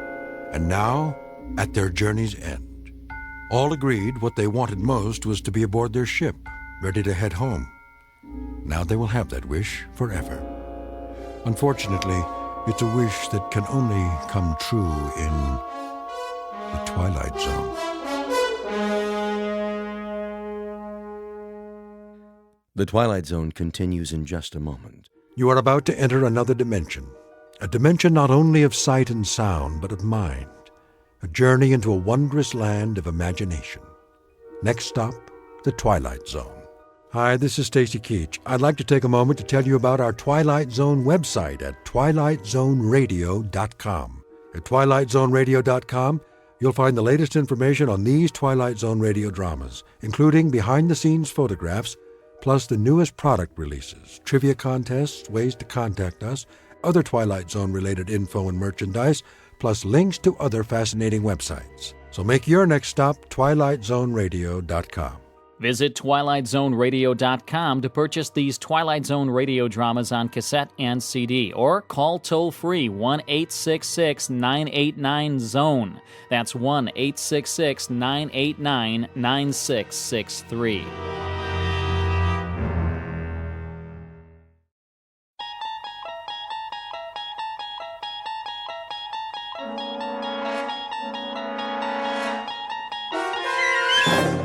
There is a fifth dimension beyond that which is known to man. It is a dimension as vast as space and as timeless as infinity. It is the middle ground between light and shadow, and it lies between the pit of man's fears and the summit of his knowledge. This is the dimension of imagination. It is an area which we call the Twilight Zone.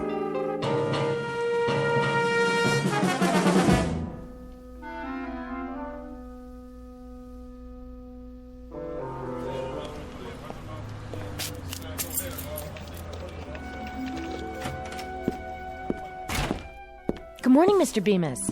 Oh, hello, Cheryl. How are you today? Fine, just fine. You're on time, I see.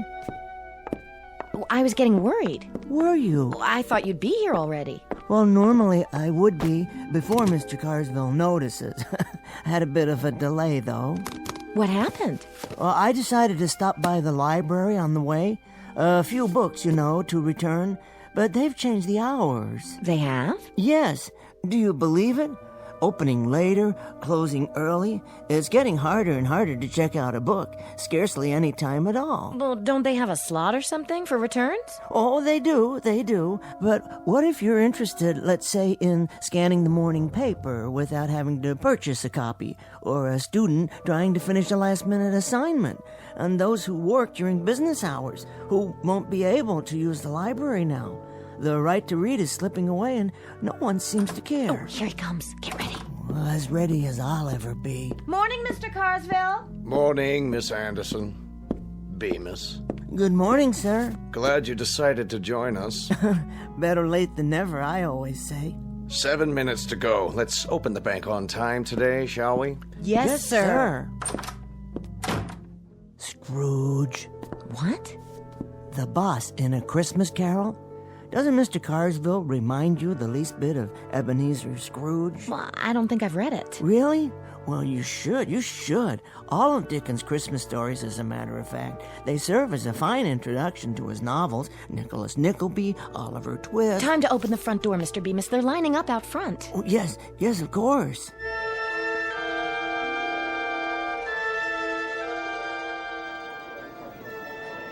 Thank you, Mr. Williams. Thanks, Cheryl. You've been very helpful. Have a nice day.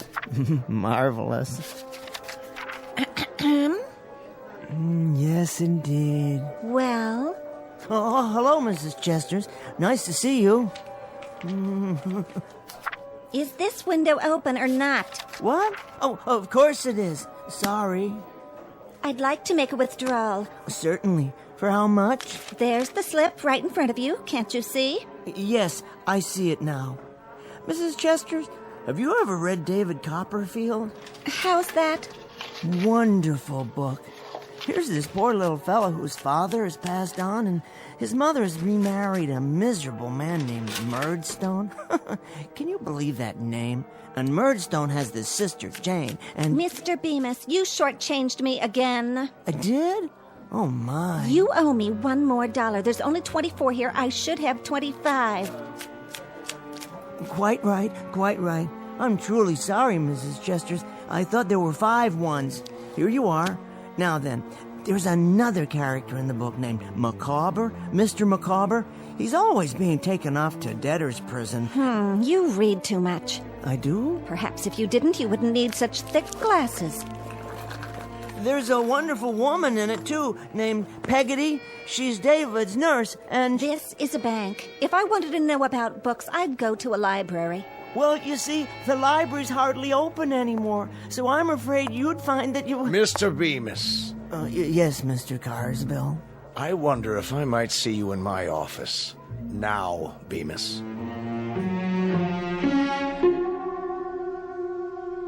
The time is the day after tomorrow. The place is anywhere, so long as it can accommodate a bank, a main street, and a library, along with a myopic little man with Coke bottle glasses named Henry Bemis.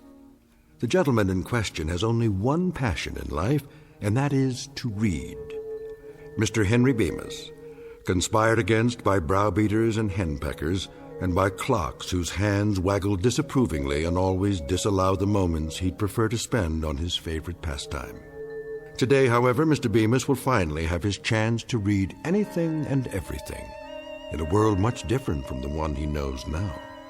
A world without bank presidents, a world, for that matter, without anyone at all, located in a place called the Twilight Zone.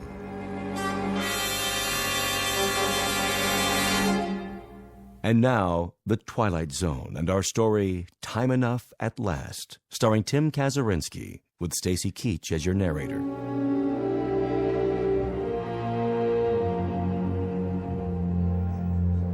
Did you hear what I said, Bemis? Why, certainly, Mr. Carsville. I don't suppose you've ever read David Copperfield, have you? No, Mr. Bemis, I have not. Now, if you'll be good enough to accompany me.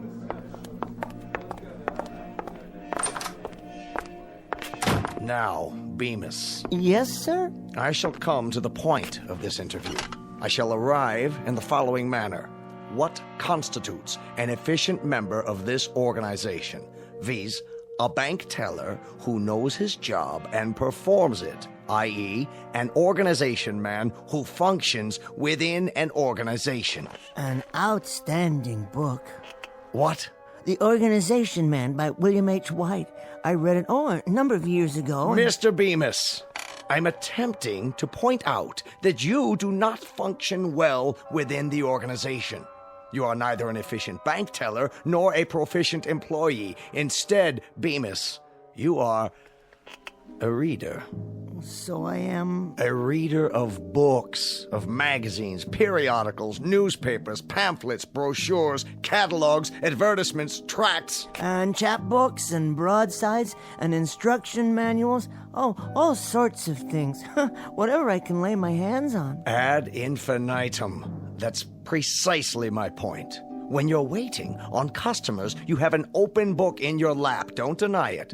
When you're balancing the daily tally sheets, one eye is on a printed page. I see you going into the vault downstairs during your lunch hour, book in hand. Well, sir, with all due respect, it was my understanding that when I'm off the clock, my time is my own, in a manner of speaking. Indeed it is. A very important point. Do you know how I became the man I am, Bemis? Let me see, no. No, I don't. I was a teller once myself. Hard to believe, I know. A good teller, I'm proud to say, became what I am today because I spent my lunch hour in the following manner. 5 minutes for a sandwich, 2 minutes, milk, 1 minute, cookie, then 52 minutes spent studying. And do you know what I studied, Bemis? I can't say that I do. Finance and banking. Is that so? On your lunch hour? My. I practiced adding up figures, subtracting, dividing, compounding interest, and, after 21 years passing through the ranks, do you know how I wound up? Well... I wound up as president of the bank. So you did. Ultimatum, Mr. Bemis. You will henceforth devote your time to your job. And that means forget about reading, or you'll find yourself outdoors on a park bench reading from morning to night for want of a job. Do I make myself perfectly clear? Oh yes, quite. Good. It's just that... Just that what, Bemis? Make it quick and then get back to your teller's cage. It's, well, my wife. What about your wife? I think she's taken up yoga. Now see here. She must have, or some similar form of self-denial. And now she expects me to live by the same philosophy.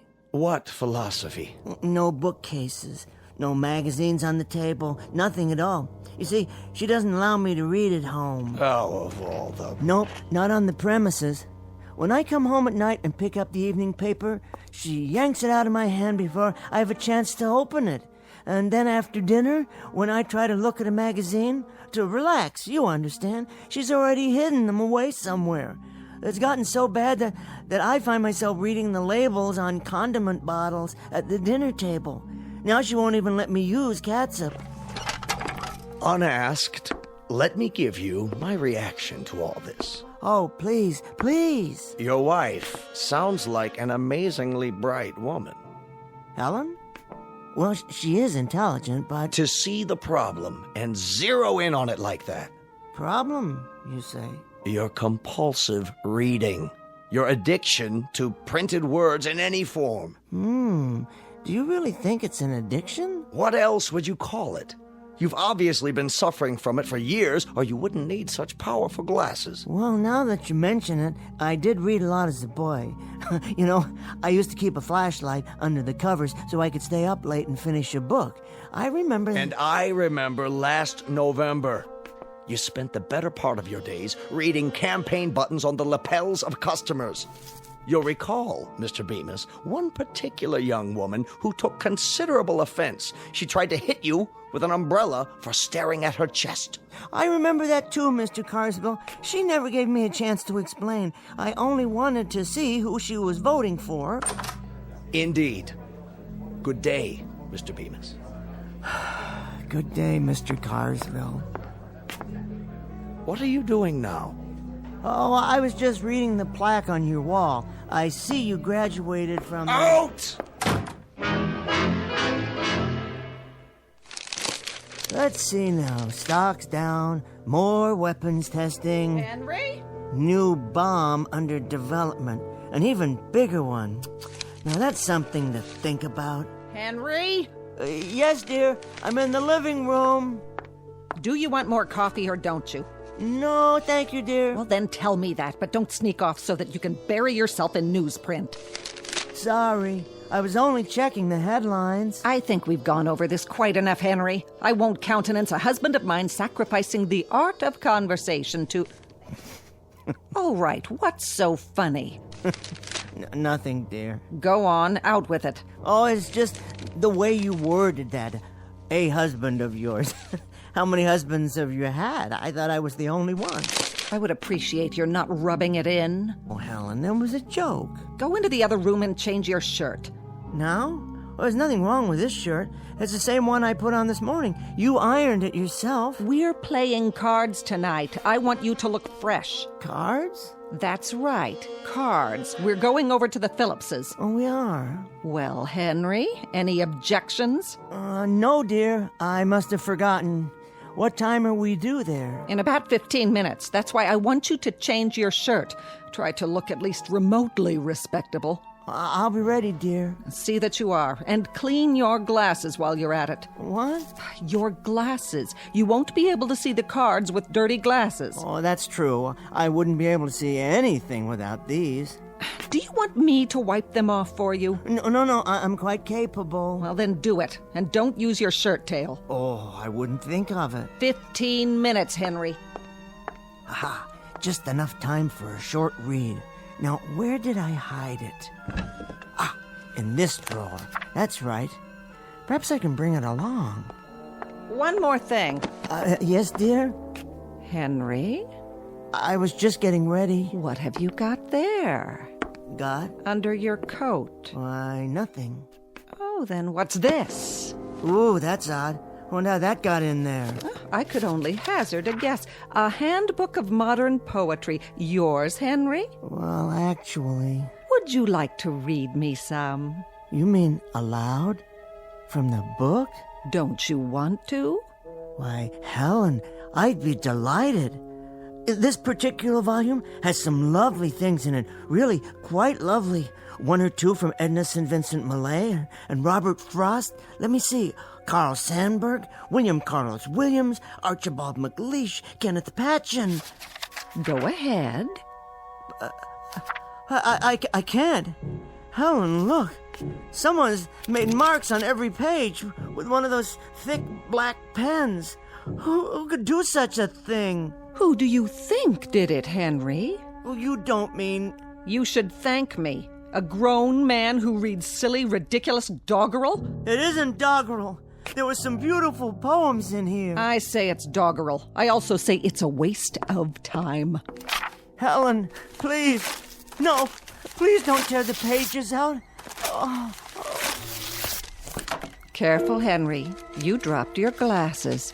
Just think, without them, you wouldn't be able to read any of this. Watch out. You'll step on them. I might, accidentally. And then where would you be? You couldn't see a thing. Of course, then you wouldn't be able to play cards, or go to work either. And we can't have that, can we, Henry? Why, Helen? Why do you do such things? For 20 years. Because I married a fool. There'll come a time, Helen. There'll come a moment when... When what, Henry? When you'll be paid back for such indignities and cruelties and miseries. You'll see. Where are you going, Henry? To change your shirt? I'm going to bed, Helen. There's one thing you didn't count on. I've learned these poems by heart. And you know what I'm going to do? I'm going to say them to myself aloud and listen to the music of those beautiful words. Because you can't vandalize what's in my mind. You can't climb in there and scratch out and tear up and destroy such magnificent language. No one can. Henry? Henry, I'm speaking to you!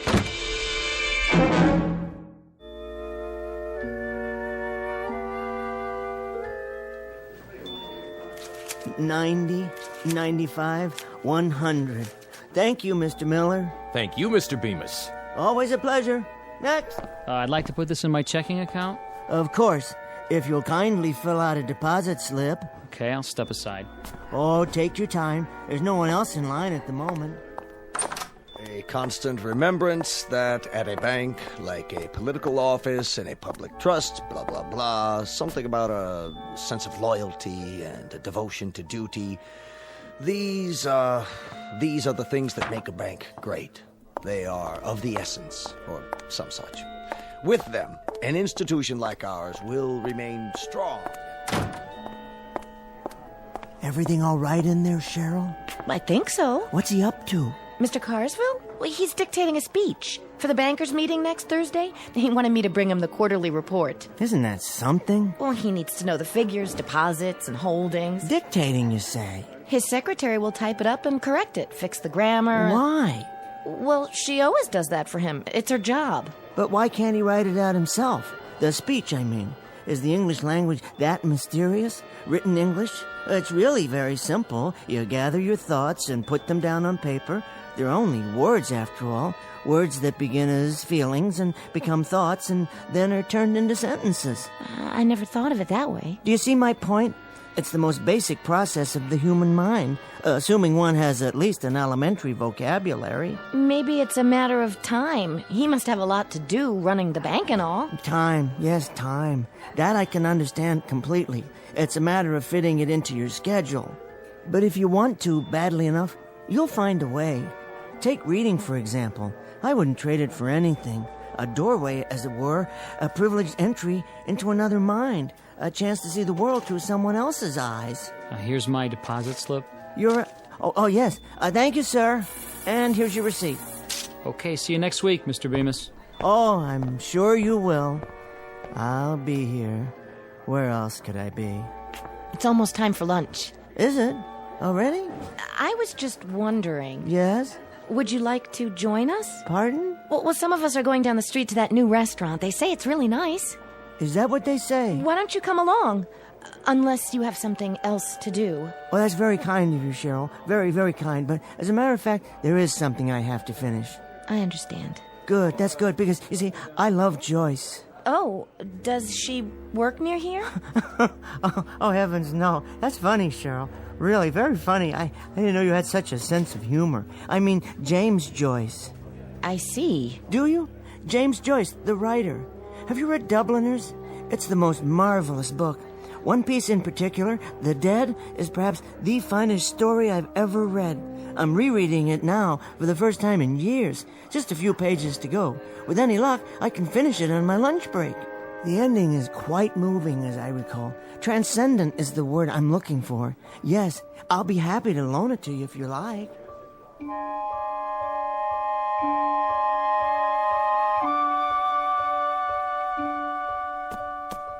Oh, here we are. Peace and quiet at last. There just isn't any place quieter than the vault of a bank. All I have to do is pull the door closed and voila, my own private lunchroom and reading room. Now, let me see. What's for lunch today? Sandwich? Apple? Something to drink? What more does a man need? A jug of wine? A book of verse? Well, a thermos of coffee at least. The morning paper and my book. Where was I? The scene at the Christmas party. A house in Dublin. It's snowing and... Oh, wait, better check the time. 12:17 by my watch. Exactly 43 minutes to finish The Dead. After a quick scan of the front page of the paper. New bomb would mean total destruction, says scientist. Oh my, here's hoping they never have to use it. What in the world? That sound, what is it? Something outside? My pocket watch. The crystal's broken. Not in my glasses, thank the Lord. Oh, now the lights have gone off.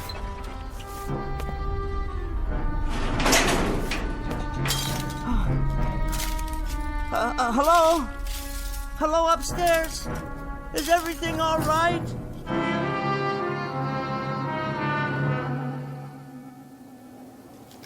It's all smashed. Ruined. There's money everywhere. Will you look at that? Ladies and gentlemen. Mr. Carsville?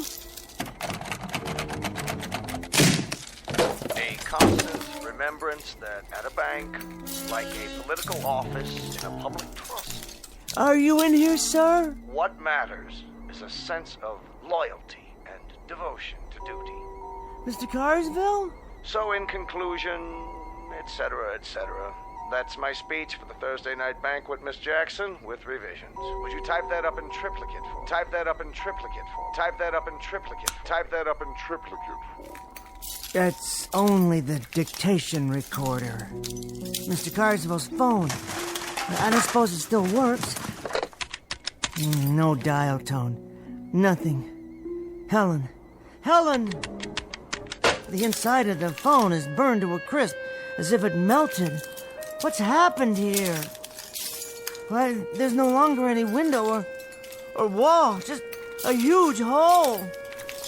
Cheryl?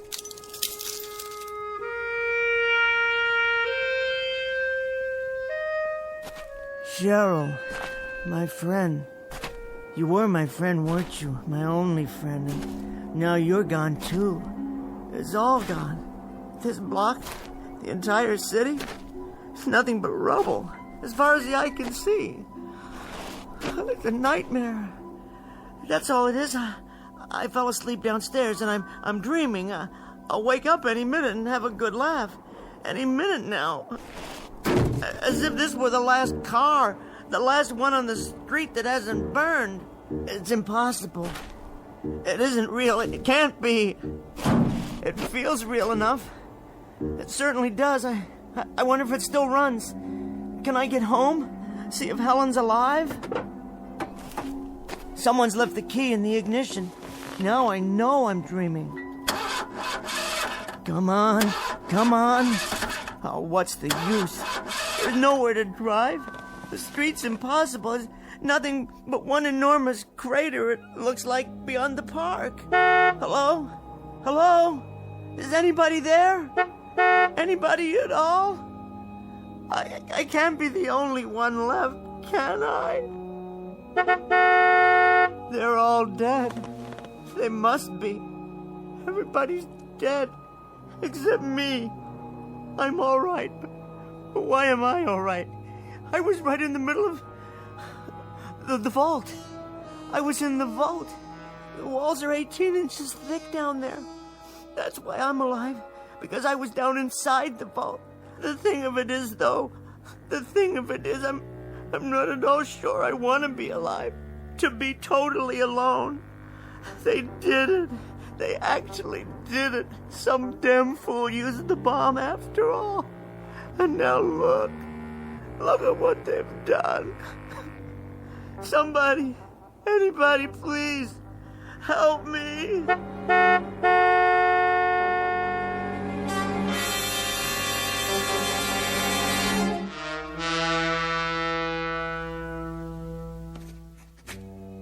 I am born.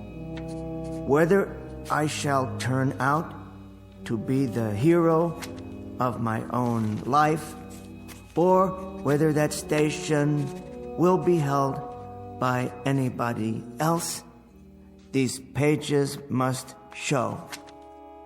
To begin my life with the beginning of my life after the great conflagration. My name is Henry Bemis, and this is my journal. I'm not a writer, but someone must do this to leave a record for the future, if there is a future. So it falls on me to set down what I have seen.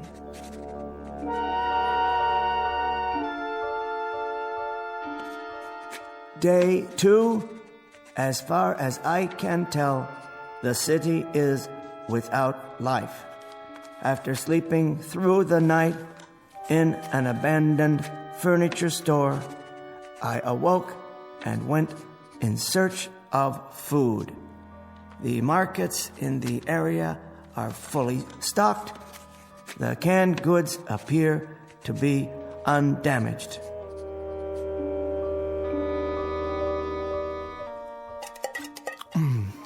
Peaches. Always did like peaches. Good meal. Very good. Soup, beef stew, vegetables, and dessert. A well-rounded menu, if I do say so. Something from each of the food groups. Well, almost. That leaves approximately 900 cans in this market alone. At least I won't starve to death. It'll last for a few years. All the food one man can eat, and then some. Have to remember to carry a can opener. Time to go shopping. Some more of this, a few cans of that. Ah, the gourmet section. Smoked oysters, delicious. Imported caviar. Don't mind if I do. Let's pass on the escargot, though. Wouldn't want an upset stomach. Something to drink, of course. Soda, bottled water, beer. Yes, beer. Why not? And onto the checkout. Which line is the shortest today? How about this one? Attention, A&P shoppers. No waiting on register 7. Put it on my tab, will you please? No, I don't need any help with the groceries. In fact, I'll just leave them here for a while. Don't worry, I'll be back. And now what? Go down the street to the Bijou Theater? See what's planned? Well, of course, they're dark today, no electricity. How about an after-dinner cigar? What a splendid idea. Is that a tobacco shop across the street?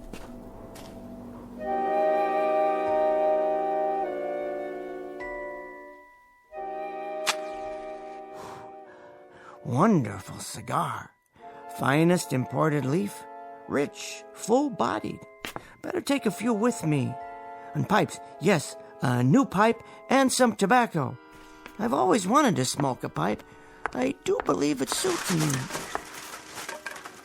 Next stop, the post office. No, laundromat. Jewelers. I suppose I could pick up a new watch, but I wouldn't know what time to set it. Doesn't matter, really. Well, it doesn't matter at all.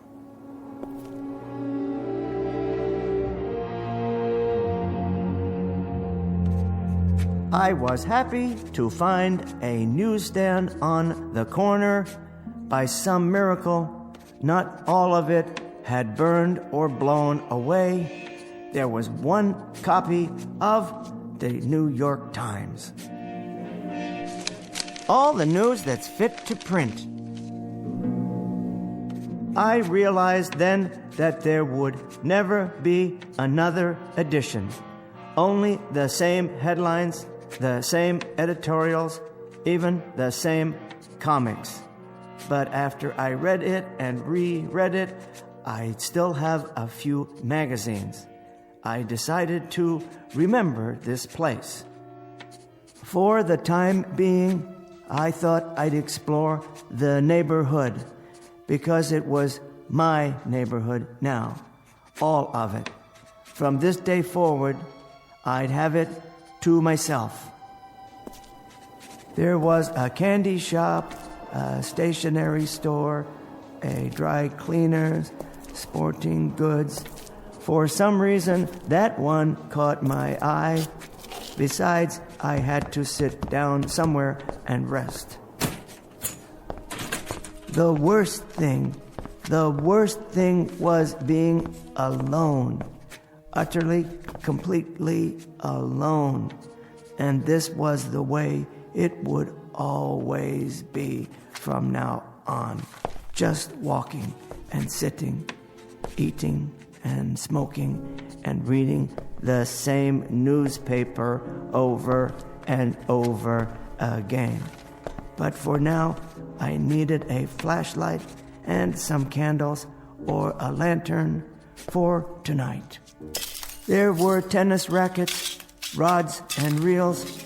I could always go fishing if there were any more fish. The gun department. Never used a gun in my life. Wouldn't know how to.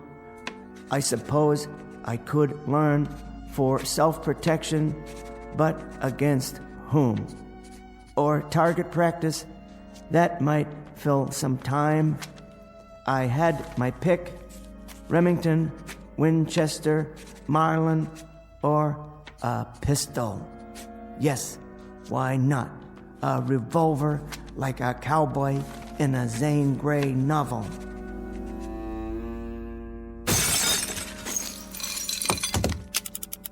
It felt strangely heavy but balanced, as if it belonged in my hand.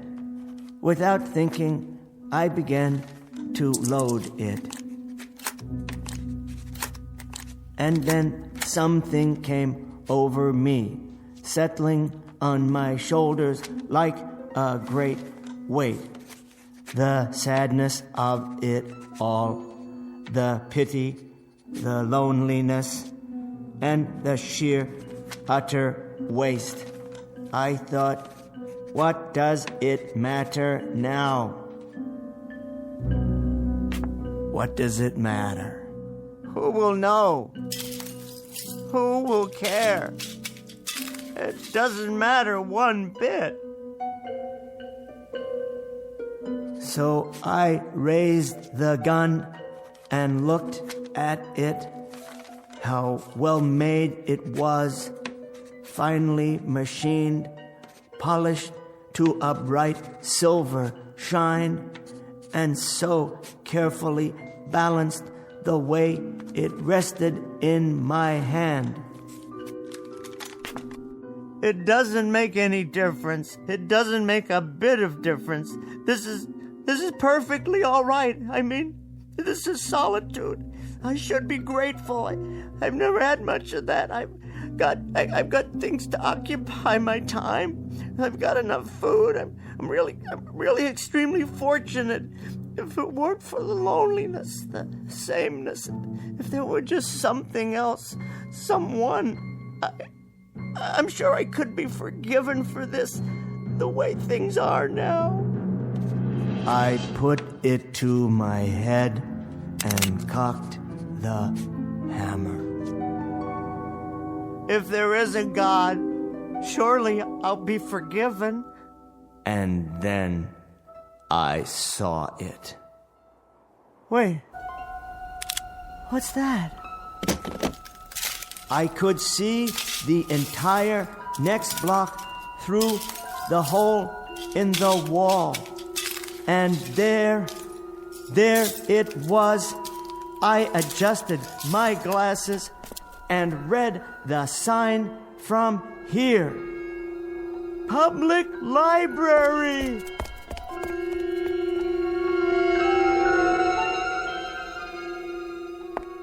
Yes, oh yes, I forgot all about it. But you're still here, aren't you, my greatest friend? You who have never failed me. Not burned at all.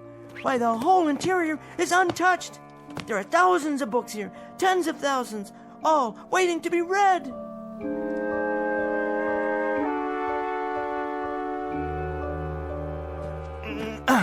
Collected works of Shakespeare, complete works of Dickens, collected plays of George Bernard Shaw, poems of Browning, Shelley, Keats, great dramas of the world, books, all the books I need, all the books I want or have ever wanted.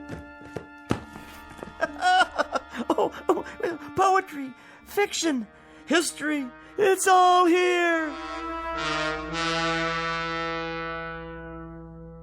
And now my journal ends because I have things to do. It doesn't matter whether I write it down or not. All I have thought and felt has already been said by the great writers, the poets and philosophers, the historians of times past. I know that nothing is new, nothing is ever lost, so long as there are books. In the midst of this catastrophe, I have been reborn. Now, this pile is January, and that one over there, February, March, April, May, this year, next year, the year after that, without end. I think I'll begin with biographies, then short story collections, and move into the great novels. I'll vary them by subject matter. Science fiction in the spring, Wells and Asimov, Bradbury and Clark, Sturgeon and Le Guin, and Philip K. Dick. And then some whodunits for the long nights. Agatha Christie and Patricia Highsmith and Sue Grafton. And the best part, the very best part, is that there's time now. There's all the time I need, all the time I want. There's time enough at last. Where to start? What a foolish concern. I believe it was Charles Fort who said, when measuring a circle, begin anywhere. I feel like a kid in a candy store. So many wonders laid out before me, all of them indescribably delicious. My glasses! Where? They're broken. Completely shattered. I'll never be able to put them together again. It isn't fair. It isn't fair at all. There was time now. There was finally time. Plenty of time. All the time in the world. It isn't fair. It isn't fair. No, it isn't fair.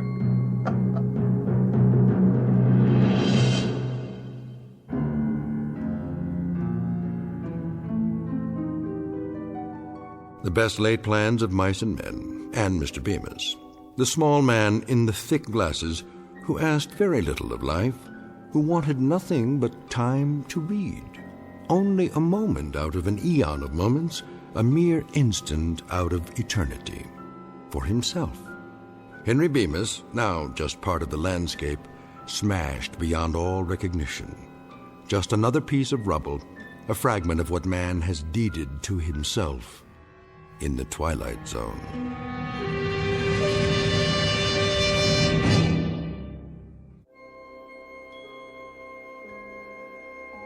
Hi, this is Carl Amari, producer of the Twilight Zone Radio Dramas. I'd like to take a moment to tell you about our official website at twilightzoneradio.com, where you'll get the latest news and information on these Twilight Zone radio dramas. Plus, at twilightzoneradio.com, you can digitally download 3 free episodes or any of our episodes for only $1.95 each. In this age of ever-changing technology, we've decided to make these episodes instantly available to you by making the Twilight Zone radio dramas a digital download-only series. This means that this series will no longer be offered on CD. The CD collections at our website are now being offered while supplies last at buy one, get one free. So be sure to get your favorites before they're sold out. Be sure to visit us often, and I'll see you in the zone.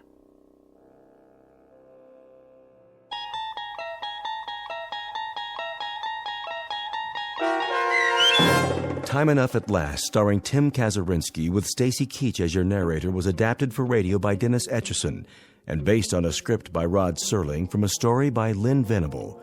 Heard in the cast were Meg Thalken, Christian Stolte, Deb Dotzer, Carl Amari, Vince Amari, and Vince Gerasoli. To learn more about the Twilight Zone radio dramas, visit our website at twilightzoneradio.com. This copyrighted radio series is produced and directed by Carl Amari and Roger Wolski for Falcon Picture Group. Doug James speaking.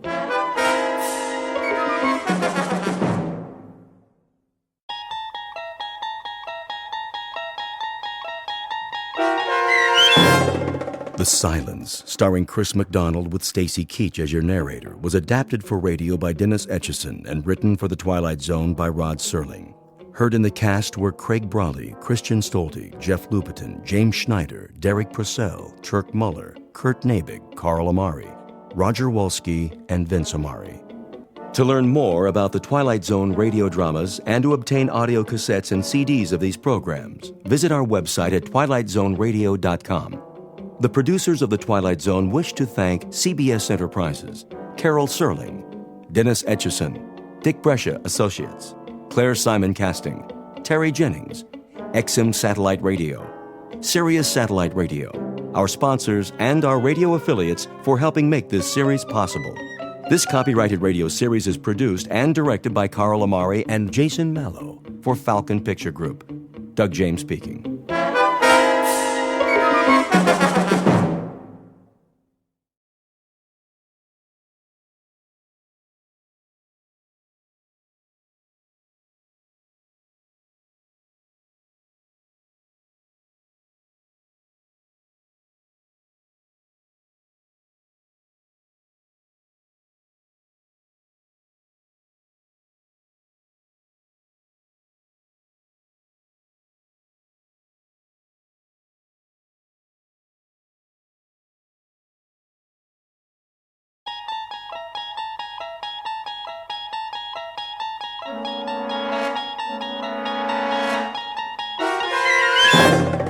you're traveling through another dimension.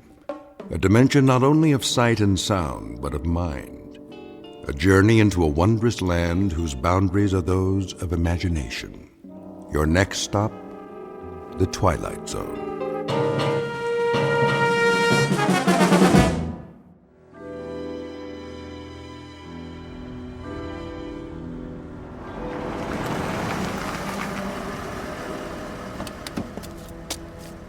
Good evening, Colonel Taylor. Evening, Patrick. Has Mr. Alfred arrived? Not yet, sir. Warm for this time of year, would you say? I would. Quite balmy, in fact. I might have dispensed with the overcoat altogether.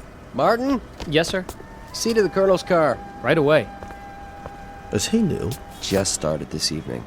Mind you, drive carefully now. Park it all the way in the back away from the other cars. Yes, sir. Here's a little proposition for you, my boy. See this bill? That's $50, sir. Indeed. And if there are no dents or scratches when you bring it back, not a one, mind you, this is yours. All of it. I promise, sir. Good. A man should always keep his promises. You shouldn't spoil the lad. Nonsense. A little incentive, that's all. How was it in the club this evening? The usual crowd. Is Mr. Tennyson here by any chance? Yes, sir. For some time now. Thank you, Patrick. Colonel Taylor, how nice to see you. Let me take your coat. Is there a table in the oak room? Yes, but I'm afraid the fireside chairs are all filled at the moment. Mr. Tennyson, I presume. Yes, sir, it is. If you'd care for a seat in the card room. No, I'll find my way. Mr. Alfred arrives, please send him to the oak room. Of course. Well, I'll tell you something else, gentlemen. The most idiotic thing occurred in the market today. Just idiotic. I've been doing a little dabbling in the syndicate. It still has some oil holdings in the western part of Texas. Well, anyway, Jack Brewer, he handles our New York operation for us. He comes in on the floor, and I happen to be there. This was, about 10:30 this morning, and he waves to me, and he's got a sheaf of papers in his hand, and I can assure you, if there's anyone I don't want to see before noon on any given day, it's Jack Brewer. Raucous sort, a little crude. Nouveau riche, you know the type. Yeah. Yes. Give you a light, Jamie? Not necessary. Not at all. Oh, this lighter? Solid gold. Gift from my dad when I got out of Princeton. Now, where was I? Jack Brewer. Oh, yes, of course. Charlie Sport, let me sit there, would you, old man? Your chair is much softer, and I'm afraid I'm just worn out. Not a problem. Much better. Now then.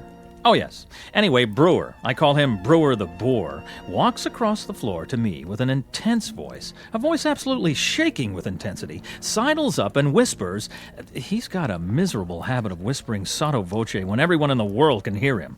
Anyway, he says to me, Jim, I've got to scrape up $250,000. Can you imagine? $250,000. And I'm The usual, sir? What? Oh, yes. The usual. It might be quieter in the blue room. No, this will do. Young Mr. Tennyson is in rare form tonight. Yes, sir. You're the only one who can handle it for me. This is Brewer speaking. To me. Well, anyway, to make a long story short. Mr. Jamie Tennyson, who at best is a dapper, albeit articulate ne'er-do-well. He is glib but shallow, well-groomed but worthless. His every gesture is studied, obvious, planned. He is a mannered dandy, devoid of character, and his presence in this gentleman's club is a social condescension on the part of the members. For this man's credentials are an accident of birth and nothing more. And across the room, a gray-haired ramrod of an ex-army officer, rock-hewn and coldly unemotional in his appraisal of others, but who was no longer able to conceal his distaste in an altogether gentlemanly fashion. And that distaste is about to take the form of a proposed wager. But it's the kind of wager that comes without precedent. It stands alone in the annals of bet-making as the strangest game of chance ever offered by one man to another. In just a moment, we'll learn the terms of the wager and what Mr. Tennyson does about it. and in the process will witness all parties spinning the wheel of chance in a very bizarre casino called the Twilight Zone. And now, The Twilight Zone and our story, The Silence, starring Chris McDonald, with Stacy Keach as your narrator.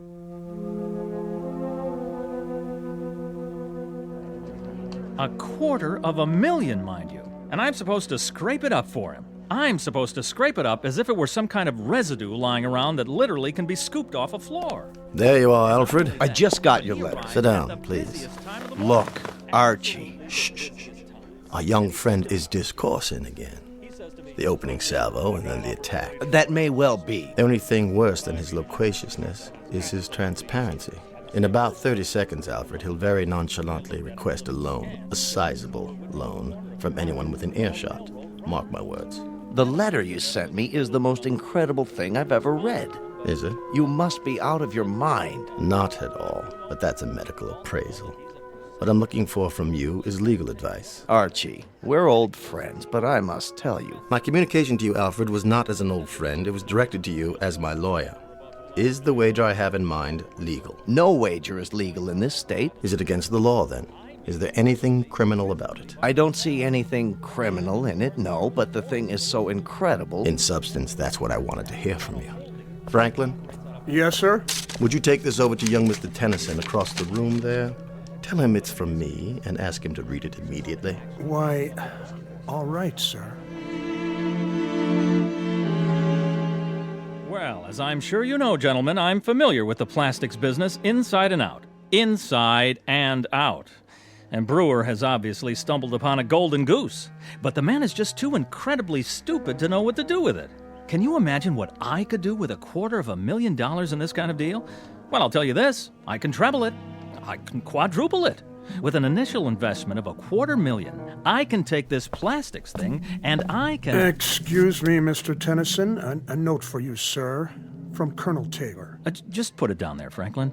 Now then. Excuse me, sir. The Colonel's instructions are that you read it immediately. I beg your pardon? The Colonel, you say? Across the room, sir? Yes, the Colonel. He's waiting, sir. Oh, all right. Let's see what he has to say. What's the matter, Tennyson? He looks like he's seen a ghost. Why, this is just absolute nonsense. What about it, Tennyson? See here. Yes? Is this some sort of joke? I mean, really, Colonel. If it's a joke, then I suggest you're employing a sense of humor that's quite beyond me. It's not a joke, Tennyson. You know me reasonably well. Humor is perhaps the least developed aspect of my character. You're in earnest, then? Oh, quite in earnest. What's it all about? Come on, Tennyson, let us in on it. Yes, please. The suspense is killing us. Would you mind terribly, Tennyson, if I acquainted the gentleman with my proposition? That's quite your business, Colonel. Quite your business. But I do believe you will make yourself highly suspect. I'll take the risk. I propose a wager with Mr. Tennyson here. A wager that takes the following form. I bet Mr. Tennyson $1 million that he will be unable to remain silent for 1 year. What? Surely you're not serious. He's joking. The wager carries with it the following conditions. He will be placed in a room to be observed by me or anyone else at their discretion. He will not be permitted to speak a word for a period of 12 months, not a single syllable. He will be supplied with food, television, books, anything he wants by way of diversion.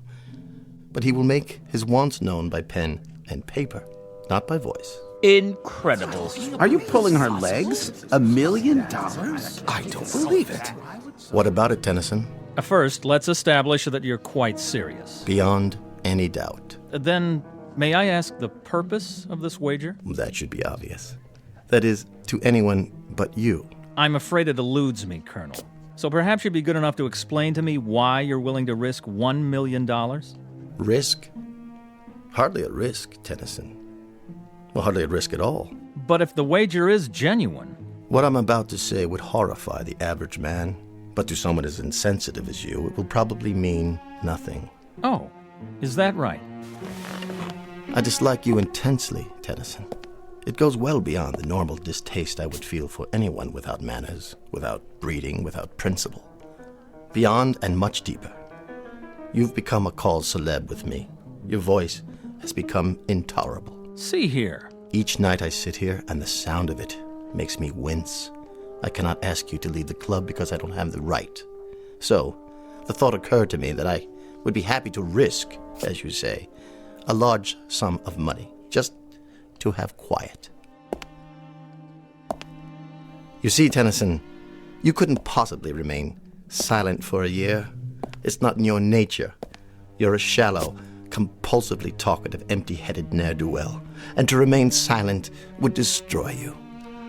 Your kind has to seek out an audience. So what I assume will happen, what I more than assume, I fully expect, is that you will very likely be able to withstand the pressures for 3 or 4 weeks, perhaps a couple of months, and then you'll have to succumb. Again, that's your nature. So you won't cost me anything, but what I'll derive from it is a month or 2 of delightful and very precious silence. What about it, Tennyson? Appeal to your sporting blood? Oddly enough, it does. It does appeal to my sporting blood. And that, of course, is patently ridiculous. There's nothing sporting about you, Tennyson. But I happen to know you're rendering your nightly financial folderol because you're in desperate straits. You've run out of your inheritance, and your debts are insurmountable. In short, you're a desperate man, and you do just about anything for money, except, of course, to remain silent for 1 year. Colonel, if this were Europe and the company were a bit more sophisticated, I should be forced to invite you outside for the things you've just said. Would you now? Yes, but the ground rules here are somewhat different. As it stands, I can either ignore you or call your bluff. I'm going to do the latter. I accept your wager. Careful, Tennyson. Surely not. Watch what you're agreeing to. Just a few more questions. Where am I to be incarcerated? In the solarium upstairs. It's no longer being used. With the permission of the Board of Governors, I'll have some work done on it. It will be a glass-enclosed living room with a private bedroom and bath that will remain unobserved. Around the room will be placed microphones which you're to leave untouched. Your every movement will be recorded, and of course, as it follows, so will your voice. In the event you decide to give up, you will permit me or anyone else to observe you at any time. When will this start? I've been planning this for quite a while, and I've made all the necessary inquiries. The room can be constructed by tomorrow night. Oh, Archie, for the love of... You will enter any time after 10 p.m., and at 10 o'clock on June the 3rd of next year, you can leave the room.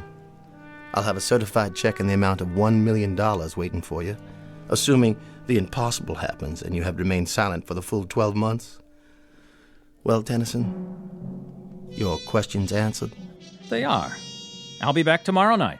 Oh, and I would like the check placed on deposit in my name with a photostat of it available to be witnessed by every man in the club. Excellent. That's thoughtful and businesslike, Tennyson. You surprise me. That would be the normal procedure in a pawn shop or a fish market, but not in this club and not with me. My credit happens to be as well known as my honor, Mr. Tennyson, as any member in this room can attest. There will be no check placed on deposit. You will have to be satisfied with my word. Very well, then. So this will be a contest between my courage and your credit. And a year from now, 1 year from tomorrow's date, both can be proved beyond the shadow of a doubt. Precisely. Get my coat, Franklin. By all means, sir. Immediately. Until tomorrow, then, Colonel. And may the better man win, most definitively.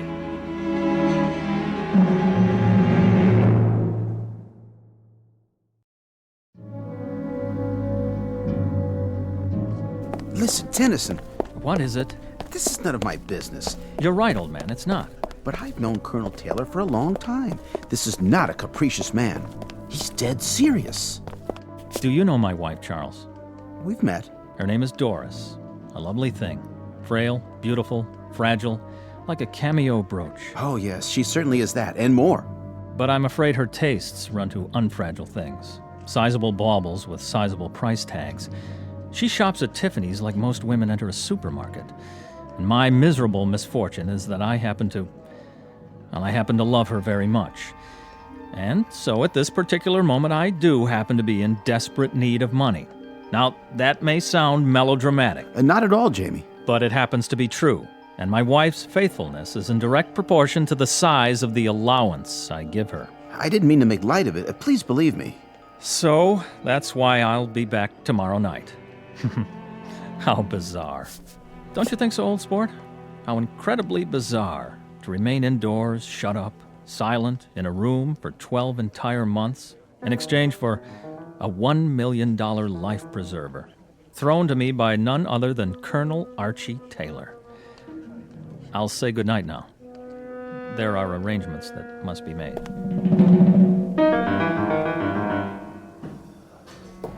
How's it coming, gentlemen? Right on schedule, Mr. Taylor. Almost finished. On the plumbing, the electrical outlets.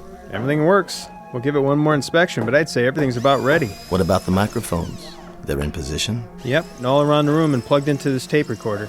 If he says one word, we'll know about it. You turn it on like this. Test 1, 2, test 1, 2. In that case, give the crew my thanks and my check for the agreed-upon amount. Thanks, Mr. Taylor. Will do. Anytime now, Mr. Tennyson. Anytime.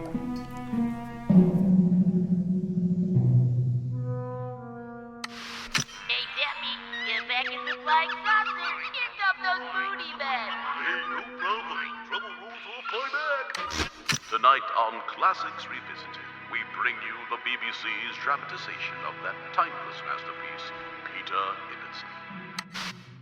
Masters of Darkness and our terrifying story, Down There. Money got you down? Pick up the phone and dial now for the lowest interest rates. Do not attempt to adjust your television set. We control the transmission. Tonight you will travel from the height of man's dreams to the absolute limit. What's the matter, Mr. Tennyson? Nothing on television to your liking? Perhaps you should try reading a book. It might be a new experience for you. Or does your taste run to ghost stories, science fiction, that sort of thing?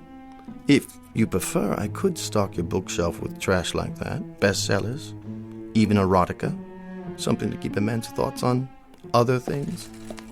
Excuse me a moment. Hello, Franklin. Mr. Tennyson's supper? Yes, sir. Eating well, is he? Appetite good? Well, not very much up to a week ago, sir. But he's eating very well now. Oh, nice. I'd like him to remain as healthy as possible. My conscience simply couldn't stand it if this experience damaged him in any way. Quite the contrary, sir. He seems in excellent spirits. And it's 9 weeks now. 9 weeks that he's been in there. 9 weeks. Really quite incredible. I gave him 4 to stick it out, 6 at the outside, but 9 weeks. A little more gristle there than I'd given him credit for. Yes, sir. Look at that, Tennyson. Dinner for 1. Everything cooked to perfection, I take it. Comfortable, sir? More wine, perhaps. What's the matter, Tennyson? Cat got your tongue? Or don't you believe in speaking to the help? Will there be anything else, Mr. Tennyson? I'll be back when you're finished, sir.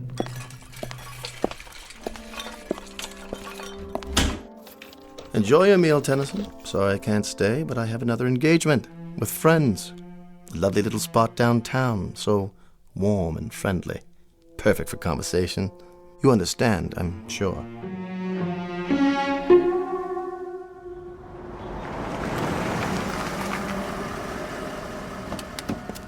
Good afternoon, Colonel. Patrick. I'll take care of your car, sir. I know you will, boy. Mr. Alfred inside, is he? Yes, sir. Have a nice lunch, sir.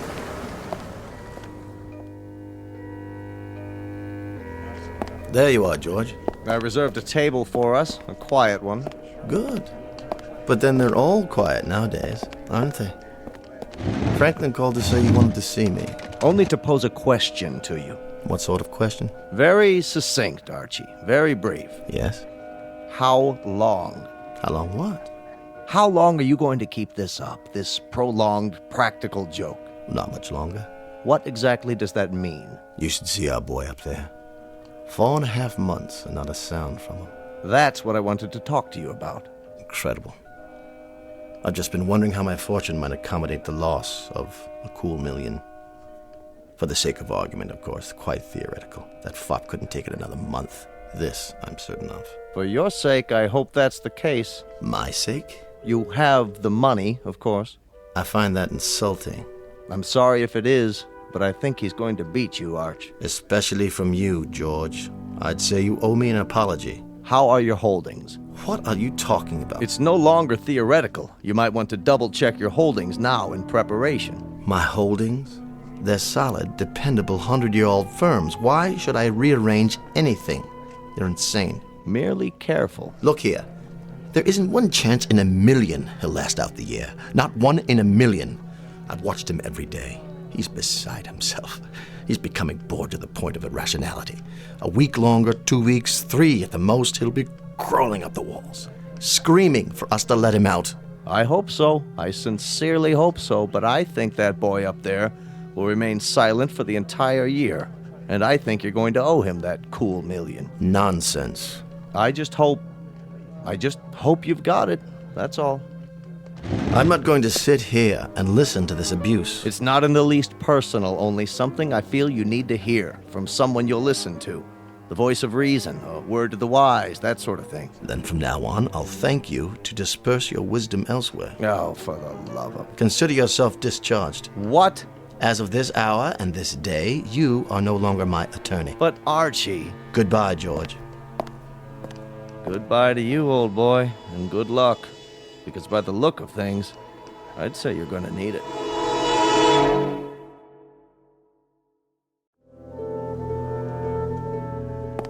How are we doing today, Tennyson?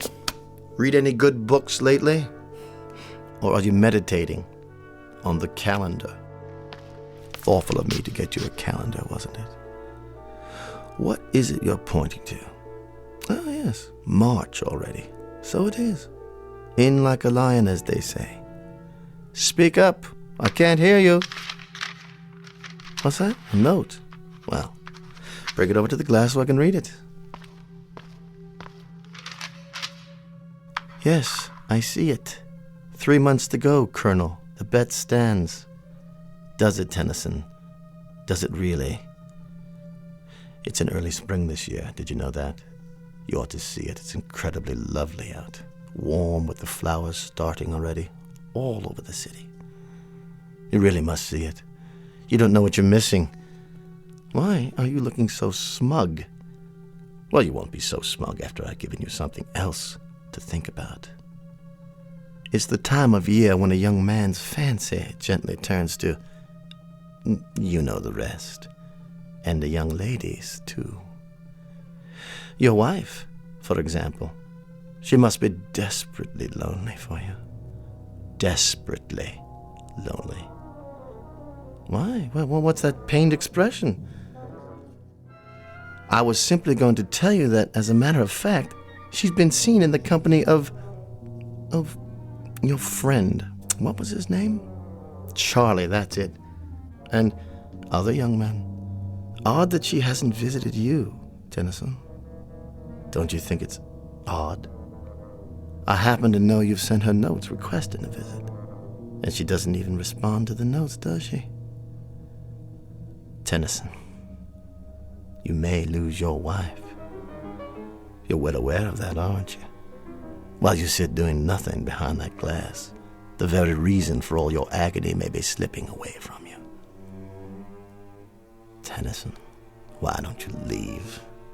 Why don't you leave right now? It still might be possible to save your marriage if you act without further delay. Don't you walk away from me, you fool!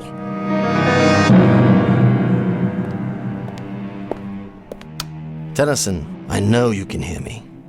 I saw your wife again. She's with that polo player fellow now. You know the one.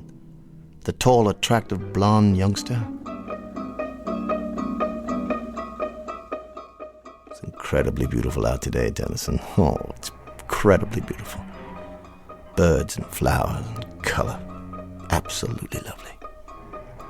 And by the way, I saw your wife.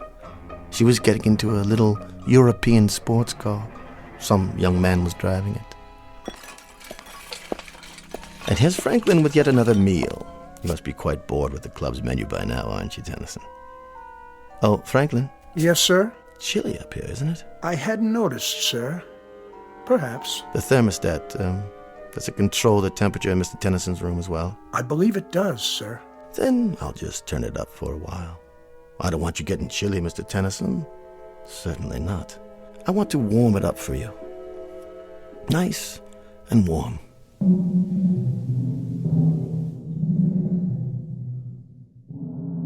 It's April Fool's Day, Tennyson.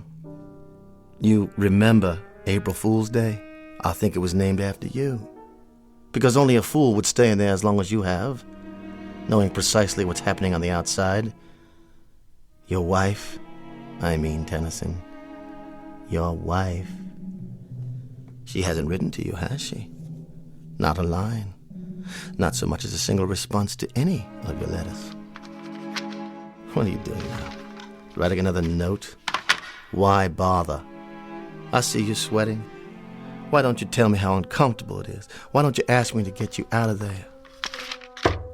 I suppose I could read one more if you prefer. Let me see it through the glass. You monster. Is that the complete contents of your missive? That I'm a monster? Hardly. You do me an injustice, young man. All I did was turn up the heat. That's no violation of the terms of the wager. At no point did I indicate what the temperature would be during your confinement. As to other matters, I'm merely a chronicler of your events on the outside. I'm kind of your personal gossip columnist. Let's put it that way. Tennyson, this nonsense has to cease.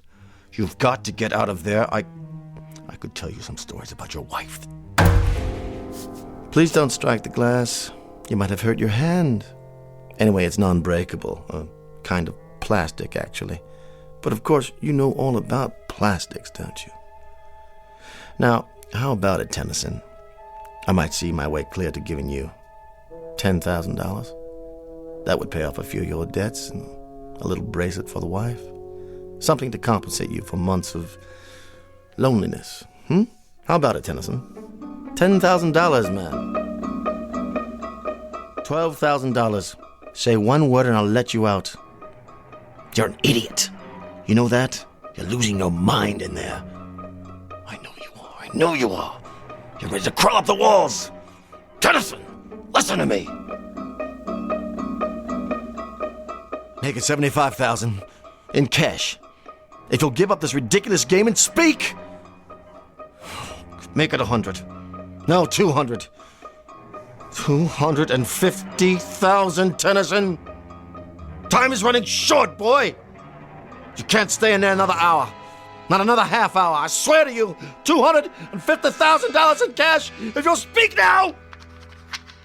You accept? Hold it up. Let me read your decision. Go to... How dare you? You go there, boy. You! You will, I swear, if you don't act at once. I'm about to withdraw my offer. I'm counting down. Rather a monumental occasion, isn't it? I wouldn't have believed it. 1 year in that room and not a word out of him. 3 minutes is all the poor devil's got left now. 3 more minutes. Look at the colonel over there. Not the face of a happy man, would you say? At least he had the decency to show up. You're sure, George? I'm sure. This is straight off the wire, but it hardly matters now. 12 months ago, almost to the minute, you destroyed yourself. Much as I told you would. Your little reminders are gratuitous at this point. And it's not even 10 o'clock yet. Whether it is or whether it isn't, the destruction I'm talking about has already taken place. There have been ugly rumors, Archie, things you've done to him. What things? Like little asides, innuendos, suggestions, gossip about his wife. Even intercepting letters he wrote her before Franklin could mail them. You place such a premium on honor, Archie. But you haven't acted like an honorable man. George, you don't believe Please don't go to the trouble of denying it. I'm sure much of it is true. But this ugly affair has proven 2 things, hasn't it? That the boy up there is stronger than you gave him credit for, and that you are considerably weaker. That boy up there. A weak, simpering half a mind, a fop with no guts, no courage, no nothing. How could he have done it? How could he have done it? I might just as well have made it 2 million or 3 million. Somehow it was impossible from the beginning. Gentlemen, Mr. Tennyson.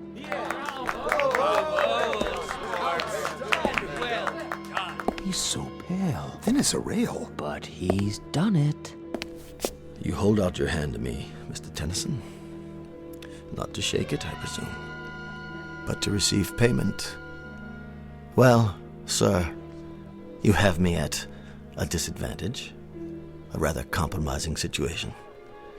You forced me into a position of rather unpleasant candor, because it happens to be a fact that I'm a fraud. I don't have any money. I offered you $10,000 and then 12. The truth is, I would have had to go out on the streets to beg even that amount, let alone $1 million. I received a cable from London. Both the Birmingham Tool Company and Edinburgh Motors have filed suit for bankruptcy. Blue-chip companies. Every nickel I had was invested with them, and they no longer exist. In short, I'm busted. Broke. Yes, it happens also to be a fact that I have pride, bearing, taste, and exceptional breeding. But I've lost. Proving, Mr. Tennyson, proving that you are by far the more substantial of the two of us. I will naturally resign. You have both my resignation and my apologies. I will not ask you to suffer my presence any longer. Look at Tennyson. They won't let him walk out like this. He'll demand satisfaction. Talk to him, Tennyson. Tell him whatever you like. Your time's up. You can talk, gurgle, sing, chortle, anything you want. You've won the bet, son. What's he doing? Writing another note? But why? What is it, Colonel? What did he write? Why doesn't he speak? Let me see. It says, 1 year ago, I had the nerves that my vocal cords severed. Good Lord. He's opening his collar to show you, Archie. There are the scars on his throat. I underwent this surgery because I knew I'd never be able to keep my part of the bargain. For the love of God, man. For the love of God.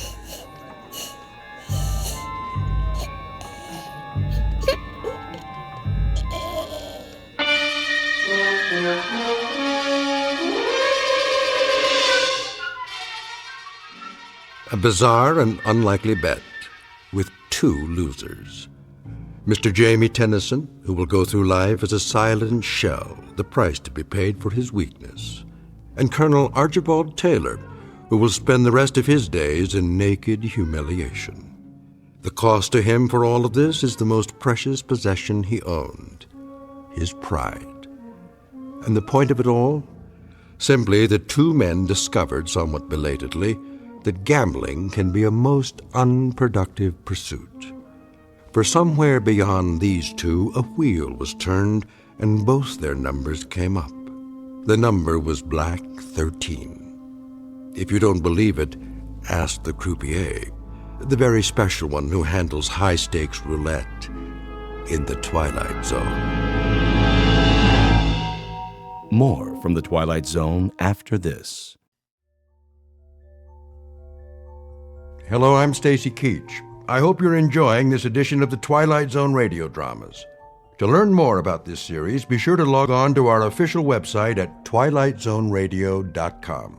You'll find special discounts on our Twilight Zone audio collections, listings of our radio stations, links to other websites, and a photo gallery of our recording studio and some of our stars in action, plus ways to contact us with questions or comments about the show. And for a limited time, when you log on to twilightzoneradio.com, you can send in for a free CD of the show. So be sure to visit us at twilightzoneradio.com.